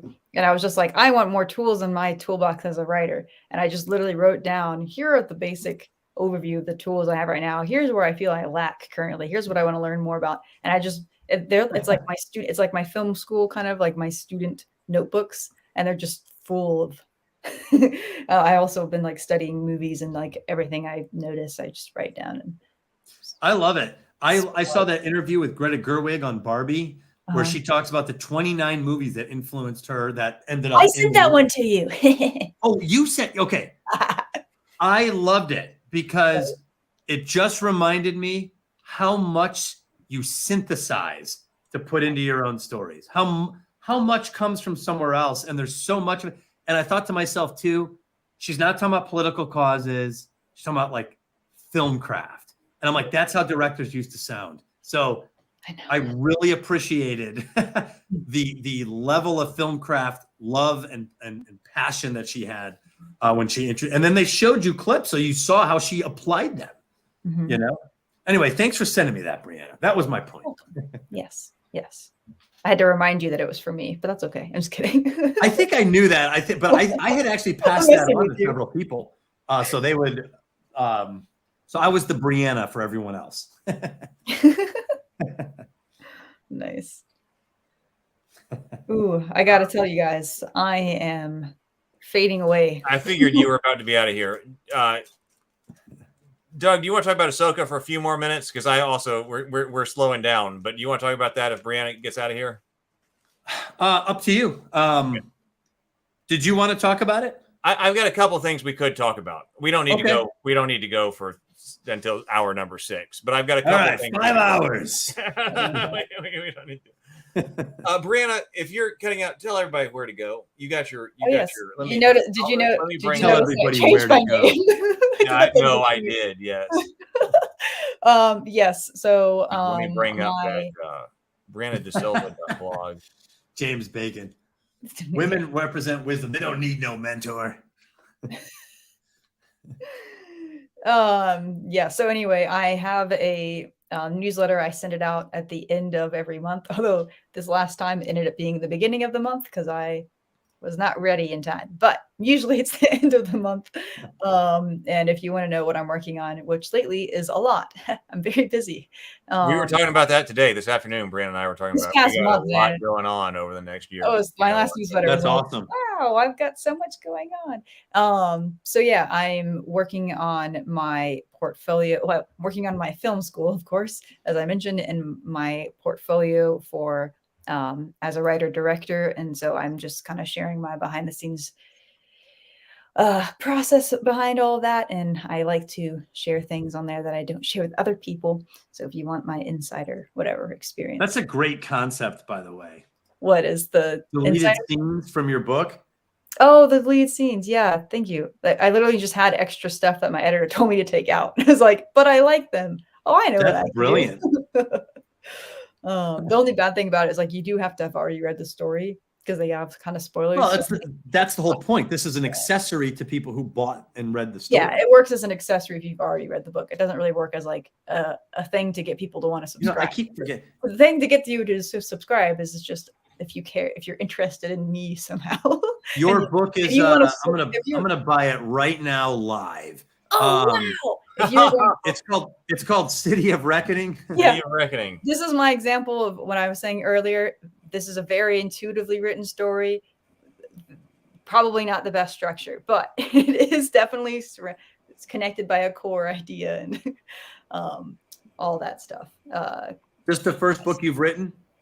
No, but my first one that was good enough to publish. Yes, I've written a lot, but my first, yes, my first book. Yes. Anyway, not my first book. All right. Trust me. Wait. So that would be a red flag. Which is City of Reckoning? Is that on this right here? Yeah, I'm not. All right, Brianna, it's on its way to my house. Oh my goodness, thank you. There we go. City of Reckoning. That's just. Oh, and it's got a content warning. So if you need that anyway. Well, I'm triggered very easily if there's if there's violence or bad language. Some people want things like this, so I like. Listen to what's in this book, everybody. Go get this book from Brianna. abuse? Listen, it's got violence, it's got sexual content, it's got child abuse, it's got racism and dehumanization, it's got drug abuse, it's got foul language. If that's Brianna, your kind of thing, go get this book. Who are you? Whoa. I thought I knew Brianna. And here I see the content warning. I realize I've unmasked the Minotaur. Something is going on. I totally don't remember what I was saying. Cool. That's awesome. Yeah, but actually, where's the link to buy it after all that? Oh, it should see my website. I really need to redo my website. But if you go to books, it should have been bought it on there. There Amazon. should have been a link there. Is there not a link in that? Goodness gracious. But anyway, there we go. So there we go. So okay. I So love poetry Barnes books. Noble, iBooks, Amazon. If I click Amazon right there, Yep. oh, there we go. I'll put this link also in the chat. There we go. My goodness, the list price for a paperback is $6.90. What? How is that possible? What is Amazon doing over there? They're selling you out. Yeah, they Oh, dropped my book price too. how is that Seems to be possible? completely arbitrary on their part. That's fascinating. I think it costs more than that to print a copy. What's going on?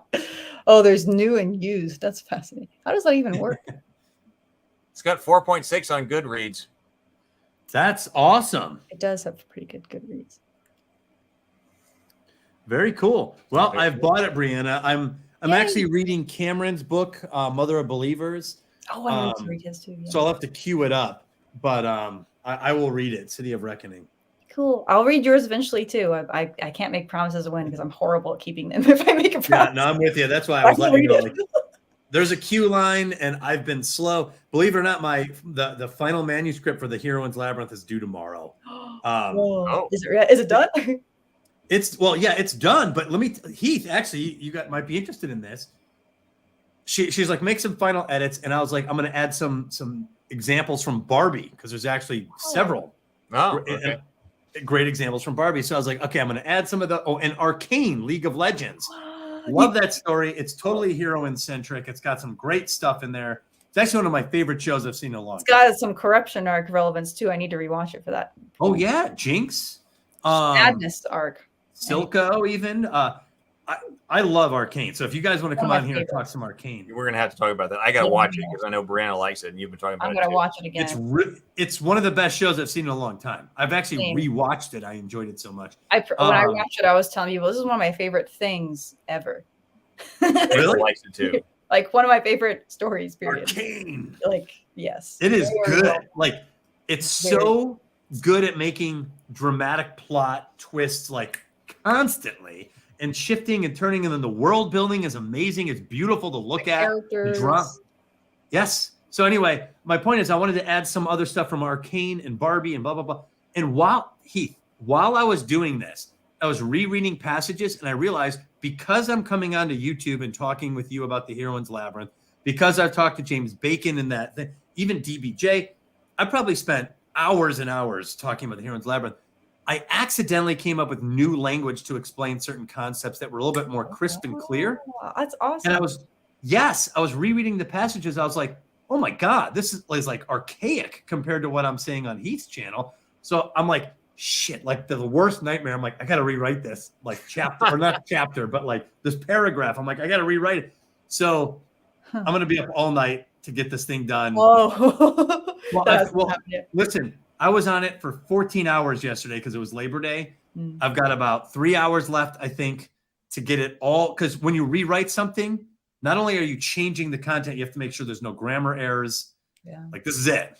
So like you go by stick, word by word, line by line to make sure it's just right. So anyway, I appreciate it. It was this. I got that due tomorrow. And then it's done. The final manuscript is out. Oh my goodness. When can I read it? It comes out February 2024. I'm so excited about this. I can't tell you. Whew. Cool. We'll have a big celebration here on Table Talk. Oh, well, I'm going to be crediting and acknowledging Table Talk and several members here because we need to come up with some way to have like a digital book launch or something like that.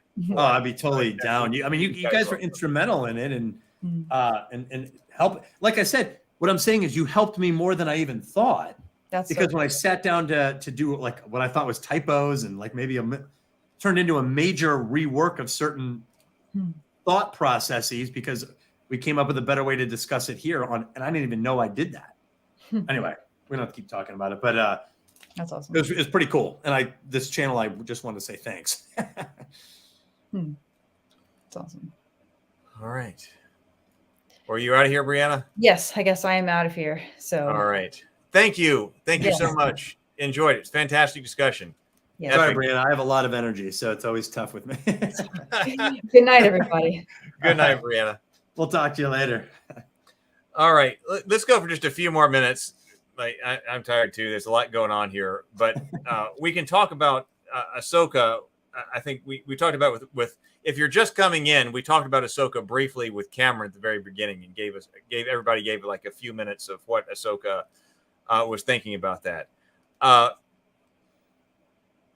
was still weak on Ahsoka.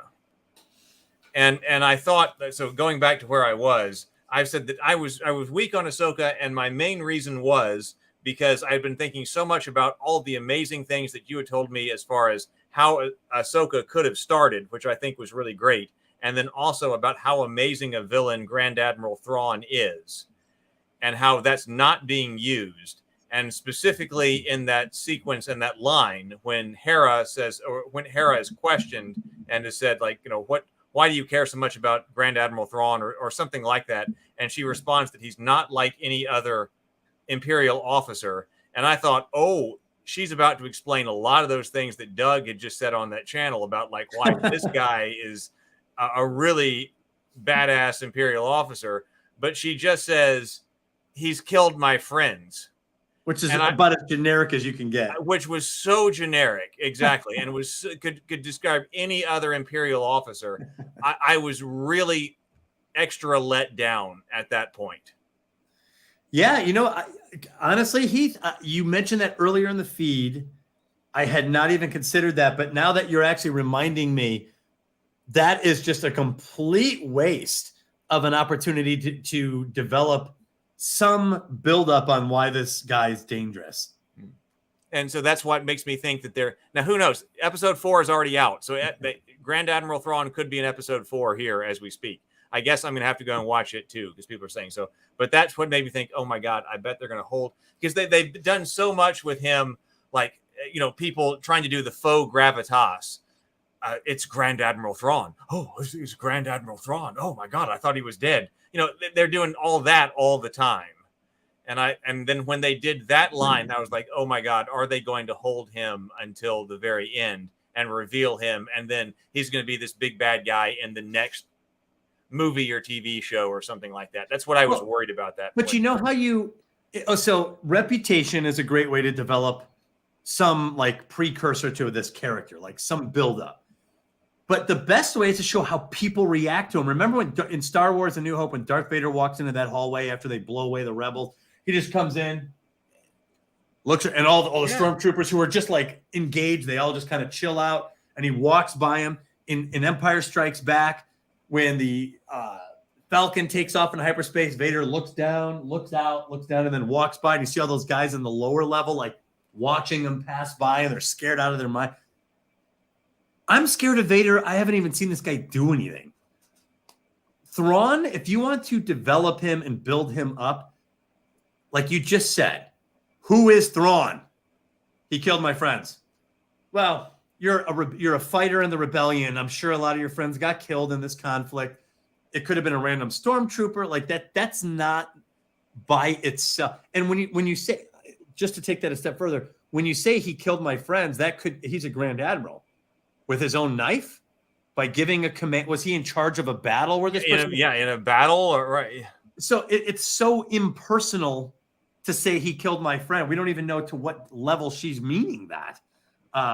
So I didn't even think about that. But you're right. That is a missed opportunity to build some hype for this guy. Big opportunity missed.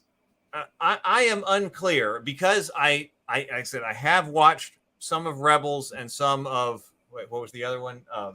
Clone Wars. I did watch some, but it's been so long I don't really remember all of them. But so some of them. So that's my status coming into this. Like I realize that I am really not clear on what Sabine wants in this. Like, what is it? You talked about the problems, and I think you're completely right about having her act like a teenager, a rebellious teenager, even though we're way beyond that in her age and where she should be as a character. But I'm still really unclear about what she wants. Does she want to be a Jedi? Like, Luke wants to be a Jedi. I want to be a Jedi, like my father. I want to go on an event. That's very clear. I'm unclear about what Sabine wants, because we thought that it seems like that they're setting her up for the arc instead of Ahsoka. Okay, fine, I guess. But I'm unclear on what she wants. And even in the line when Ahsoka comes in and she's having a discussion with a droid in the cockpit or something like that, and Ahsoka says, "I need Sabine to be herself." Like the droid says something like, "You need her to be a Jedi" or something like that, and Ahsoka says, "No, I need her to be herself." And I was thinking, why? Like, I don't think this has set this up for me to understand. Well, you might set this up for me to understand why Sabine needs to be a Jedi, because Grand Admiral Thrawn is coming, and the only person who can defeat Grand Admiral Thrawn is Sabine. That would be kind of a classic hero's journey kind of thing. And that's why you've got to get her to accept the call to adventure to become a Jedi in order to defeat Grand Admiral Thrawn. But if it's true that what we need is for her to be herself, I'm not really sure that I haven't gotten that she's not herself. And I'm not sure why being herself is going to help you defeat whatever it is we're supposed to be defeating, which I'm presuming is Grand Admiral Thrawn, but I'm not exactly sure because they didn't set that up as a threat. This is like the Phantom Menace reloaded. It's like there will be a dangerous entity in the universe. We're going to show you how the entity got here. And it's like, no, that's what you did with the Phantom Menace. And it was too long to establish conflict. Phantom Menace was unnecessary. I say the Phantom Menace was unnecessary as a movie. So it should have started with episode 3. You're right. They could have. They could be. You could be right. You could be right that this is the Phantom Menace for Grand Admiral Thrawn. The unnecessary lead up. You could completely be right about that. Well, think about the opening to episode 1 versus episode 4. Episode 1, the dispatch to Star Wars. Episode 1, Phantom Menace. Even the title tells you it's a menace that will get here eventually. You can't see it. It's a Phantom Menace. Anyway, the scroll goes up and I was like, they dispatched 2. I remember in 1999 being in the theaters, and the final sentence in that scroll was like, and so they dispatched 2 Jedi Knight to solve the trade dispute. And I was like, that's not dramatic. That's, that. And then they show them and they're like sipping tea from like this silver 3PO droid. And I was like, okay. I was like, let's see where this goes. They didn't get going until episode 3. In fact, once I saw the Clone Wars animated series, I was like, this is the prequels. Because you have the Separatists and you've got the Republic. And these two are like equal powers, and they are slugging it out. It's not like the Empire and the Rebellion, where the Empire has all the power and the Rebellion has very little. They're an insurgent good trying to like attack this Goliath. In the Clone Wars, you have Goliath on Goliath pounding each other. The animation and the battles in the Clone Wars are phenomenal. I was like, this is the prequels. And here you have the space between Return of the Jedi and the next thing, right? What do? We're going to build up to show you how the conflict starts. It's like, don't do that. Start with the conflict. Show us side A and side B trading punches in the style to which this conflict would take place. So in the rebellion against the Empire, you have a rebel spy escaping with plans. This makes sense. This is a conflict that works with that dynamic. If you want to show Grand Admiral Thrawn attacking the New Republic, show us his strategy like Napoleon. Come in with these ships, attack a New Republic shipyard or something, and get out. And the New Republic is on its feet. Show people nervous that the Empire is about to come back. Tell us about Admiral Thrawn. Have a scene with Hera's like, no, he doesn't just attack. He studies the planet. He wiped out, Mandalore 6 with this strategy. And people are like, he wiped out Mandalore 6. Now you got people scared of this guy. Let us know what he's doing tactically that makes him so scary. It's like, I completely agree. And like I said, we could be changed up because we got episode 4 that's dropped. So we will see. True. But it does seem to me, the way that it's going, to be the way I would have written it years ago. It's like, I've got this really, really scary villain. His name's Grand Admiral Thrawn. And then somebody's like, oh, so are you going to show him in this show? No, you need to read this book first. I'm going to write this book. You'll read this book about how he's about to appear. Like, don't do that. Don't do that. And then in the next book, man, that guy is going to be really bad. No, just drop this book and go ahead and start with. Hey, Doug, I'm reading your screenplay and she says, what did Grand Admiral Thrawn do? And you just wrote, he killed my friend. Shouldn't we develop him here? No. We'll do that in episode 7. In later on. Right. Yeah. It's so I may be wrong. Cameron thought that we were going to be wrong, that we were going to introduce Grand Admiral Thrawn earlier and stuff like that. And I hope so. I think it definitely needs that. I mean, it needs Grand Admiral Thrawn to go ahead and get involved. Because that's conflict. Yeah. So my attitude of episode 3 was certain craft elements of episodes 1 and 2, which were, in my opinion, horribly amateur, were missing in episode 3, meaning it didn't come across as an amateur episode to me. The actresses, there was a total performance, especially in that space battle. They were a little nervous. I was like, oh my God, gone is this terrible stoicism that plagued all 3 of these chicks in the first 2 episodes. The action was more interesting. There was much more conflict. I thought the dialogue moved quickly. There was not these dead spaces of error that you totally got in episodes 1 and 2. It was, to me, unbearable. Now, my mom said she rewatched Ahsoka episode 1 and she's convinced that they edited it. She goes, did you rewatch it yet? Because I think they edited out all those dead spaces. I was like, Mom, I hated the episode.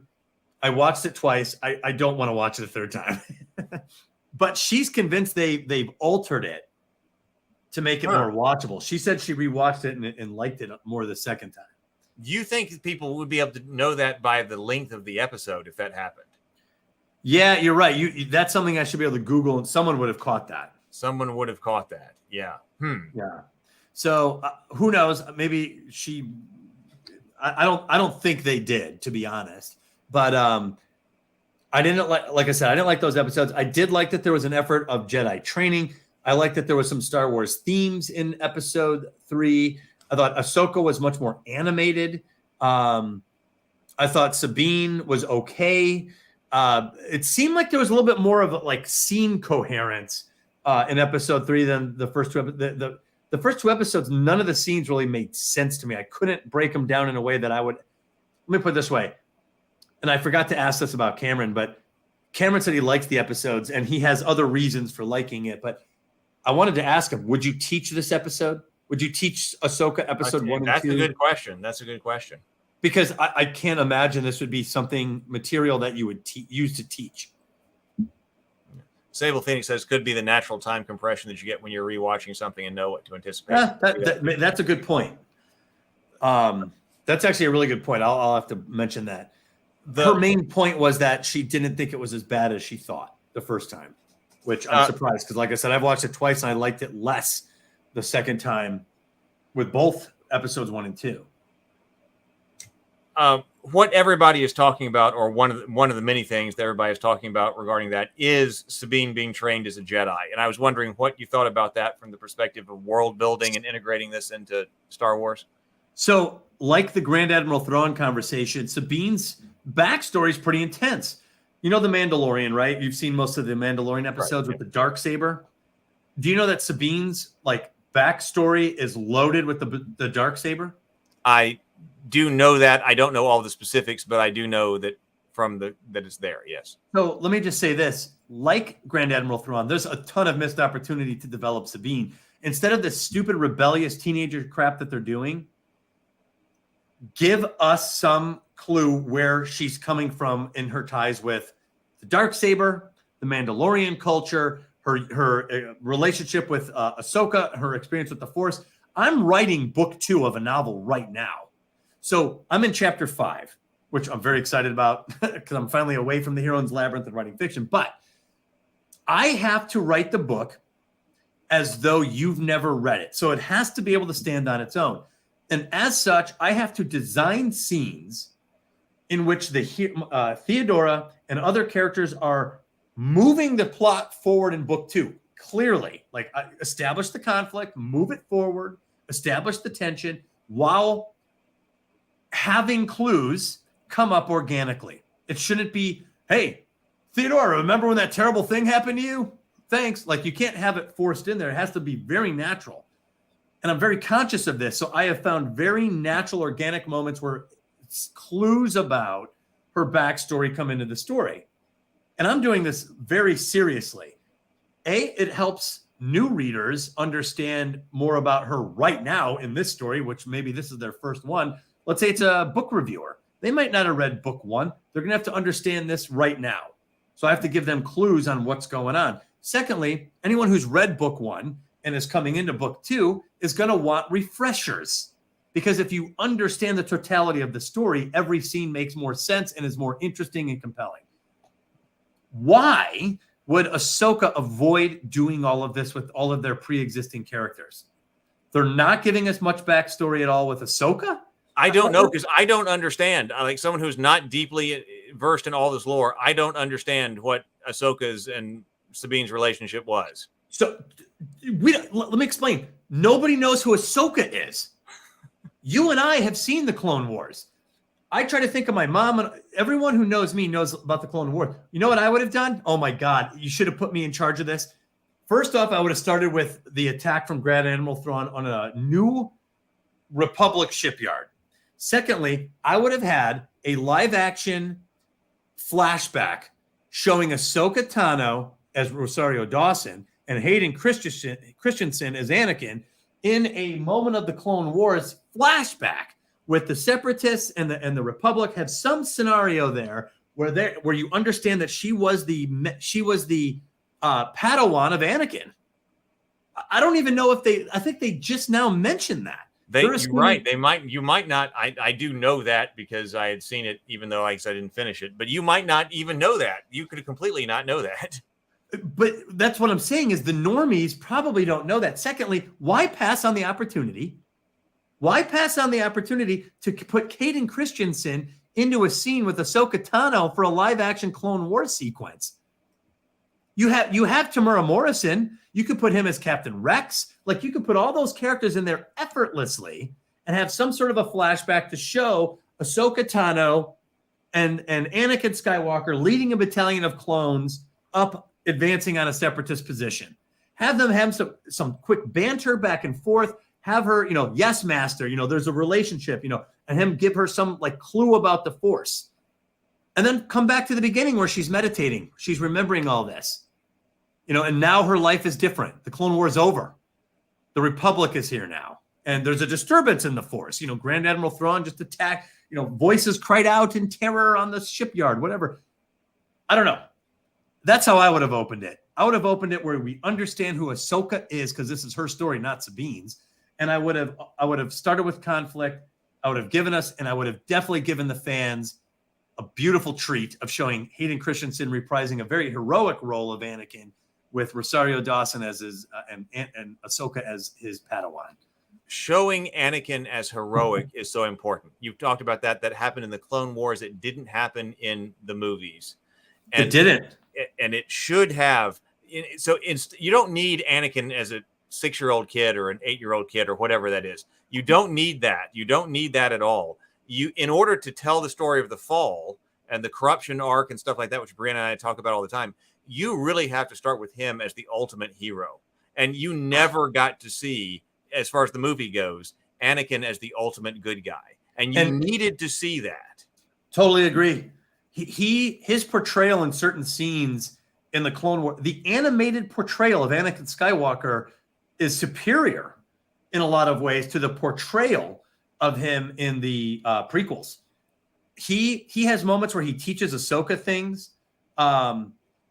There are times where his mentor style is really good. Anyway, I'm just saying, give us this great opening to Ahsoka. I think if you would have tied it in like that, you would have had a 10 out of 10 episode. Everyone would have been on board. Then you could slow it down to that. I wouldn't have slowed it down as much as they did, but you could slow it down afterward. Now that people are hooked, now they're interested in seeing what Ahsoka's, what Anakin's Padawan is going to do. So anyway, I will say, just to end on some positive things, Episode 3 was the best of the 3 episodes by, I would say, a noticeable amount. I would give episodes 1 and 2 like 3s and 3s, maybe. I mean, 3s and 3s. Well, like a 3 and a 3, like out of 10. I thought they were very poorly done. They were poorly written. The dialogue was bad. The acting was bad. I would have given episode 3 more of like a 6. So twice as good as those first episodes. Watchable, not perfect, but certainly a step in the right direction and some evidence that they could course correct. I was going to say that with regard to Sabine being trained, even though I don't know the relationship about Sabine and Ahsoka being master and Padawan or whatever, if it was shown, I don't know, in previous episodes, I didn't necessarily have a problem with that, because one of the things that I don't like that Lucas introduced was this idea of the midichlorians. And so as far as I'm concerned, midichlorians can just go away. I'm not opposed to critiquing George Lucas and the prequels at all. So that idea, in fact, one of the better ideas, and I'm not, even though I didn't like the sequels, I'm not opposed also to saying when they've got a good idea, is the idea of that boy when he pulls the broom to him at the very end, that the Force is out there. It's something that manifests. I thought that was desperately needed, because I just need to forget the existence of midichlorians. So the idea that somebody else, obviously we have the idea of the Force being powerful in families. Luke, Yoda talks about that with regard to Luke and things like that.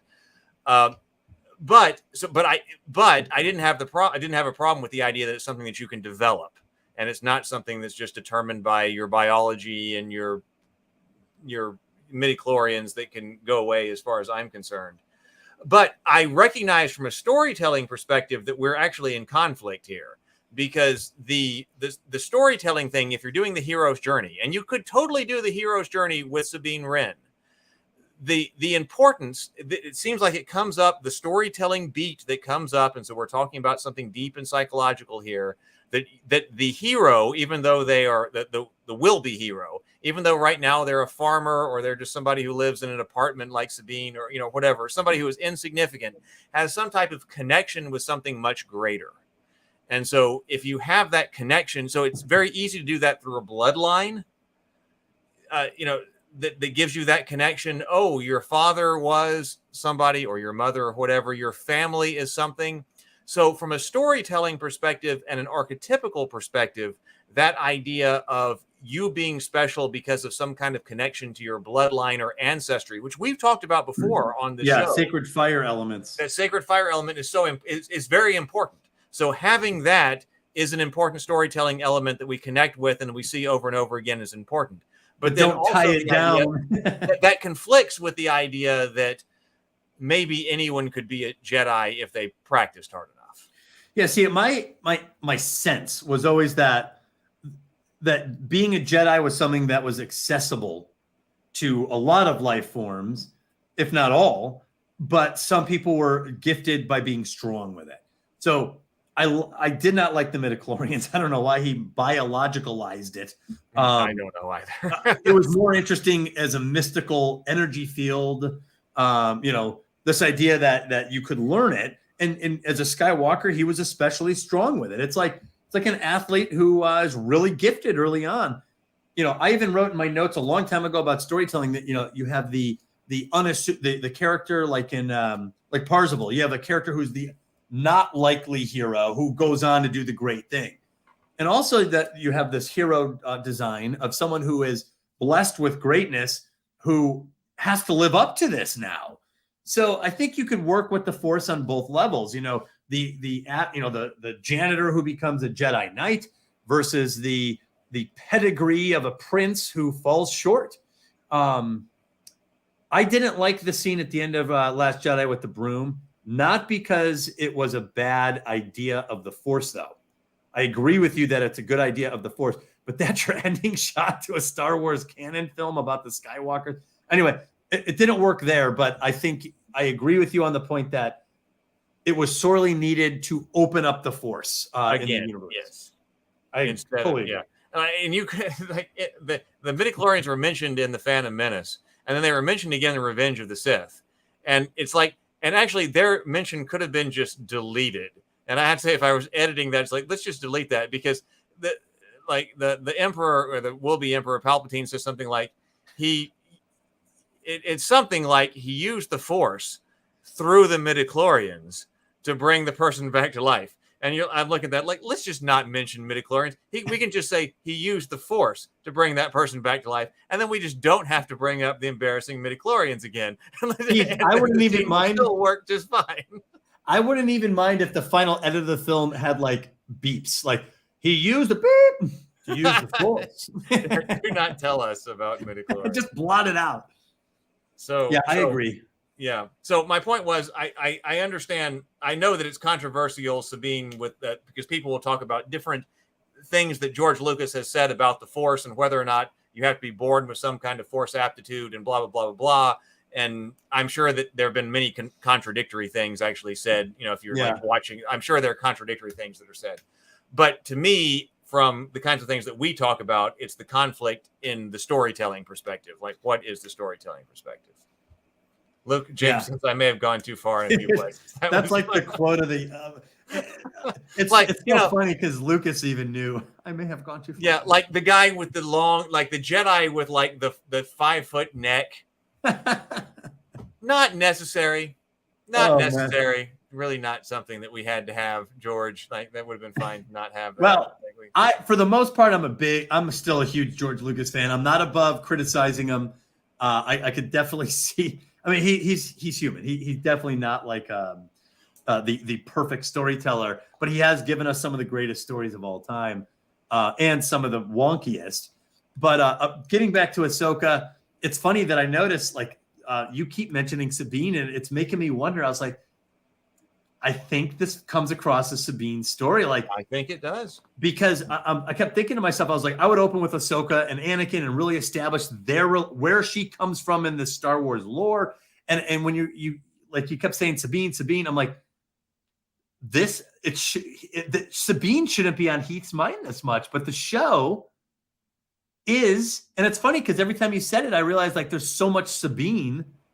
Even the big introductory scene, Ahsoka's was the slow, Indiana Jones thing. Sabine's was like the on the bike and ditching stuff. Like she had more of the flair. I guess it wasn't well done, but they tried harder to introduce a character with her. They did not introduce a character with Ahsoka. Her going into a temple and then beating up stupid droids is not much of a character development, in my opinion. Well, she could start that way. If she started that way, able to do that, and she can still do that. There's no arc there in development. So yeah, big deal. And she does move slow. And someone pointed out, and I couldn't help but notice it, how many of the women have their arms folded?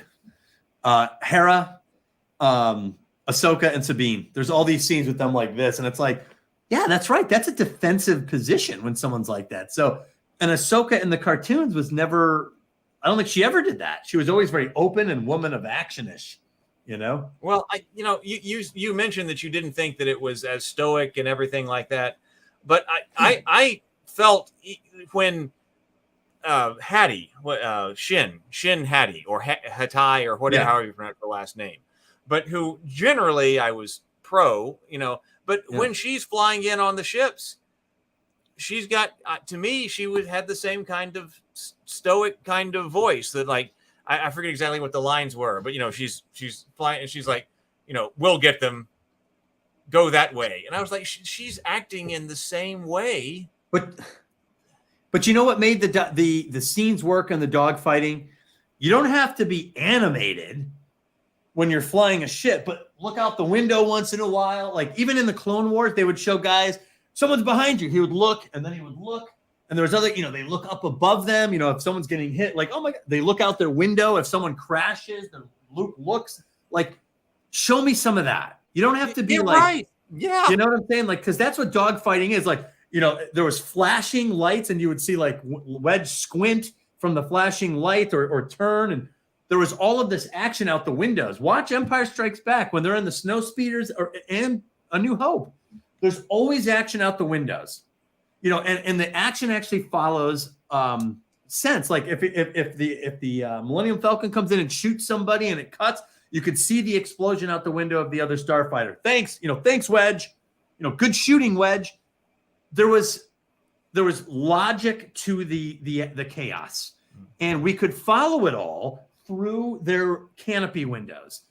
I know this because I remember when Independence Day came out, I think 1996, and they had all this dogfighting against the alien ship. And I was like, what's wrong with this? Why isn't this as good as Star Wars? My answer, I can't see out their canopy. Star Wars, I could see above, side. I could get a good feel for their spatial awareness, even in space, and the action and what they were escaping and doing and seeing, all based on that pilot's ability to move around in that canopy. And so when they just sit there like this, you're not doing anything. Yeah, you don't. They should. There were opportunities for her to be more animated. And I just felt when I saw her, like I was like, oh my God, she's doing the same. But that's thing. a director. It is. It's a director's problem. They must want it that way. The director must want it that way. I agree. James. Does anyone know what those gigantic 5-pit plate? Yeah, there's some kind of rank thing. But yes, I also, when I'm getting down into the weeds on things, the Rebel rank patches, whatever they're wearing for their rank, yes, are quite distracting. I will agree with that as a They costume. look like a dice. Some people say nitpick, but yes, it looks like they're wearing gigantic dice on that. That needed to be toned down a bit. That needed, because I didn't remember it in Return of the Jedi. Like when I think of Return of the Jedi, I don't think of gigantic dice pips on there, but on this there is. Maybe it was there, but yes, it's. Well, but the director has to decide how they want to do the action. All I'm saying is, like I said, this is a 6 out of 10 for me, not a 10 out of 10 or anything even close. But they got more right than they got wrong in episode 3 for me. Whereas in episodes 1 and 2, I felt like they got very little right, if anything. And I'm hoping, because the Clone Wars started with a movie that was really bad. It's the worst Star Wars film of all time. I had forgotten about that. Yeah. When so it you were started talking about introducing with the movie. Yeah. Yeah. It started very poorly and built up momentum. And Dave Filoni did the end of I think Positive Fandom mentioned this. He did the last 4 episodes of Clone Wars season 7, which was Disney on Disney Plus, and they're some of the best Star Wars made. Ahsoka Tano fights Darth Maul and not briefly. Like, it is an epic, visually beautiful, amazing cinematography battle, good dialogue, good action. I love the last 4 episodes of us. So this is the group that gave us that. Under this regime, they're capable of giving us some Star Wars, but man, I feel like you gotta lead. You gotta start strong in this era of Star. You don't have years to build momentum. You got a very disenfranchised fan base.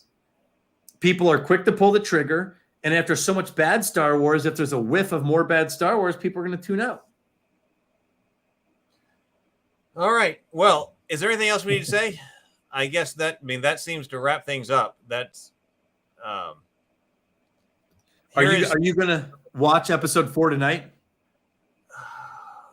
I'm not sure if I'll watch it tonight or tomorrow. I was actually getting some messages from RM. Oh, yeah. And she was talking about that. And then also, I need to have a conversation with Retro Nerd Girl. So we might talk Star Wars or something like that. I'm not sure if I'm going to watch episode 4 tonight or maybe tomorrow morning. But I'll watch it. If we're watching, I feel like I keep getting drawn into this. I feel like I would not ordinarily watch it. I think ordinarily I would not watch it, but we're the discussions and things like that, so I think I will. And I haven't seen Andor, so I think I'm going to use the opportunity, since I've got Disney Plus, to go ahead and see the rest of Ahsoka, since we're talking about it, and also see what Andor is. But I think under ordinary circumstances, I would not bother with the rest of Ahsoka or Andor, because I have the rule that not bad. It's not. See, that's what people are saying, and some people are saying that Andor has got great structure and that I will really enjoy it. I just got completely jaded on all Star Wars. So, but and I don't want to just watch things that I'm going to hate. I'm not doing that. But it seems like there's enough discussion going on and stuff like that. Well, I guess I will. I guess I'll watch it. Yeah, Andor's not bad, and there's a couple good episodes with Andy Serkis in particular. But it is very slow. There's almost no aliens. So the fun of Star Wars is largely missing from Andor. So if you can get over that, which took me a while to get over that, to be honest with you, because I was like, this is all just humans. It's not quite Star Wars, but it still kind of worked. But there's a couple Andy Serkis episodes. One episode in particular is excellent. The rest are okay to good. That's the best I could say on it. All right. Well, I've got Faraway Bird up. I think this is actually the Kindle edition, and then also there's the audio book. So I'm going to put this in here. Faraway Bird for everybody. The audio book is not $0. If it's $0, grab it, because it's an awesome audio book, but there's no way it should be $0. Well, I think no. It says that's misleading. It says $0 with your free Audible trial. So if you don't have Audible, apparently it is a book that you can get free if you start using Audible. So it says free with an Audible trial. If you've already got Audible, no, I don't think. Okay, I got you. What they say here. So, Well, do you want me to text you if the episode's good or bad? Because I'll probably go watch it right now. Oh, sure. If you're gonna watch it right now, text me. Yeah, I'm thinking about. I'm gonna download this. I'm gonna do some work here. So I'm not gonna go to sleep. Yeah. So text me. Yeah. Okay. I'll just give you an idea of what I think. But all right, that sounds good. Especially if you say it's good, then I'll probably keep watching. So all right. You and Cameron keeps saying it's good, so maybe I should listen. He likes it more than me. All right. We'll see everybody in the morning for the morning grind. Have a wonderful evening, everybody. Go get far away, everybody, and like and subscribe. Especially if you're on the new Table Talk channel. Please like and subscribe. And thank you for watching live, and thank you for watching on replay if you're watching on replay. Later, everybody. Good night, guys.